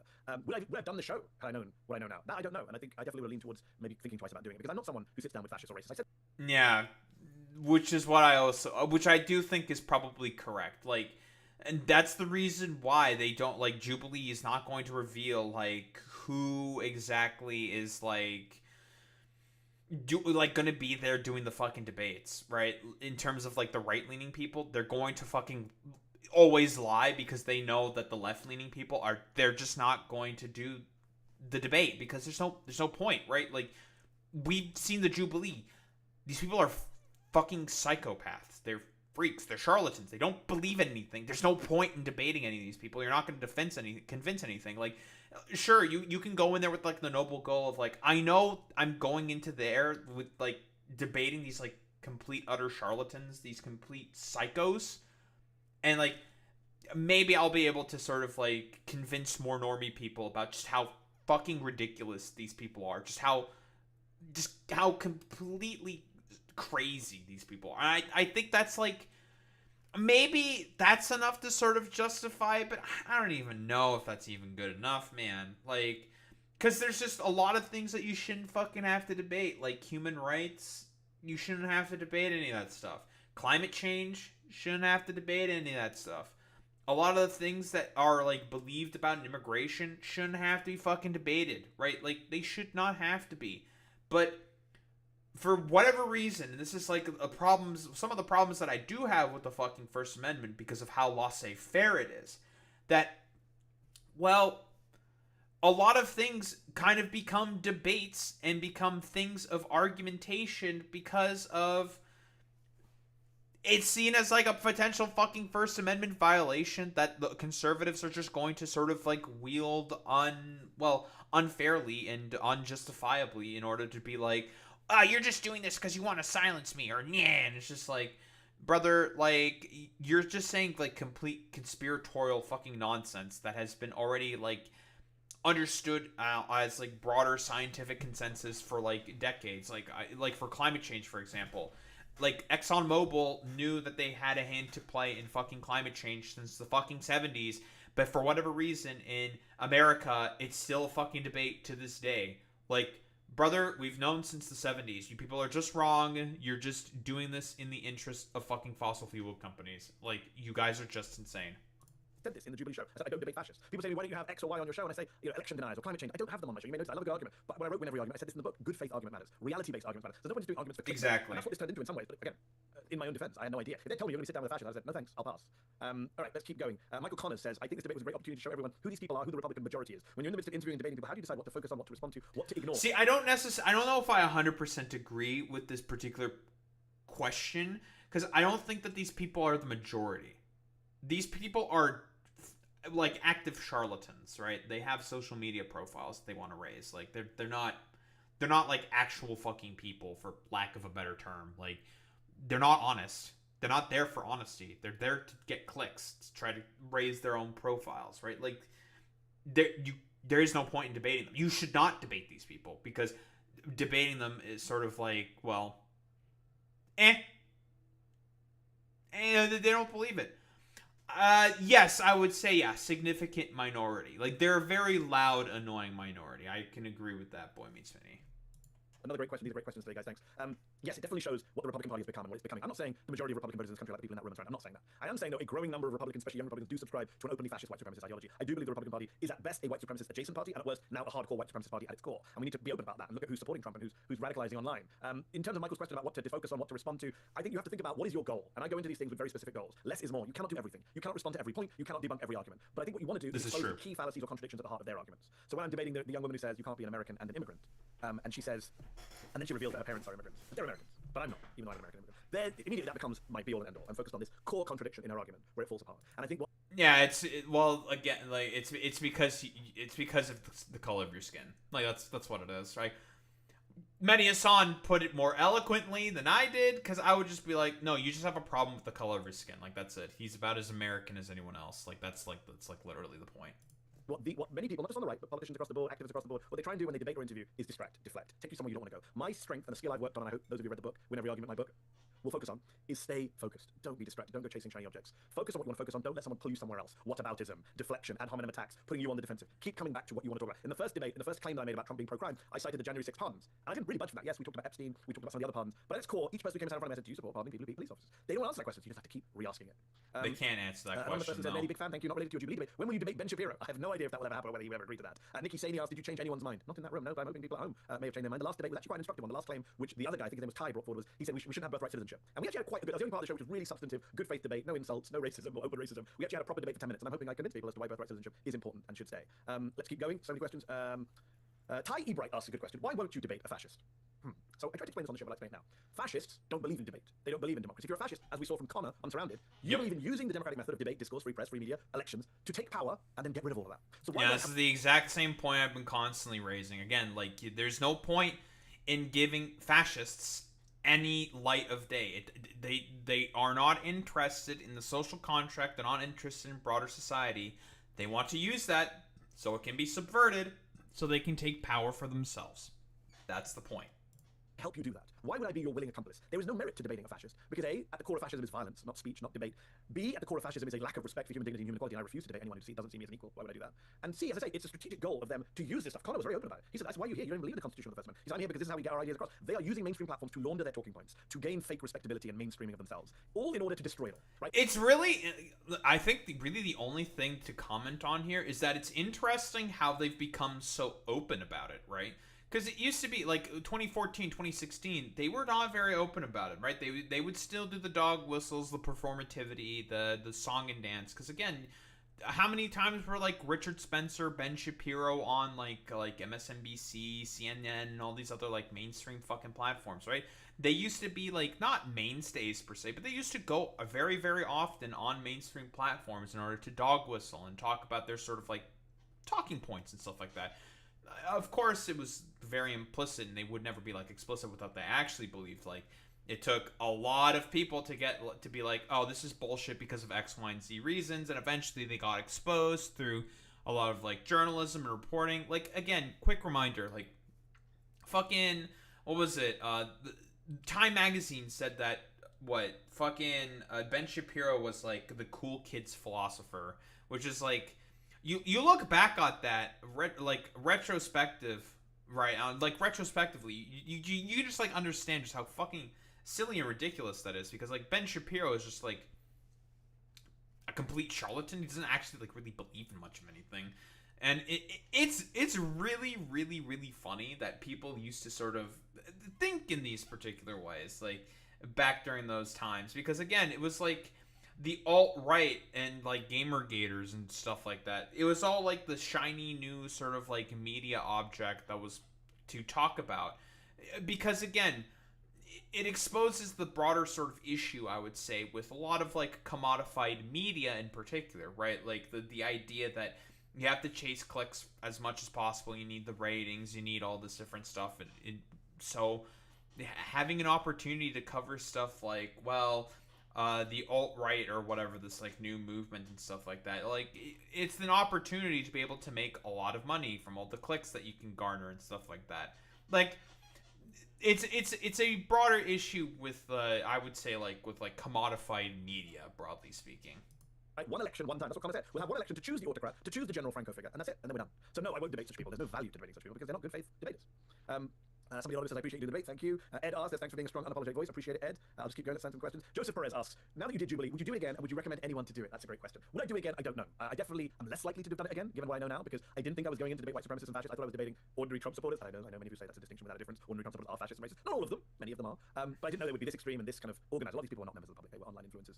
And that's, that's not what I expected for sure. Would I recommend anyone else to do it? I guess it depends who that person is and what the topic is. Right now, probably not. But, Sam Cedar, I don't think I'll be quite honest. I think the only reason why they get fucking online influencers to do that stuff is because if you were to get like an average Republican voter, I say this with like no hyperbole or anything, like they're just really fucking stupid. Like they're just dumb, and they probably wouldn't understand like anything at all. If you were to get the average sort of lumpen poll, like Mehdi Hasan would like do like one or two of these counter arguments, and then they would just like break down and not really like engage with anything. Even like I would say, oh god, what's the name of the DACA guy, right? Even that guy eventually just like kind of stopped like engaging with like anything at all in terms of what Mehdi Hasan was saying, because there was like nothing to really debate there. I think like in terms of like an average actual Republican voter, I think that guy was a perfect example of an actual average fucking Republican voter. People who are just really, well, stupid, don't really know much better besides like whatever is like their sort of like surrounding environment and stuff that they've been broadly speaking exposed to. And if you sort of like talk about these positions and these arguments to them and you outline them, they'll be like, oh, okay, I kind of like get what you're saying. And it's really easy to like break them out of like that fucking propaganda. There's a reason why they are broadly speaking kept quite socially fucking isolated, because again, since broadly speaking Trump's base is a cult, if you stray far from the cult, you will just be socially ostracized from the cult, because if you're like a non-believer anymore, it can make the fucking cult just completely fucking fall apart, right? Mind me saying, this very good friend of mine, he did a great job on Surrounded a few months ago. If you haven't watched it, that's also there. And yeah, he said, look, it's worth doing it because it's worth reaching a new audience that you wouldn't otherwise reach, and it's worth exposing these people's arguments, the bankruptcy of their arguments. So I don't know whether I'd recommend it to anyone. It depends who the person is and what the topic is, and how they vet the audience next time, or the 20 debaters. Would I do it again? Probably not. They won't vet the audience.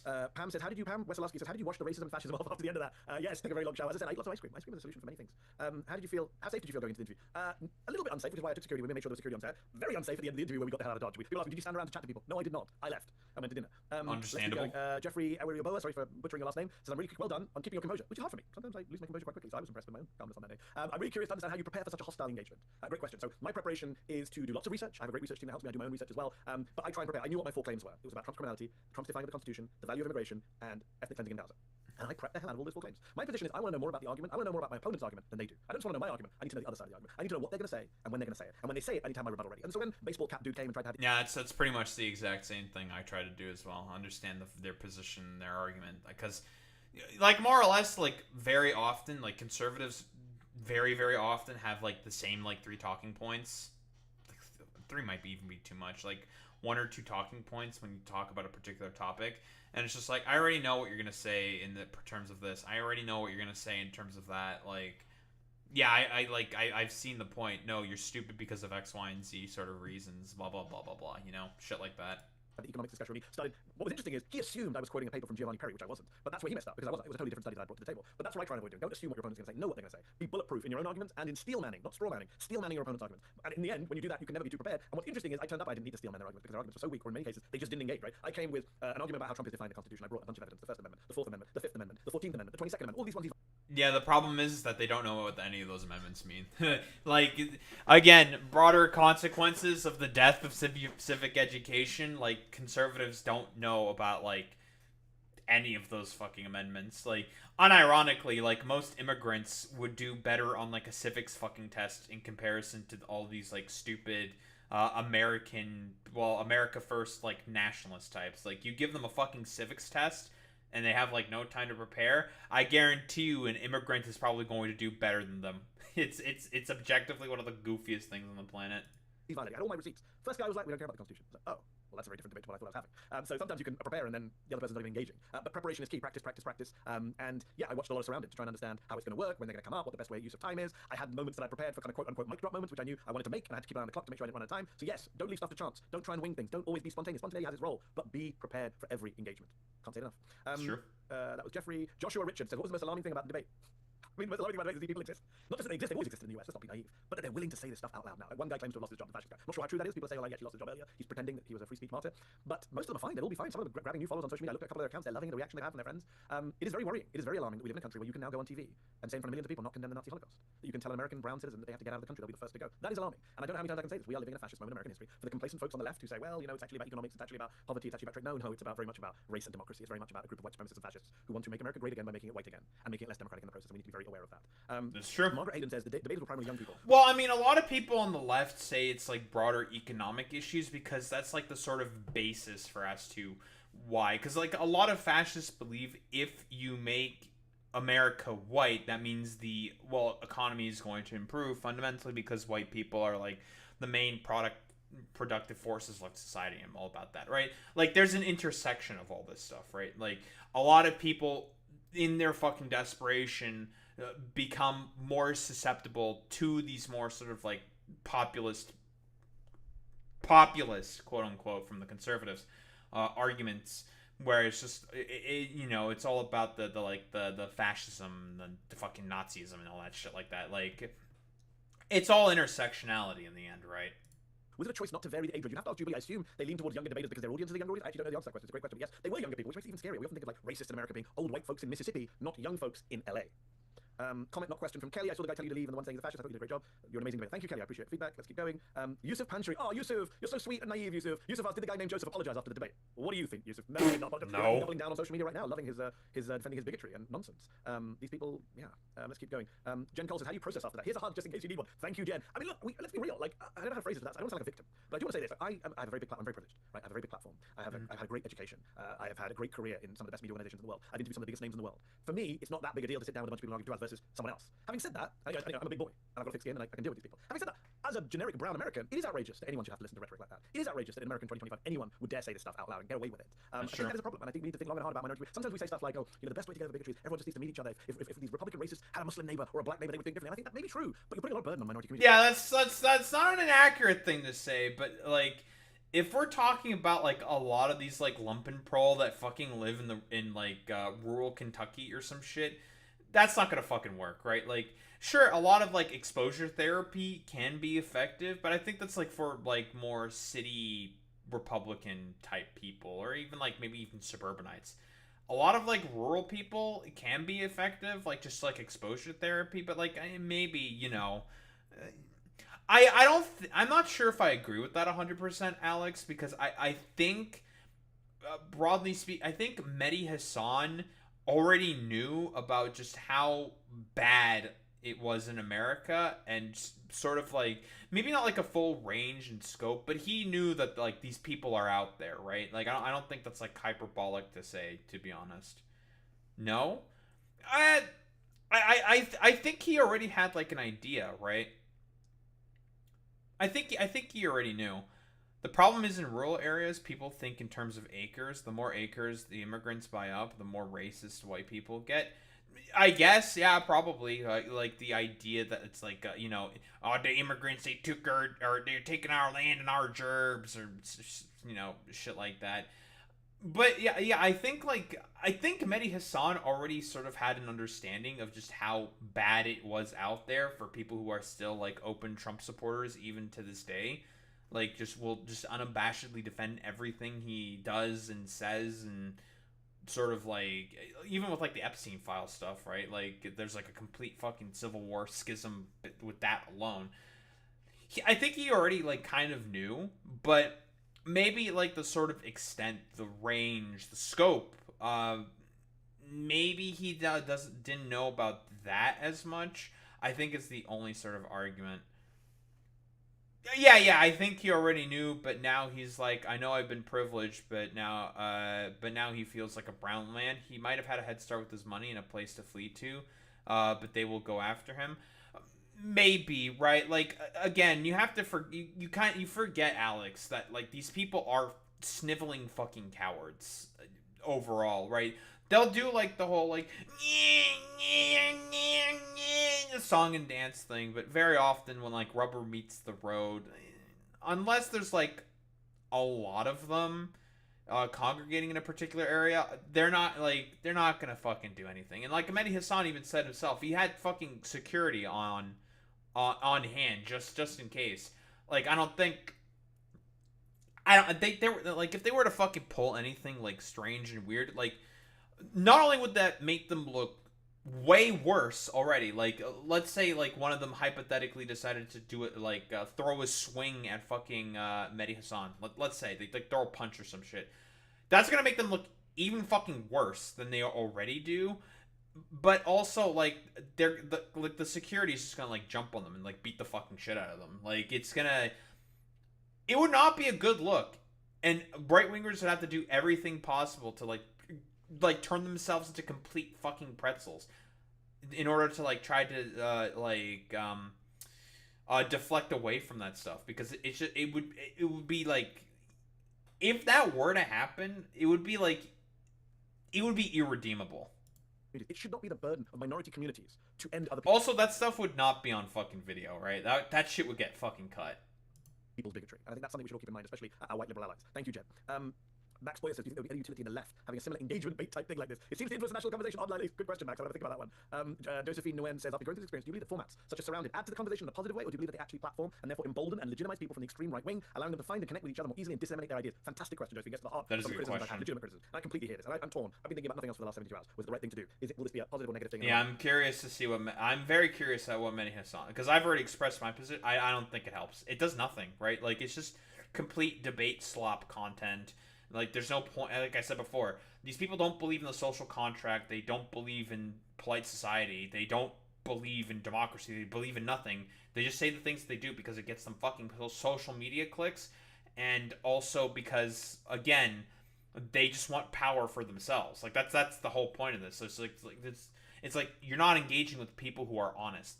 There's like no point in talking with these people. You can't talk with these people. They're just complete utter freaks. Run. I don't think there's a right answer right now, but let me engage with your question in as good faith as possible.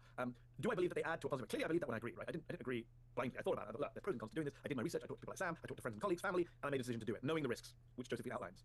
They could embolden and legitimize people, and it could put me in an unsafe position.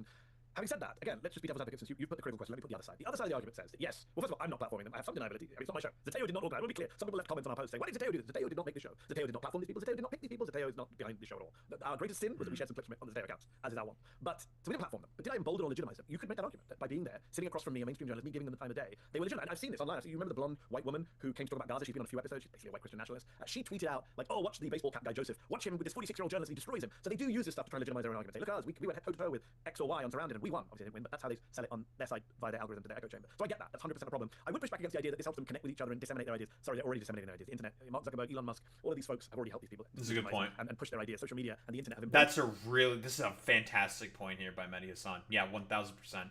All the fucking billionaires are pretty much in lockstep, like, by their removal of like more moderation tools and like rollbacking of like TOS protections and stuff like that. Yeah, like that just only helps the fucking fascists. So yeah, I'm kind of like inclined to still. I still don't believe there's like Jubilee as like a platform is just like complete utter dog shit. But I'm also partial to the fucking point that Mehdi Hasan brings, saying like, yeah, I do think like you probably should go on these platforms and just like expose these people, like, you know. The best way to sort of like sunlight is the best disinfectant. That's the fucking goddamn term, right? Or saying rather, like it's just it's one of those things that's like super dependent and like really difficult to assess. Like if this was like a conservative platform, for example, like then no, fuck that. There's like no point. But like, if it's supposed to be like a more neutral platform, like Jubilee support, but I don't think like Jubilee exactly does that. It's just like a monetizable like debate slop content, which is why I'm like, I do not like Jubilee as a fucking platform. It's just sport, pretty much, like just for the express purpose of trying to like sell a product. Like that's really what like Jubilee is. But like you can also like make the argument, well, it's like, well, I mean, it's important to be able to like reach to certain people, and if you like offer like nothing at all in terms of pushback, then it gets like further disseminated. It's one of those things where it's such a complicated sort of thing to assess that it's purely fucking subjective, right? I think it just depends on the person, it depends on the topic, it depends on the fucking platform. It's one of those things where it's super fucking hard to sort of like do. Now, okay, let's hypothetically speaking, let's say I had like, I don't know, I was like a big enough channel to get like an invite to do a Jubilee or whatever the fuck, and I go on there. Would I want to do it? I almost want to say no. I guess it depends on the fucking topic, right? Like, if it's a topic that it is like an actual legitimate debate, like, then yeah, sure, absolutely. But if it's like stuff about like human rights or like climate change or like like Israel-Palestine stuff, I don't think I would go on there, because what's the fucking point? Like, because I know the types of people that Jubilee are probably going to get on the fucking platform to try to debate, well, me, for example. And there's just no point, right? Like, I know they're just going to be complete, utter fucking charlatans. So it's just like, well, in that case, I would not accept. If it's something like, say, like policy wonkery, like something that you can like be like more technocratic about, then yeah, sure, absolutely. But that's not going to make for very good fucking television. That doesn't make for very, very good YouTube video. That's going to be like really boring and not go like super, super viral. So Jubilee will never agree to do something like that, right? Like, that's not going to fucking happen. All these people. That's what's so scary about. Somebody asked me the other day, is it's like the Ku Klux Klan. In some ways, they're obviously not as bad as the KKK. The KKK were lynching people and burning crosses on lawns. In some ways, they are worse than the KKK in the sense that the KKK was never normalized this online. They had to meet in secret and send paper messages to each other. Now, these guys are openly online sharing this stuff on Elon Musk's hell site and being amplified by the algorithm in the case of Zuckerberg's Facebook. We've seen lots of evidence of that. So that is a problem. But to go back to the question, yes, it is a real risk that by doing these shows, you are legitimizing and emboldening these people. The counter to that argument is, number one, they're being legitimized and emboldened anyways, online, all over Instagram, Twitter, Facebook, TikTok, etc. Number two, it's good to expose these people and have someone like me actually tear them apart, which I think I did. And three, even if I don't do it, and this is the worst argument, I'm embarrassed to even say, but I'm going to say it. If I don't do it, someone else is going to do it. I know people say that's not an argument to do bad things. Completely agree. But Surround is not going away. They've got 10 million audience. They are doing these shows. Someone I know is about to do another Surround. They've already taped. I just discovered it this week, coming out in August. You'll see her show very soon. So it's already happening. So why not send your best? Okay. Very modestly he says. No, why not have someone like me who knows how to debate go and actually debunk some of these people? That's the counter. But I'm saying I'm on the fence. I hear you, Joseph. I hear both sides. There's the one side that says it's good to debate. Yeah, like, that's like the whole thing, right? It's just hitting the nail on the head. Like, it's such a subjective thing, and it's just the problem. The fundamental real problem, it's the fucking platform itself. Like, Jubilee is just such a fucking wretched, terrible fucking platform. Like, I know there's like the fucking current petition and movement to try to like demonetize Jubilee, being done by, I think, Matt Bernstein, right? The dude, the dude who wears the fucking makeup, right? The gay guy who wears the makeup and shit like that with the yassified fucking nails constantly. I don't know how efficacious that's going to really be. I don't like disagree with the sort of like notion, but the thing is like, I don't think it's gonna fucking happen, right? Like, I think that Jubilee should lose their monetization status for just like being able to sort of like create this like debate slop content and just sort of not parrot, but like hawk these ideas, I suppose, then yeah, I don't think that's like an inaccurate thing to say, but it becomes like, it's just such a fucking like difficult like assessment. Like, I think overall I probably would agree with like the demonetization of like Jubilee, but I'm like kind of like on the fence about that one, I'll be honest. Where I do think like Jubilee is just such a fucking wretched, terrible platform. Like, they just have like the most idiotic, stupid fucking debates constantly for like the sake of like commodified fucking media and just be able to make as much money as possible. That it's just like, yeah, I think it's like, it would probably be fair to just like fucking demonetize them, so then they just don't fucking do that shit anymore, right? It's just, it's such a difficult sort of line to sort of like have. Jubilee is meh, but they're not that bad. I think they're pretty bad, to be honest, AJ, because like, I think like one of the recent debates that they had was like anorexic people versus fucking fat people, and it's just like, okay, bro, like, this is just like so fucking stupid. Like, It's like a modern day debates kind of a deal thing. Like where modern day debates will also have like some of those just like I don't know, like silliest topics constantly. They'll very often it's like esoteric like religion debates, and it's just like yeah, it's like. They also had the one debate where some transphobe popped a trans person's balloon. Yeah, exactly. It just becomes like it's just like spectacle for the sake of spectacle, and it's just like that's not going to be very conducive to the sort of like format that debate is supposed to bring, and that's like the biggest problem that I have with like Jubilee. Good to expose, good to humiliate these people, good to show America what's out there, what the threat is, and the platform's already there, whether we like it or not. The counter is, but in doing so, you are emboldening and maybe legitimizing some of these folks, and engaging in polarizing clickbait. I totally get both arguments. And Nadia asked something similar. Nadia Martini says, "Is it worth debating such people with extreme views? Are you just giving them airtime?" Personally, I've come to the conclusion that we will never change their beliefs. Nadia, I won't get into the whole. Is it worth? I just dealt with that. But we're running out of time. But I do want to deal with the point about never changing their mind. I don't debate people to change their mind. I say this in my book very clearly. I don't debate Michael Gove last week in London. That video will be dropping any day now. Yeah, if you go into debate to try to change your opponent's mind, there's like, nah, there's no point. Well, I mean, the thing is, AJ, is it, yeah, sure, Fox News is also on YouTube and is monetized, but the problem is that, and we know this throughout, like, a lot of sort of reporting now, is conservatives get special fucking carve-outs, because if the TOS was enforced on conservative channels like it is on any other fucking channel, they would either be banned or, like, sent to the fucking shadow realm in terms of, like, algorithmic sort of like prioritization and stuff like that. They very often get special carve-outs. Like Twitter did special carve-outs, YouTube does special carve-outs, Facebook does special carve-outs, because again, if they were enforcing the TOS fairly, well, they would all get fucking banned or shadow banned or demonetized. All of them, if it was like sort of like applied evenly. Like, yeah, unironically, it's DEI for fucking fascists, because a lot of these like media conglomerates and corporations, and this is the actual root basis of the problem. They're all fucking private institutions. They care only about one thing and one thing only, and that's the profit motive. They know if they lose those people, they're not going to be able to make as much money.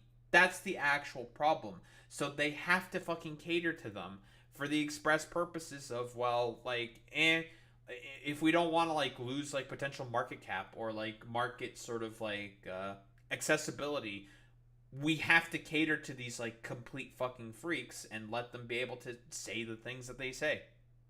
On Trump. I don't debate people to change the other person's mind. I debate people to change the watching audience's mind. It's not about me versus X or Y. It's about me versus X and Y in front of Z, in front of Z, in front of ABC. It's the watching audience that I'm interested in. I'm not interested in the other person. I'm not stupid. I'm not going to change Michael Gove's mind. I'm not going to change this fascist mind in the 5 minutes I have in sitting in front of me. But I might be able to change the people who are on the fence, people watching in the middle, people who are open-minded and willing to actually switch over from right to left, or even the low-information voters in America who don't even follow politics, don't even follow these arguments, don't know what a fascist is, don't know what great replacement theory is, don't realize how bad Trump is, but they watch Surrounded, they watch Jubilee media because they're a kid or a teenager or their child tells you, and this is the first time they're exposed to these arguments. So that's my goal. Sure. Maybe a utopian and naive goal, but that's my goal. Anne Harris says, I'm a retired teacher from the UK. How much do you think the US education system is to blame? A lot. I think the US education system is broken. I certainly think when it comes to civics, we've failed. Thank you. Yep, because that's honestly one of the biggest root causes. Education in the United States is fucking dog shit.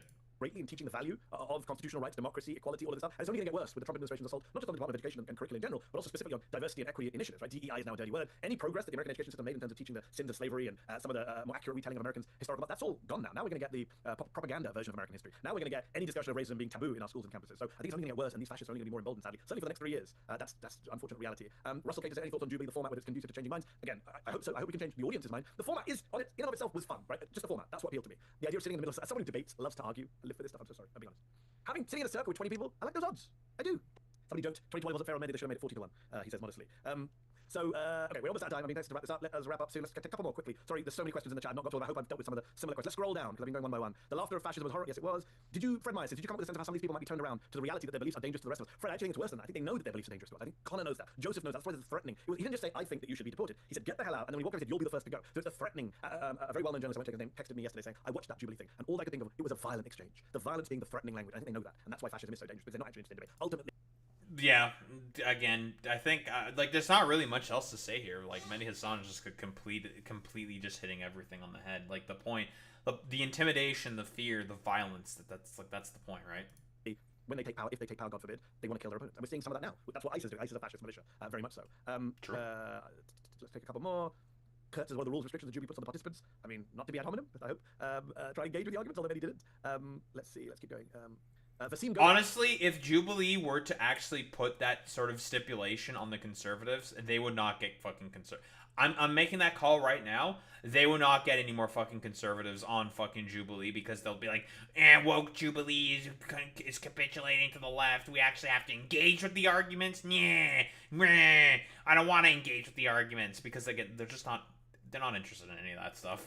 Do you think the time will come where you may have to move your business out of the US? I hope not, but that's the path of travel we're going on right now. If democracy ends, then free media cannot exist. This is what I tell all my journalist friends. You are not neutral in this debate about fascism and Trump. You are not, disinterested bystanders standing on a hill watching. If democracy ends in America, the free press ends in America. We have skin in the game, journalists. We need to be very clear that for our own survival, as journalists, as media institutions, we need democracy to survive. And right now, democracy is under assault like never before in our lifetimes. So right now, let's keep going. Any other comments? Lots of support. Thank you very much. Vasim also asked, why did you bring up Zionism? Well, it wasn't really relevant. I think I made my points about Israel quite strongly in the debate on Gaza. You can watch my interaction with the Iranian American, where I really did kind of put him on the spot for his ghastly views, which even the white supremacists in the room were not supporting it. Mehdi Hasan. It's because like in reality, there's no point in talking about Zionism with these people because they're anti. A lot of them are going to be fucking anti-Semitic, and they'll be like, yeah, I agree with a lot of the anti-Zionist sort of things because again, like they control the annals of power through like AIPAC and all these like different corporations and stuff. Like, so like I totally agree with like the destruction of Israel. We should free Palestine because fuck that, fuck the Jews is what they would actually think. Well, they wouldn't be explicit about it, but like they would talk about like Hollywood and all this other like fucking bullshit, constant like all the like stupid conspiracies and shit like that, right? Media asked about how to keep composure. I mentioned it earlier. Like, I don't know actually, to be honest, how I kept my composure. I think it was because I had a producer. I think I had a producer of mine who was just there for moral support. I could see him in the distance offset, and I think he had his head in his hands. I thought I had my own virtual head in my hands thinking, what is going on here? I think it was more just I was shocked. I think I stayed calm just because I was shocked. It takes a lot to make me speechless, but some of these people made me speechless. Janet Resnick Wandel said, how can the left make use of this exposure? I do think this is one of the good things about this is we can get our points across. I was able to make a pro-immigration case that millions of people have now seen, and I hope even by osmosis they somehow accept that. We'll keep going. We're almost out of time. Let's quickly wrap it. I mean, we all know why the talk on immigration, why immigration it's so bad as it is. You gotta thank the fucking Democrats on that for not pushing back or doing anything about fucking immigration, because Joe Biden himself is also a fucking racist. Gabriel Montoya asked, do you think this set of 20 fascists dispels the notion that hatred and racism will die out with the older generation? Great last question to end on. No. And that is the most important thing I hope people hear and everyone take away from this conversation. Point. This is not some old, we are not on some linear arc of progress. Martin Luther King said the moral arc of the universe bends towards justice. He's right. But we have to bend it. It doesn't bend on its own. We have to bend it towards justice. We have to drag it towards justice. That is what I'm trying to do with Zateo, what I'm trying to do with these debates. Sometimes good, sometimes bad. It's what drives me, what helps me get out of bed in the morning. I hope it's what drives all of you. And I appreciate all of your support for Zateo. I wish I could have taken more questions, but this is one of our biggest town halls ever. I hope I've answered a lot of the questions and criticisms. Appreciate you taking time out on a Thursday. Please make sure your friends and family subscribe to Zateo. If you don't like Jubilee Media, if you don't like Fox, if you don't like right-wing media, support Zateo. We don't do clickbait. We have substantive journalism. Those of you know, we have deep dive investigations, big documentaries, big pieces. You should support Zateo. They're a very good platform. Consider becoming founding members. Support what we're doing because journalism is very much under threat right now. But I appreciate all of you. Thank you so much. Nice. Yeah, good to hear the sort of retrospective. I mean, pretty much like he hits the nail on the head, like with like everything, like basically everything. Like not really much to like quibble about.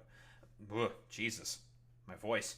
Not really much to sort of like a quibble about, to be honest. It's just like it's one of those things where it's just like very, very often, like you can't with like platforms, for example, that exist like Jubilee and stuff like that. A lot of the basis for the problems here is the fact that it's commodified media, right? Like the profit motive is there. Stuff like that is going to make a lot of fucking money. Again, like we've seen the view count on this fucking video. It's almost at 9 million views in about a week, and it's probably going to still climb up. It's going to probably hit like 10 million very, very easily. And it's just like, like a lot of this stuff is not going to change. It's a broader problem with the commodification of fucking media. That's why like stuff like this in like platforms like this continue to fucking exist. Like, it's not a bad thing, obviously, to sort of like expose these people for the utter complete charlatans they are, freaks that they are. But like overall, in the grand scheme of things, it is hopeful and aspirational to sort of be like, yeah, well, I hope I was able to like reach these people, in the audience and stuff like that, because that's like the real purpose of like going onto platforms like this, like because that a lot of people are going to watch this of all walks of life, of all beliefs and stuff like that.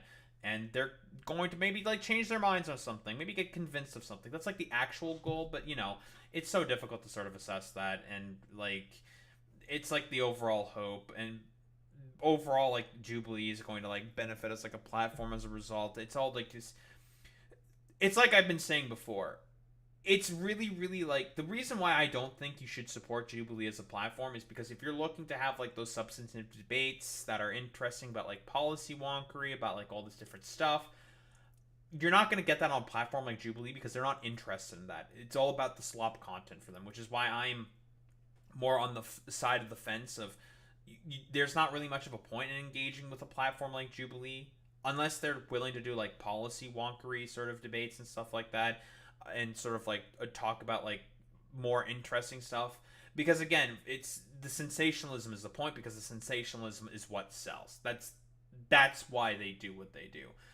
So yeah, broadly speaking, I think like I can understand also the other side of the argument, saying like it's important to expose these freaks for what they are, and that's a bunch of freaks. And it's like that's also true as well. I don't think that's like a bad thing, but they're already exposing themselves on like a lot of social media platforms for the freaks that they are, right? Like through a lot of the carve outs that Zuckerberg and Elon Musk are sort of like making on their social media platforms. So like I don't know, do you need like a platform like Jubilee in order to be able to do that? I don't think so, right? I think they're already doing that themselves. Like if you talk with like any fucking like normie at all, they all like, I've talked with a bunch of normies about this stuff. They all acknowledge that fucking social media is like a freak hellscape sort of like nonsense site because of all of these like fascistic morons that exist on there. And I don't know, like sort of like the point of having to like expose these people, I think doesn't ring hollow. It's just not as effective because they're already exposing themselves to be like the complete fucking freaks that they are. So yeah, I mean overall, like it was nice to get like Mehdi Hasan's like overall retrospective on his Jubilee debate. I think Jubilee fundamentally as a platform is still like complete dog shit, broken. Like it's all about like media sensationalism and making money for them in the end, and that's like really, really all there is to say about that. Like Jubilee, I think is still like a pretty shit platform overall. Don't think there's really much else to say besides that.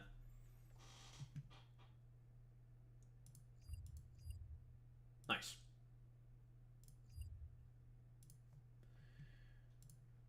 Man, oh man, oh man.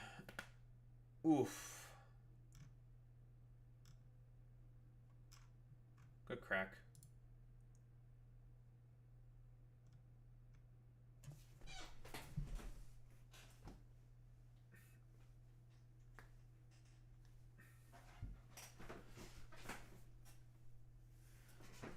Ugh.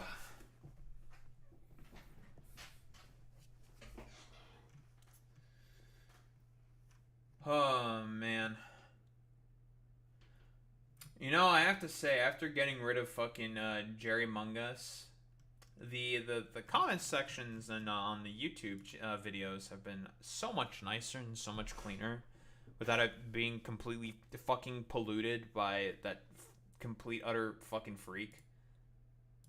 Very, very nice. Ow. Very cool. Very good.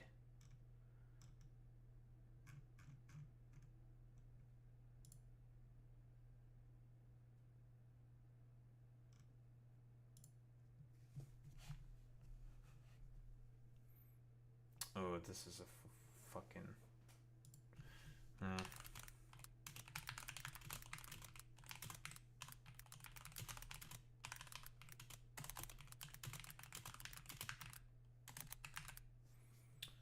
I have to reply to this to a buddy of mine because it's fucking funny.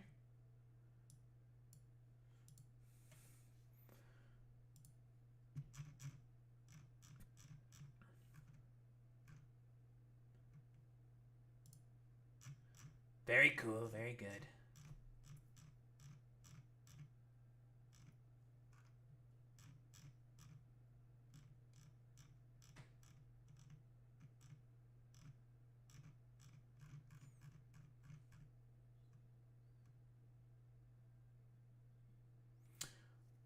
Oh, was Chris Smalls on the new Gaza flotilla fucking boat? That's pretty cool.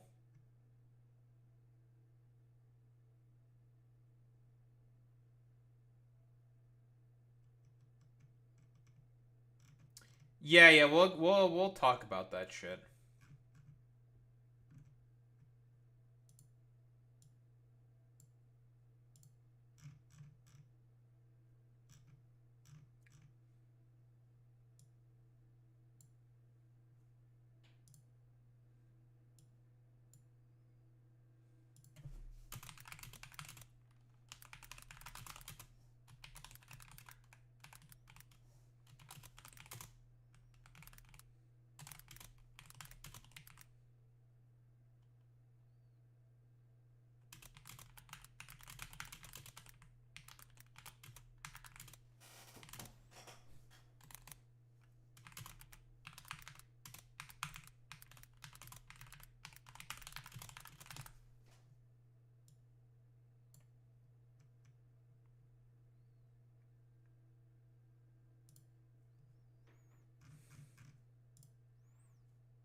All right. I said my piece on that thing that I needed to say. Very important.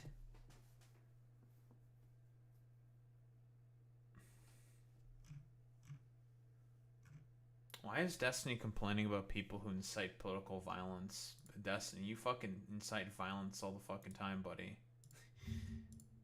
It's funny, dude. Very funny, folks.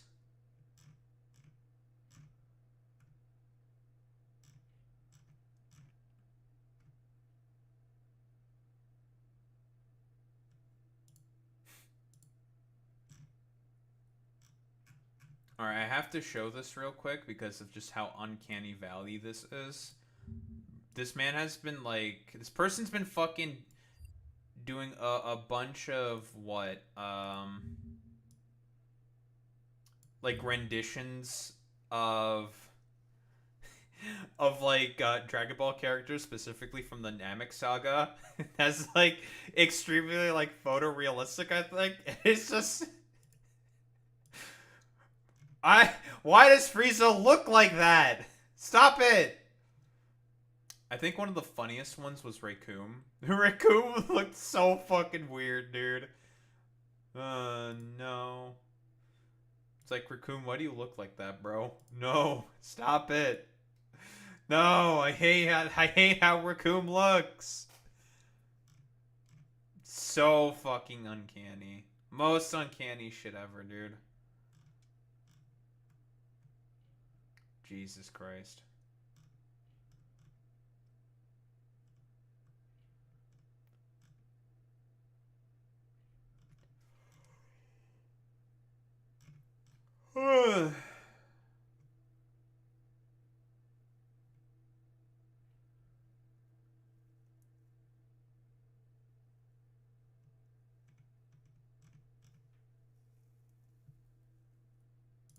Alright. Why don't we get into this? Well, ICE has access to your Medicaid data. That's really cool. Guys, I think it's a really good idea to give the brown shirts access to some of the most like sensitive fucking data. Does this violate HIPAA rights? Like, I feel like I have a feeling that in terms of like privacy and sort of like, again, like health concerns, like all these like stupid sniveling weird brown shirts, I feel like probably should not have access to be able to sort of go after the immigrants that may have like fucking cancer or are some, most vulnerable vulnerable positions, already being like a fucking migrant and sort of what I like having like health concern issues because they could just use that to try to go after you. And if they like say detain you, they're probably not going to take any of your necessary like daily medications.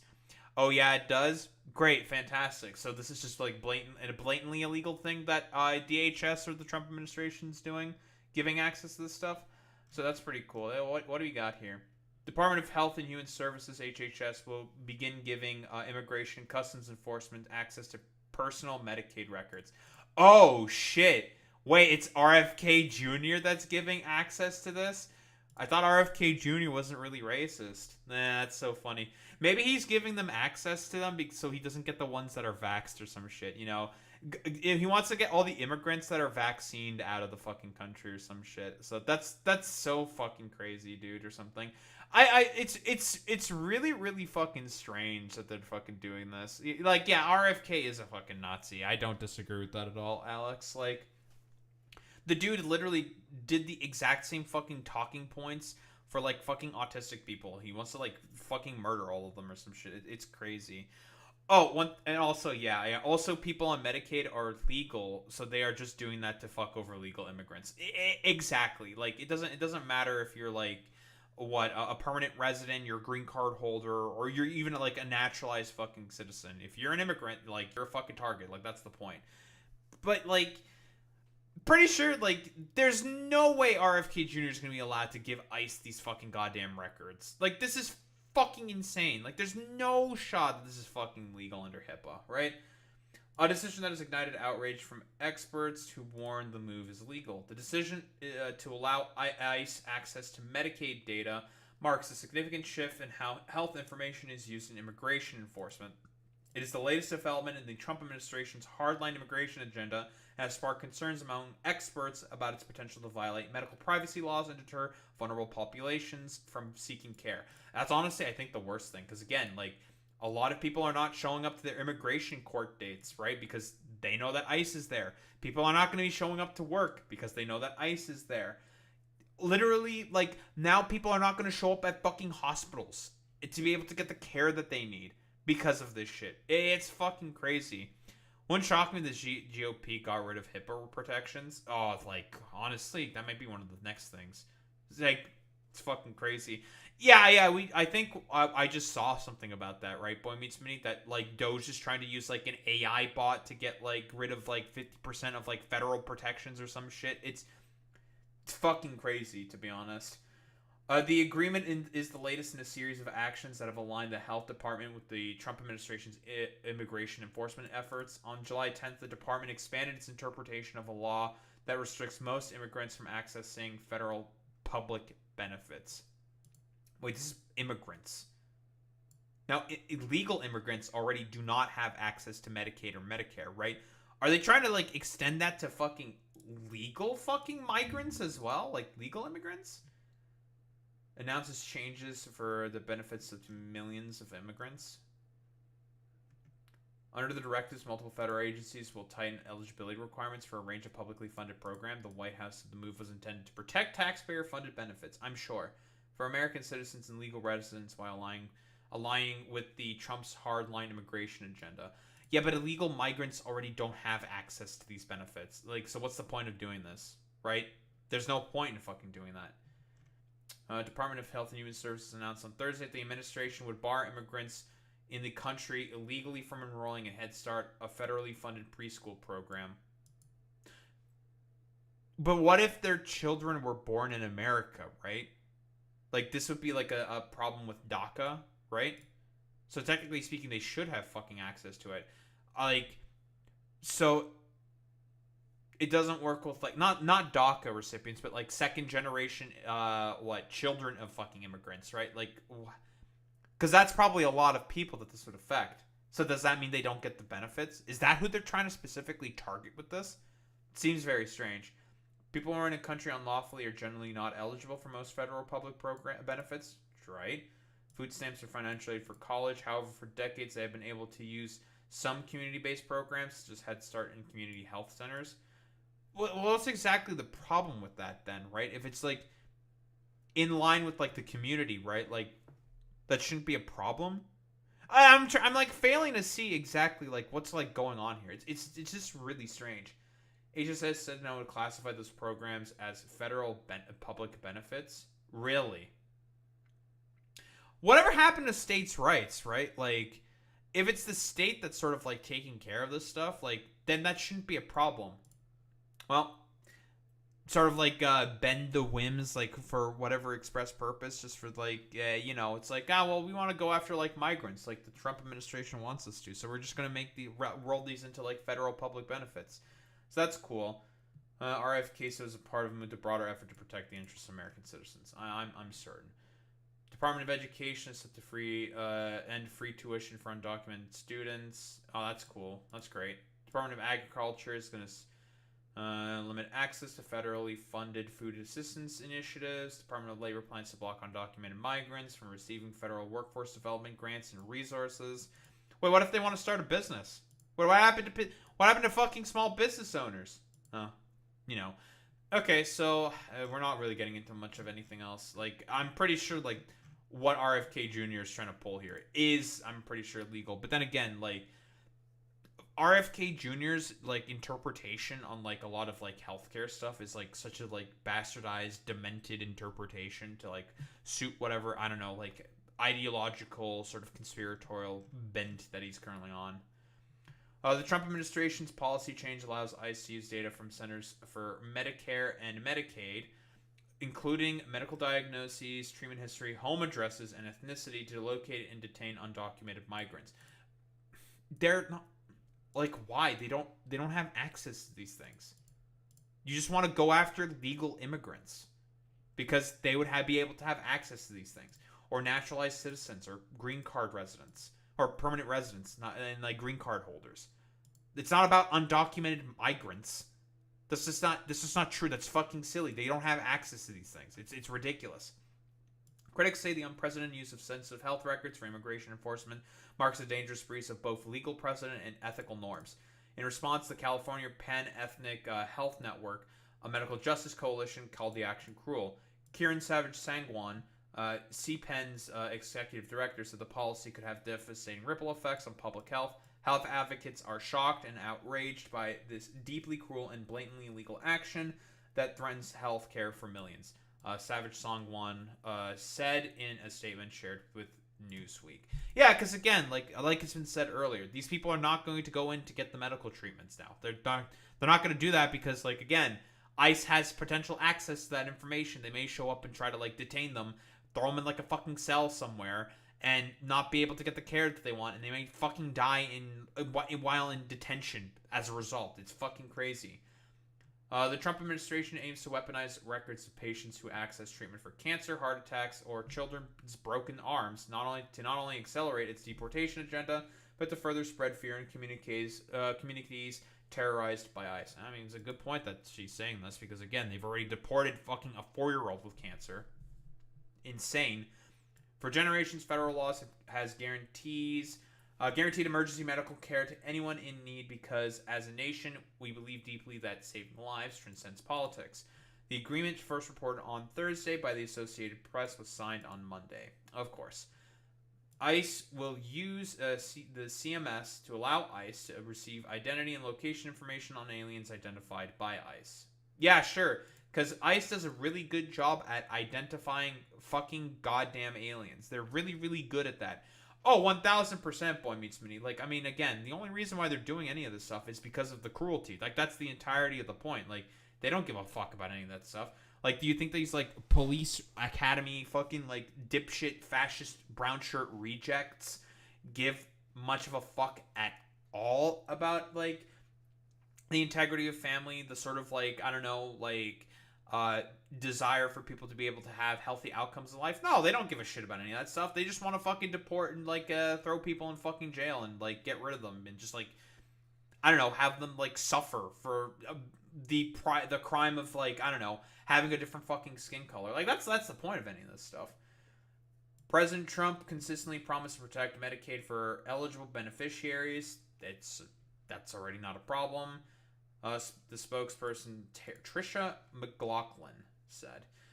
To keep the promise after Joe Biden flooded our country with tens of millions of illegal aliens.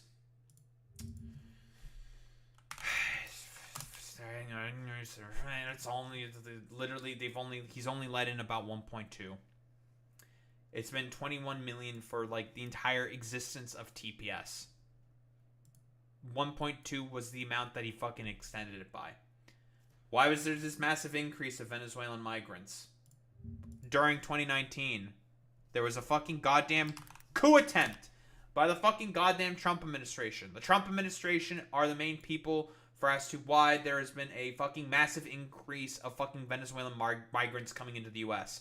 Because his dumbass failed a coup attempt and then follow up fucking harsh sanctions that he put on the fucking country that made the fucking goddamn, whoa, economy spiral as a result. Crazy. Who would have thought that hyperinflation makes people want to leave a country? It's ridiculous, I know. CMS and DHS are exploring an initiative to ensure that illegal aliens are not receiving Medicaid benefits, they're already not, that are meant for law-abiding Americans. Wow, crazy. No point in doing that. Just a waste of time and resources. Crazy. Medicaid, the public health insurance program for low-income individuals, is funded jointly by states and the federal government. While undocumented immigrants are not eligible for Medicaid under federal law, 14 states and the District of Columbia offer coverage to eligible children regardless of immigration status. 7 of those states, along with D.C., also extend coverage to adults. Oh, that's why. Because a bunch of Democratic states and probably Democratic also leaning areas are just like, yeah, you know what? Like, healthcare is healthcare. People should just get fucking healthcare. Like, let's be honest here. Oh, yeah, 1,000%. Like that's what I assume, like, that's where these 8,100, like, Nepalese people are coming from because there's a big earthquake. So people left the country as a result. Whoa, naturally. When a disaster happens, people fucking tend to migrate and leave that country to see if they can, forge a better path somewhere else. It's not ridiculous to say. Federal law has long protected access to emergency medical care regardless of immigration status. Advocates argue that the new agreement undermines decades of precedent and threats to erode public trust in health institutions, not only among undocumented individuals, but also across all communities.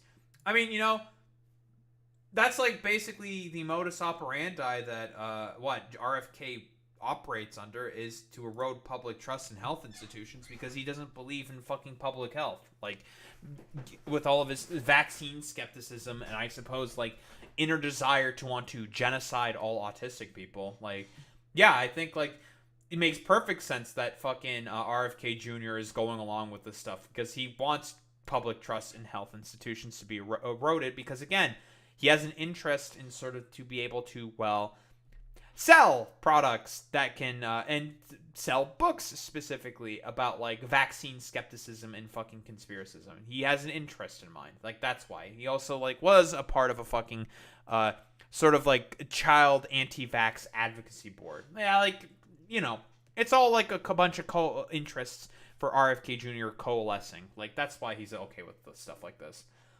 If upheld, Trump's policy to use sensitive medical data, which includes data on the types of healthcare services individuals receive, along with even home addresses and ethnicities, for enforcement represents an irreparable turning point, forcing immigrant families to endure immense suffering or risk having their families torn apart.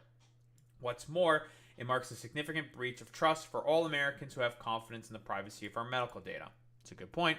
An HHS spokesperson told Newsweek CMS is aggressively cracking down on states that may be misusing federal Medicaid funds to subsidize care for illegal migrants.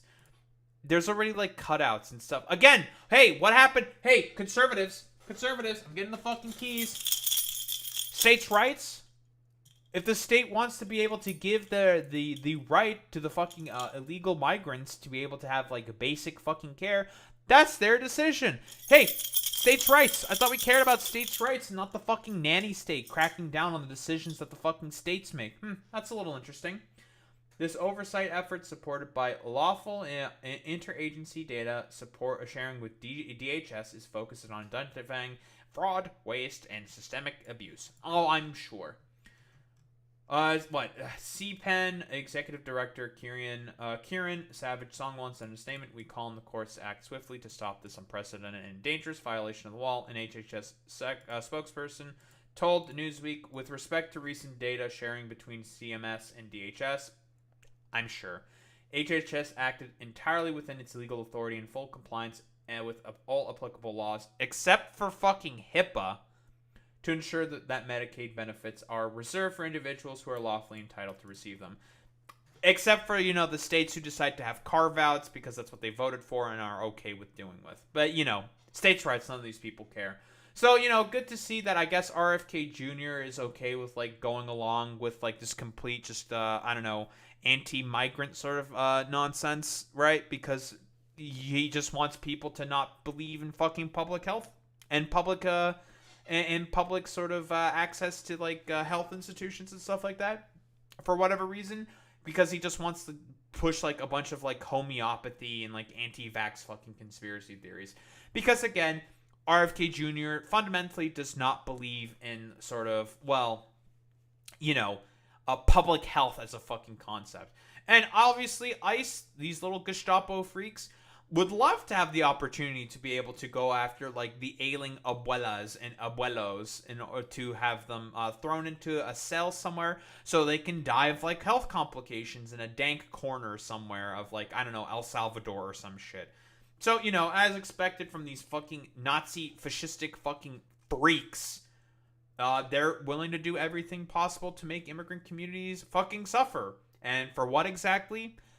Just to be able to try to build a better path for the future for themselves. Like, that's really all they're doing this for, because they're just a bunch of xenophobic, nationalist fucking freaks. Don't think there's really much else to say besides that.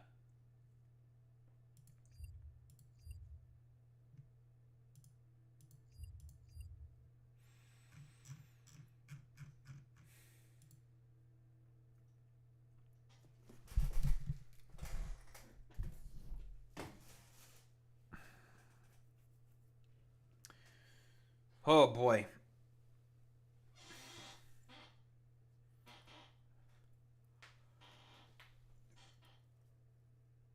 Oh man. Eepy. Oh yeah, dude. It's fucking wild. Oh, excuse me. I had spinach with eggs today. It was very, very yummy. I like spinach. I like eggs. Eggs pretty good. Very healthy. I had eggs with a bunch of vegetables. Very, very good. We love staying healthy. Unlike myself, folks, I'm not very healthy. I love Filet-O-Fishes. I love McDonald's. Let me tell you, McDonald's is the best. So very good. Fantastic, even. We love McDonald's. Don't you love McDonald's, Boy Meets Minnie? I know you love McDonald's. I love McDonald's. You love McDonald's. Everyone loves McDonald's. Oh man, oh man, oh man, oh man.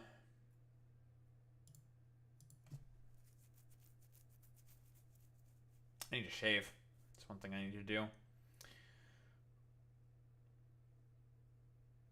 The only time I've eaten McDonald's, because I have not also eaten, like, I'll get it like once in like a fucking blue moon if like I'm on the road or something, or if I'm, say, somewhere, like when I visit my old roommate in Ottawa. He basically lives right next to a fucking McDonald's, so then I'll just be like, you know what, I feel like having McDonald's one day, and then I'll just like go get some fucking McDonald's, just to like be like, yeah, you know, I want some chicken nuggies, maybe a Big Mac or something, yeah, you know, I'll get, you know, fuck it, why not? It's right there, sure. And if there is one thing that's really fucking expensive in fucking goddamn Canada, it's chicken nuggets. Like, it's crazy. I think like a 20 piece is like 20 fucking bucks up here. It's a lot of fucking money. Like a 20 piece fucking chicken nugget fucking goddamn, just like the 20 pieces of nuggets. If you get like a fucking meal out of it, it becomes like almost $30. Yeah, it's like, I think in like America it's like about as half as much for you guys. It's a lot. Like, I have no idea why chicken nuggets are so fucking expensive in Canada. It's so fucking weird. I like chicken nuggets. They're pretty good. Daho, but you keep paying the overpriced money. You know, why are you doing that? It's like, I fucking like them. Like, what do you want from me, dude? They're good, bro. Like, come on, get away from me, dude. Kind of, we like to troll. We do a little bit of trolling, folks, you know. That's how we get Canada, you know. That's how we make Canada the 51st state, by making chicken nuggets $20 in Canada. Let me tell you, folks. $20 chicken nuggets, folks. Let me tell you, $20.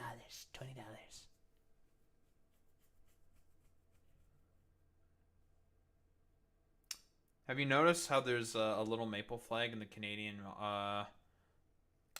that? I think so, yeah. I have. Canadian McDonald's, yeah, we put a little maple leaf. Right? Like what?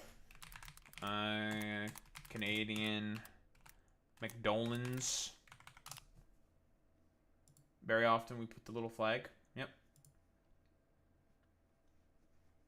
We do that. McDonald's.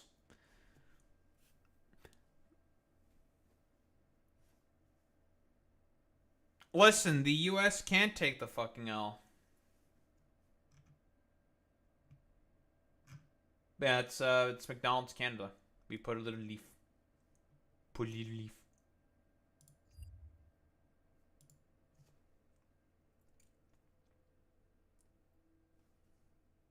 Yeah, of course. Yeah, we have poutine.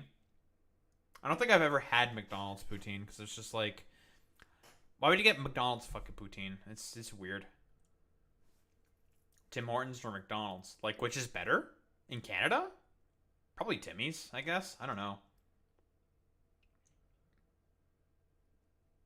Probably Timmy's.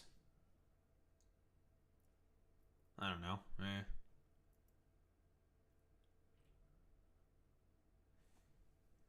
Ice caps are pretty good. I like ice caps from Tim Hortons. I like the ice cap. The ice cap's pretty good, folks. It's pretty good. Unless you want some Timbits. Timbits are never bad. They're always pretty good.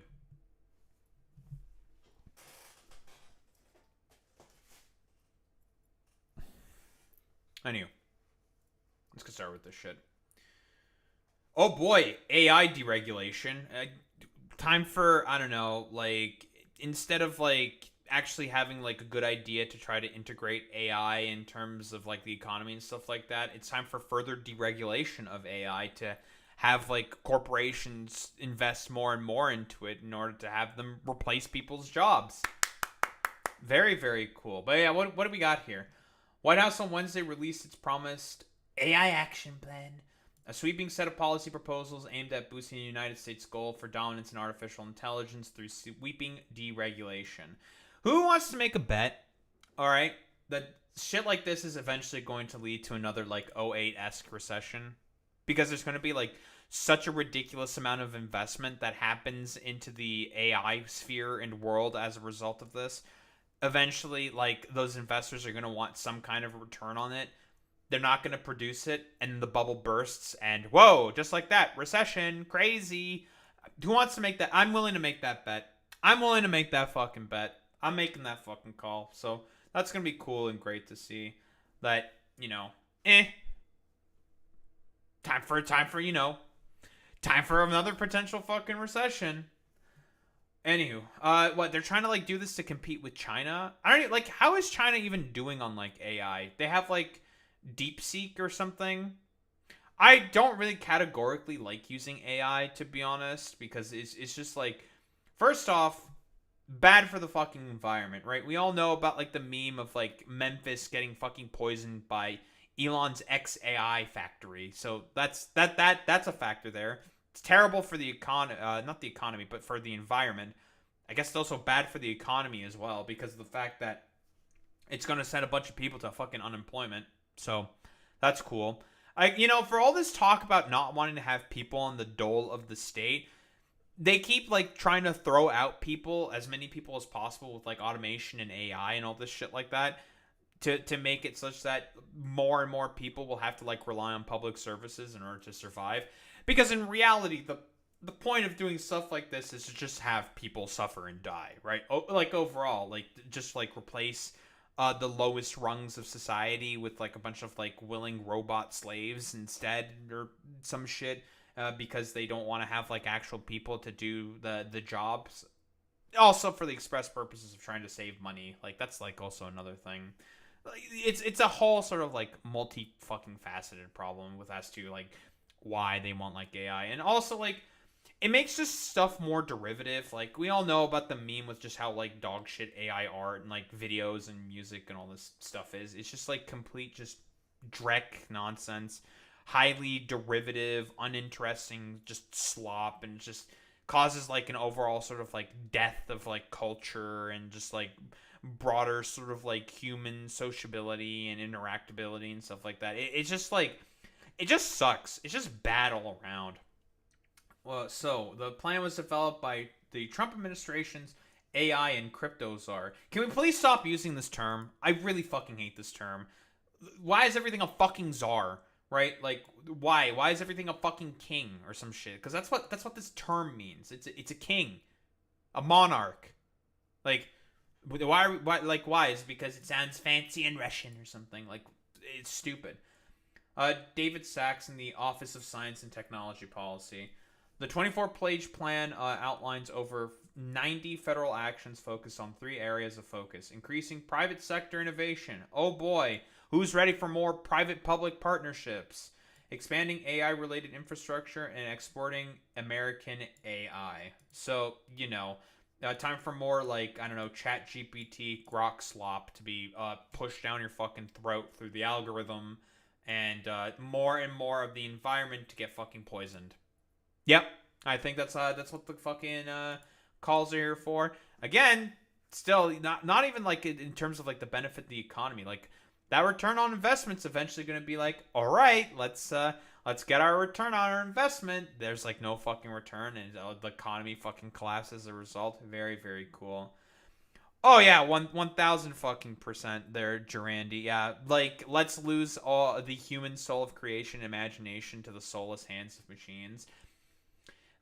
I've made that fucking point before. Like, but I mean, like, broadly speaking, like, billionaires are okay with the death of art, the death of sort of sociability as well. Why do you think like these AI companion things are becoming a thing, right? Like, the death of sort of like the broader human experience is what these people ultimately want to achieve, right? Because they hate the human experience, because they themselves, because of the amount of power and wealth that they have accumulated, are just not human anymore. Like, you look at, if you've ever like interacted with a billionaire, you can just, they're just like, they're soulless, and you can like fucking feel it. Like, that's what happens when you want to congregate that much power and wealth and sort of like I don't know, like, not will, but like power and wealth under like such a small subset of people. It just sucks away the soul of like humanity and like what like the promise of the human experience is supposed to be. Like, that's like the point of it. And because they themselves, like, they know they can't fundamentally achieve anything of that of greatness at all with like all that money that they've accumulated. So, you know, might as well just like suck away from everyone else, let everyone else fucking suffer as a result. Yeah, 1000%. Like, they're not humans anymore. They're just like robots at this point.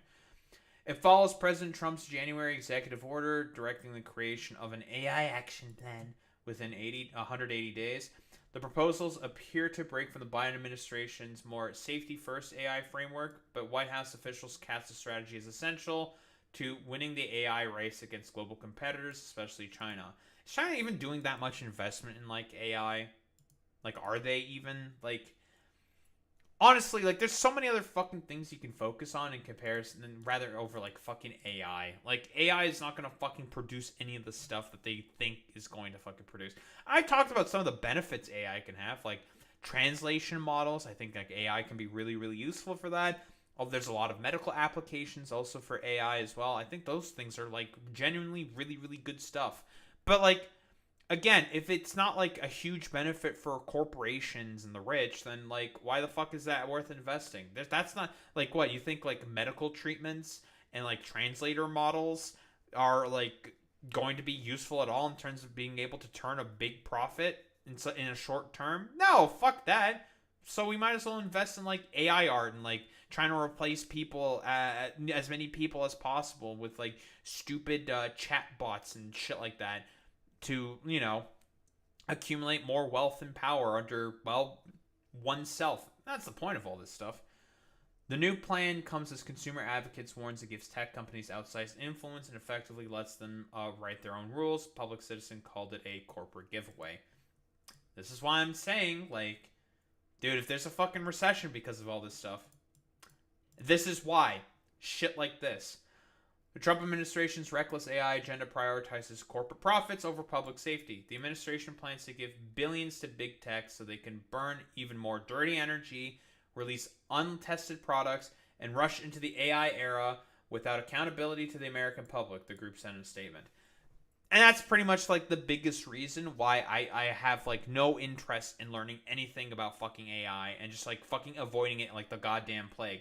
Because I know this shit's gonna fucking collapse in on itself eventually. Because it always does. It's a bubble. It's gonna fucking burst eventually. And I mean, you can attest this, Boy Meets Mini, right? Like, all these like goddamn unregulated sort of like complete utter nonsense concentration of more wealth and investment and power into like a small select handed of like rich people is going to bubble and bubble and bubble, and it's eventually gonna fucking burst. Happens every fucking time. Same shit happened with the fucking housing market with all these like stupid cuts and deregulation. Same thing happened there. That happened because of a lot of the Bush tax cuts and deregulation that happened during 03 and 05. Like, and it helped to lead to the fucking housing crash. I mean, that and also the repeal of Glass-Steagall. That's a completely fucking different story, of course, but that significantly also helped. But, like, there's, like, that's what this is going to ultimately accomplish. There's going to be a recession. I'm calling it. It's gonna fucking happen. I speak to ChatGPT sometimes in French or ask it how to say things in Japanese, and it tends to be pretty correct because Google Translate speaks really soulless or just blatantly wrong because it doesn't understand context, while I can explain to ChatGPT what specifically I want, and it gets it from actual Japanese text on the internet. That's what I'm saying. Like, I think, like, for the large language models in terms of, like, universal translators, I think are fantastic. I think that's a really good use there for AI. Like, genuinely. As, like, large language model translators. I think that's a fantastic use. So that can have a lot of, like, utility in terms of, like, tons of different applications. You know, like, say you're a tourist and you're trying to get somewhere. You can use, like, the AI chatbot to ask for, like, directions, for example. Or, I don't know, fucking have, like, a pen pal or some shit. Like, there's a ton of different things that the like, LLMs can have in terms of like being able to help as like a universal translator. But again, like the point of like ChatGPT and all this like fucking stuff is to like, I don't know, further assist in the death of critical education or thinking education, and to be able to replace people with these fucking chatbots for further automation. Well, yeah, exactly. Like, I do agree that automation can be really beneficial for humanity. Gandalf, absolutely. But the problem is the profit motive. Like, 1000%, it's the fucking profit motive. Like, but with the stuff that I said before, like with like the large language models being able to be used as a, you know, broader sort of as a broader like universal translator, there's not a lot of like profit that can be made there. Or for like medical treatments as well, not a lot of profit that can be made there. Corporations want to use these to replace people in the corporation, to replace like what they believe are like redundant jobs that they think they can just fucking automate away. That's the point of them wanting to use like fucking AI there. 1000%. The Trump administration's like have already read that bit. Trump is expected to issue executive orders tied to the plan's priorities. The president on Wednesday will appear at the Winning the AI Race event hosted by The Hill and Valley Forum and the All In podcast, which is co-hosted by Sachs. Whoa, the billionaire fucking podcast with all the like billionaire fucking dipshits who have a vested interest in trying to replace as many of their fucking workers with AI as possible so they can make more fucking money and make it look good on their stock portfolios to investors. What? Who would have thought?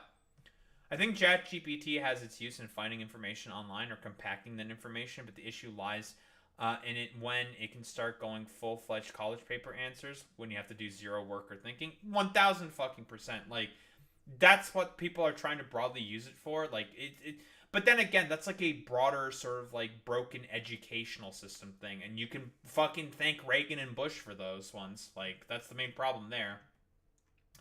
The plan aims to accelerate AI innovation by cutting regulations, pushing for private sector adoption of AI technologies, and relying on the private sector to recommend regulatory barriers to cut. Oh man, the private sector is going to recommend regulatory barriers that need to be cut? Huh. Wow, oh, that's crazy. They're asking the corporations to do this? Huh. Who would have thought?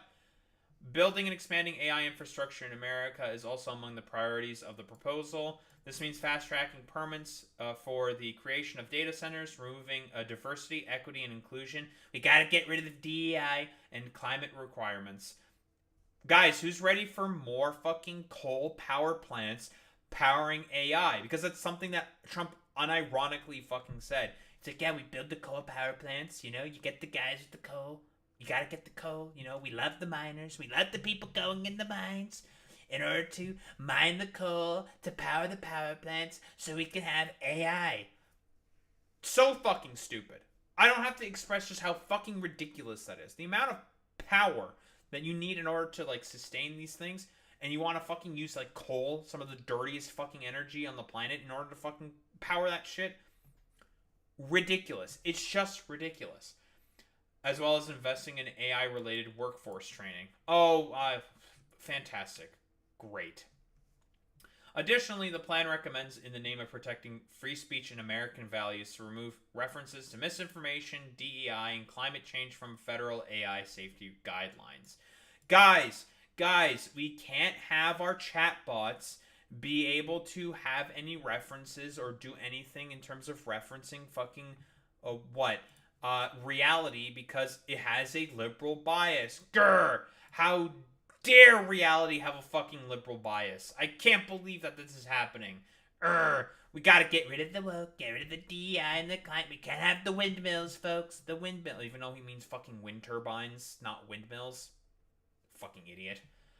The plan, however, does not address the use of copyrighted data for AI training, which has emerged as a key issue for AI and the basis for lawsuits. When asked about this, a senior official told ABC News the issue is currently before the courts and beyond the scope of executive action, saying fair use is the law of the land. I don't think the Trump administration or the companies really give a shit about any of that stuff. So that's cool. That's great to see that, the AI sort of like cyberpunk shithole dystopia is going to be more and more like realized. And again, these deregulatory actions that are currently happening right now, this is the exact same fucking shit that happened with the Bush tax cuts, which helped lead to the fucking Great Recession of '08, which is why I'm making the call that, guess what? It's going to lead to another fucking goddamn recession. Mark my fucking words. When, like, shit like this happens and all these, like, barriers and cuts happen and the bubble begins to sort of inflate more and more and more and more, that shit's eventually going to pop, and it's going to cause a huge fucking economic recession. Because, again, a lot of these investors, they're going to want their fucking money back. They're going to want their return on investment. See that there's a bunch of, like, completely unregulated, complete, utter fucking dog shit, terrible fucking goddamn programs that are hawked as, like, the next best fucking thing. You use them, it's complete broken nonsense, and it's terrible. And it's going to cause crazy. It's going to cause a fucking recession because of that. Because it's happened already before in the past. It's the exact same fucking thing. So it's cool. It's great that the Trump administration is helping to continue to fast track the sort of like, the further death of the U.S. economy and stuff like that. So, I don't know. I'm ready for, like, to see the reports and suffer the consequences of about 5 years of the AI bubble bursting and causing another giant fucking potential global recession. So, I'm looking forward to that greatly. Don't think there's really much else to say besides that.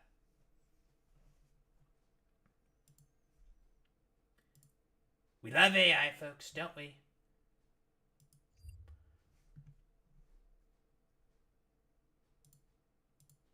Do you love AI? Because I love AI. Whoa, don't say that to all the, American Diabolist types. They're gonna, soy the fuck out over the fact that, did you know that, NASA was run by a bunch of Nazis? And it's just like, sure, man, whatever. I don't care about that shit anymore. Who gives a fuck about any of that shit? Fuck off. Hey, Yeah, okay, bro. Yeah, they were. Yeah, okay, cool, whatever. Totally. And, like, yeah, there's already Nazis in the fucking Senate. Like, uh, the Russians sort of snagged up more Nazi scientists in comparison to the fucking U.S. Like, it doesn't matter. Like, who the fuck cares? Stupid.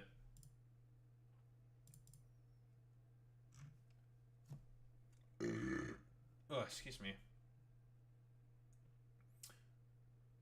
You know what I hope happens during October 16th? That I will be able to have the ability to find the sort of the whatchamacallit, the bundle to get not only a Switch 2 but also the new Pokemon Legends game. I'm gonna do that.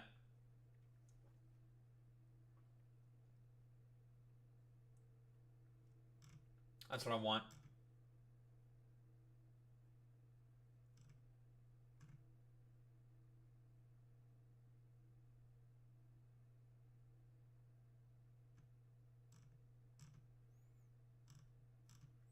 That's what I want, folks. It's gonna be great.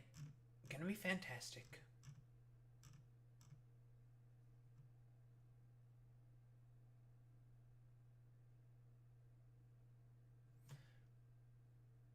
I'm not getting the Switch 2. The only game I find interesting is Mario Kart.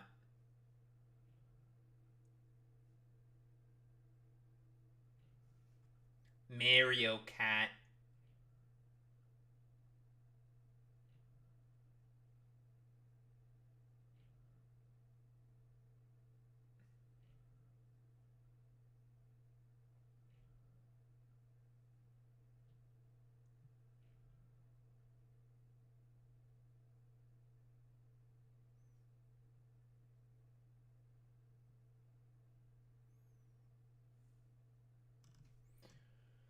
I love Mario Kart. All right. So I guess Israel is they're doing more piracy. They love piracy. You know, it's like it's their second favorite thing to do besides, like, I don't know, bombing Palestinian children, right? Is piracy. That's the meme we're going with. But what we got here? So what? There's another new Gaza flotilla. I think it's called the Handala, right?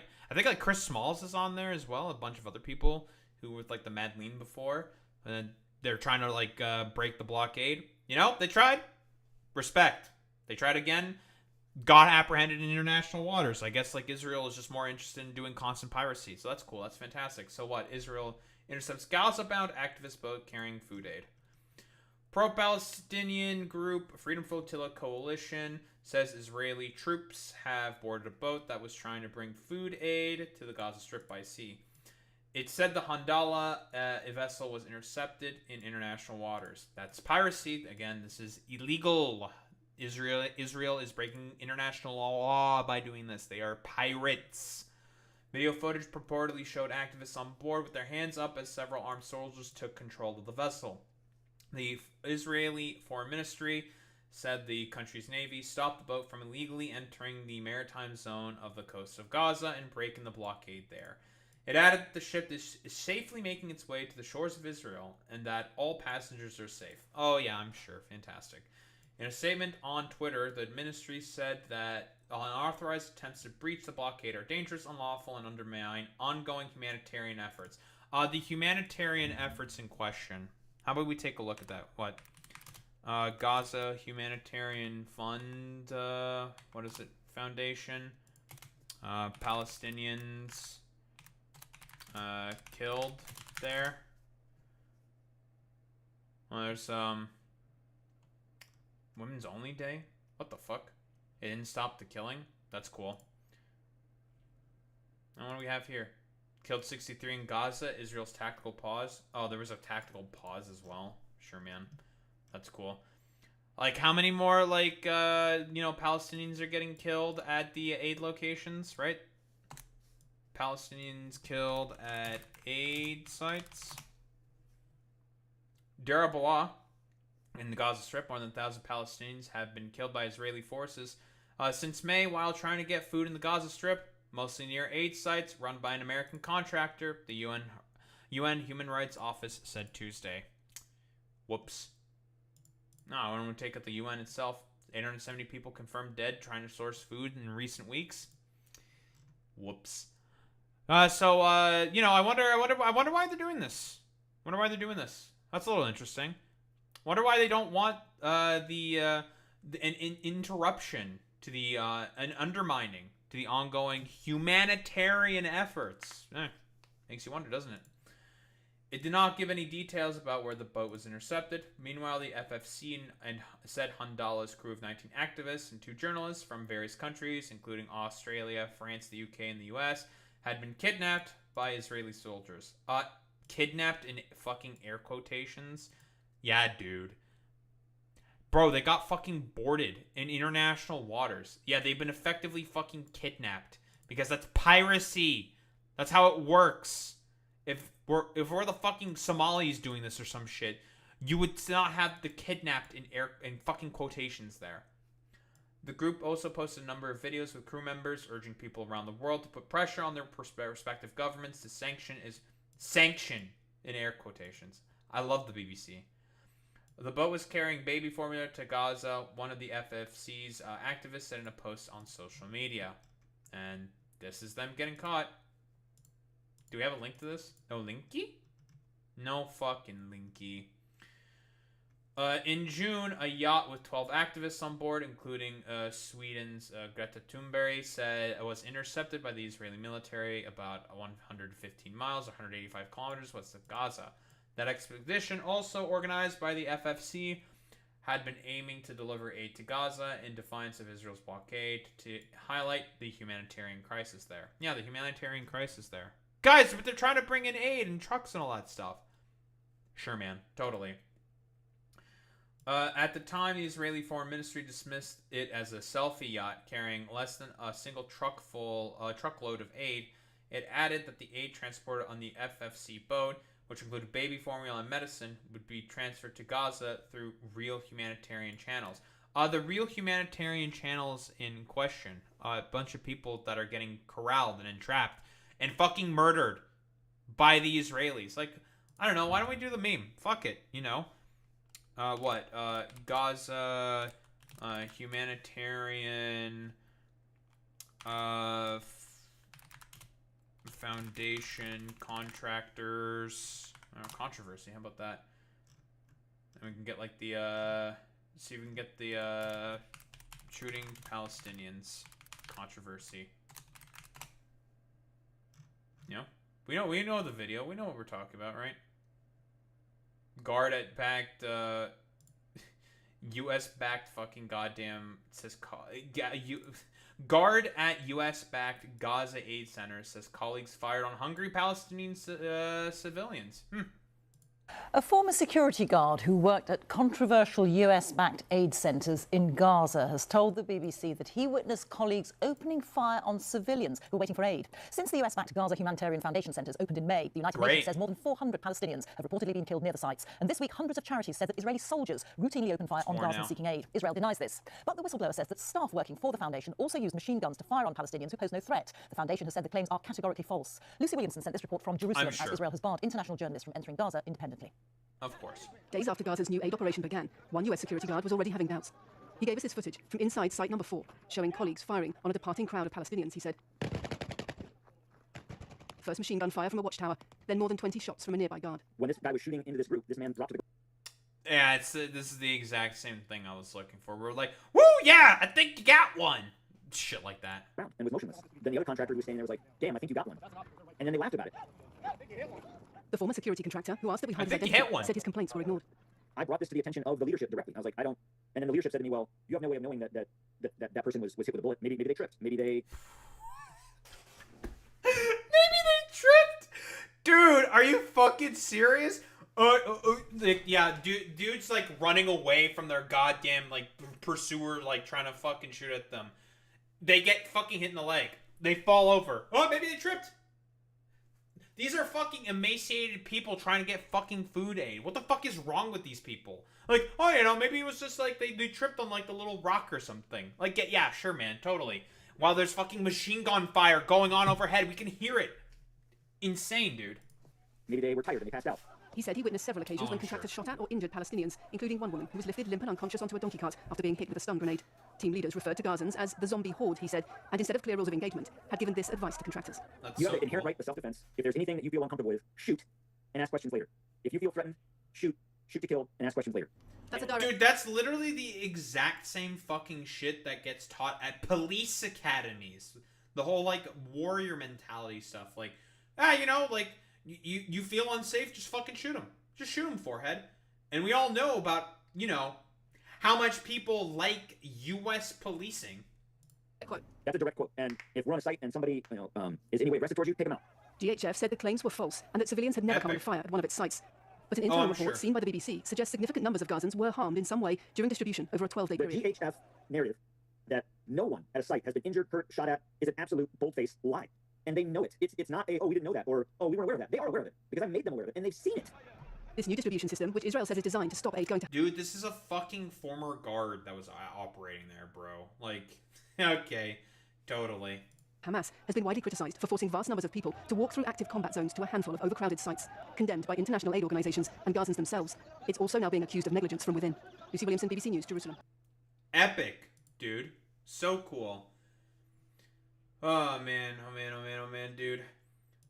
Those are the, by the way, those are the real fucking humanitarian channels that exist. Very cool, Israel.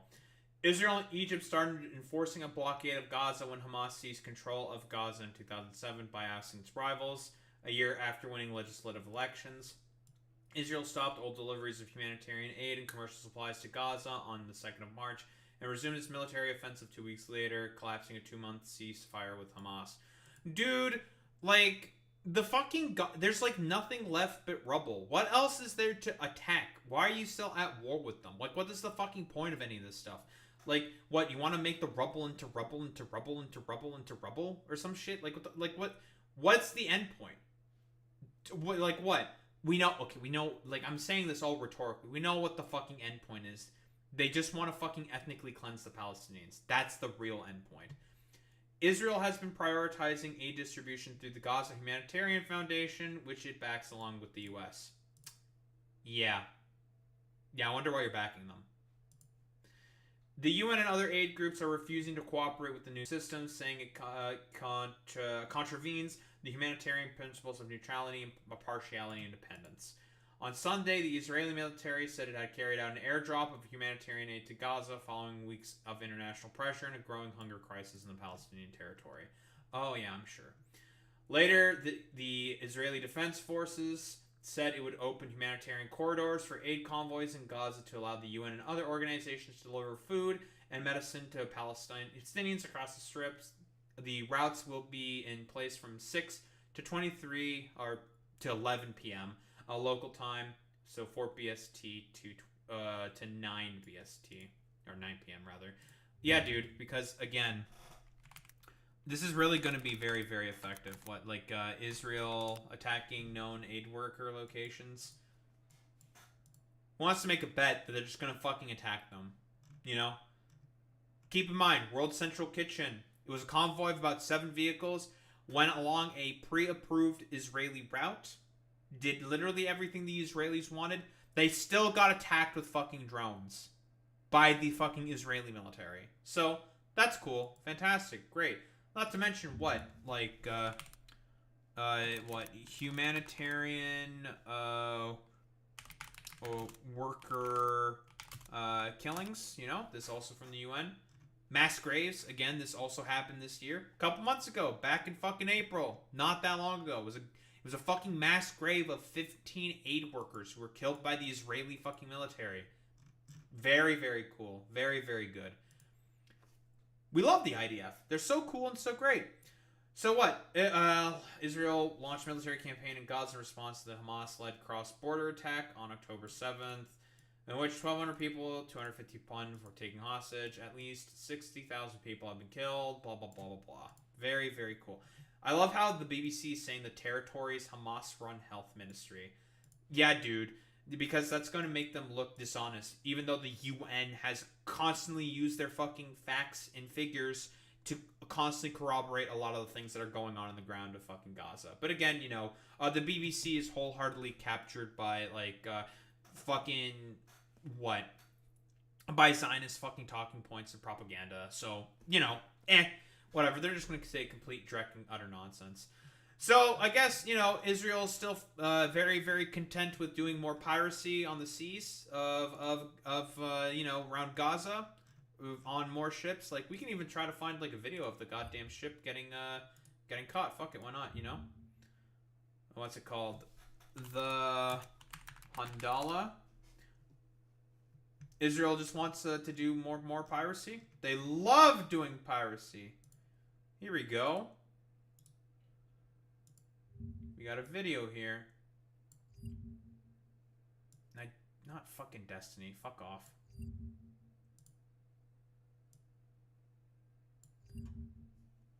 Here's our, you know, here's the Israelis boarding the fucking ship. They love doing piracy about as much as they love bombing Palestinian children. So that's cool. That's epic. Here's them literally getting fucking boarded in international waters. This is illegal. This is piracy. So, you know, as expected from the fucking miserable wretches that run the IDF and Israel in general, they're totally okay with doing shit like this in order to be like, I don't know, cause as much death and suffering for Palestinians as possible. Again, we've looked at the whole fucking thing. About, what, 875 people are confirmed dead trying to source food in recent weeks at official fucking aid site locations. The point of this was the fucking entrapment, quite literally, and I have no doubt that this is probably a much higher fucking number, and these are being underreported, like, more than likely. And literally a fucking former guard has even said, like, oh yeah, they're like just shooting people, right? It's like trying to come up with the excuse that they tripped. Again, the point of this is fucking simple. They just want to do the fucking ethnic cleansing. They want to kill the fucking Palestinians. They want to ethnically cleanse them from the land so they can just resettle it and, I don't know, have Trump set up his like stupid, gaudy fucking desert resort in Gaza to have the Palestinians be like willing little slave servants for the fucking rich within Gaza. That's the entirety of the fucking point of this. And Benjamin Netanyahu is totally okay with stuff like that because, again, he's a genocidal fucking freakazoid. Don't think there's really much else to say besides that.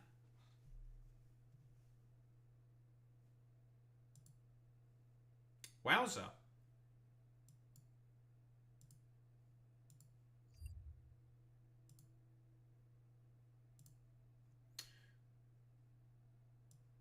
Jump Gaza, #1, folks.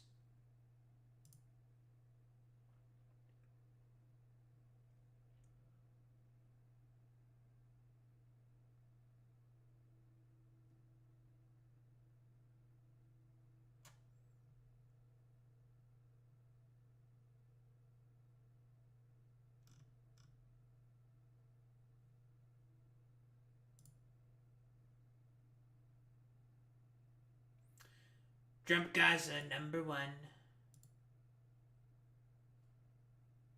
Alright, who the fuck are we rating out to?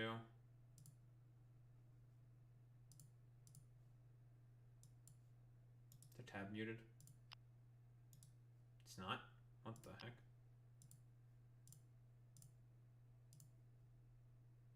The music's broken. Alright, there we go. That was a little weird. Alright, who the fuck are we rating out to? Who the hell are we rating out to?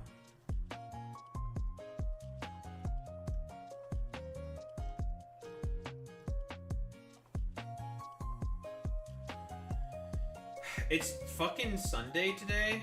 Ick.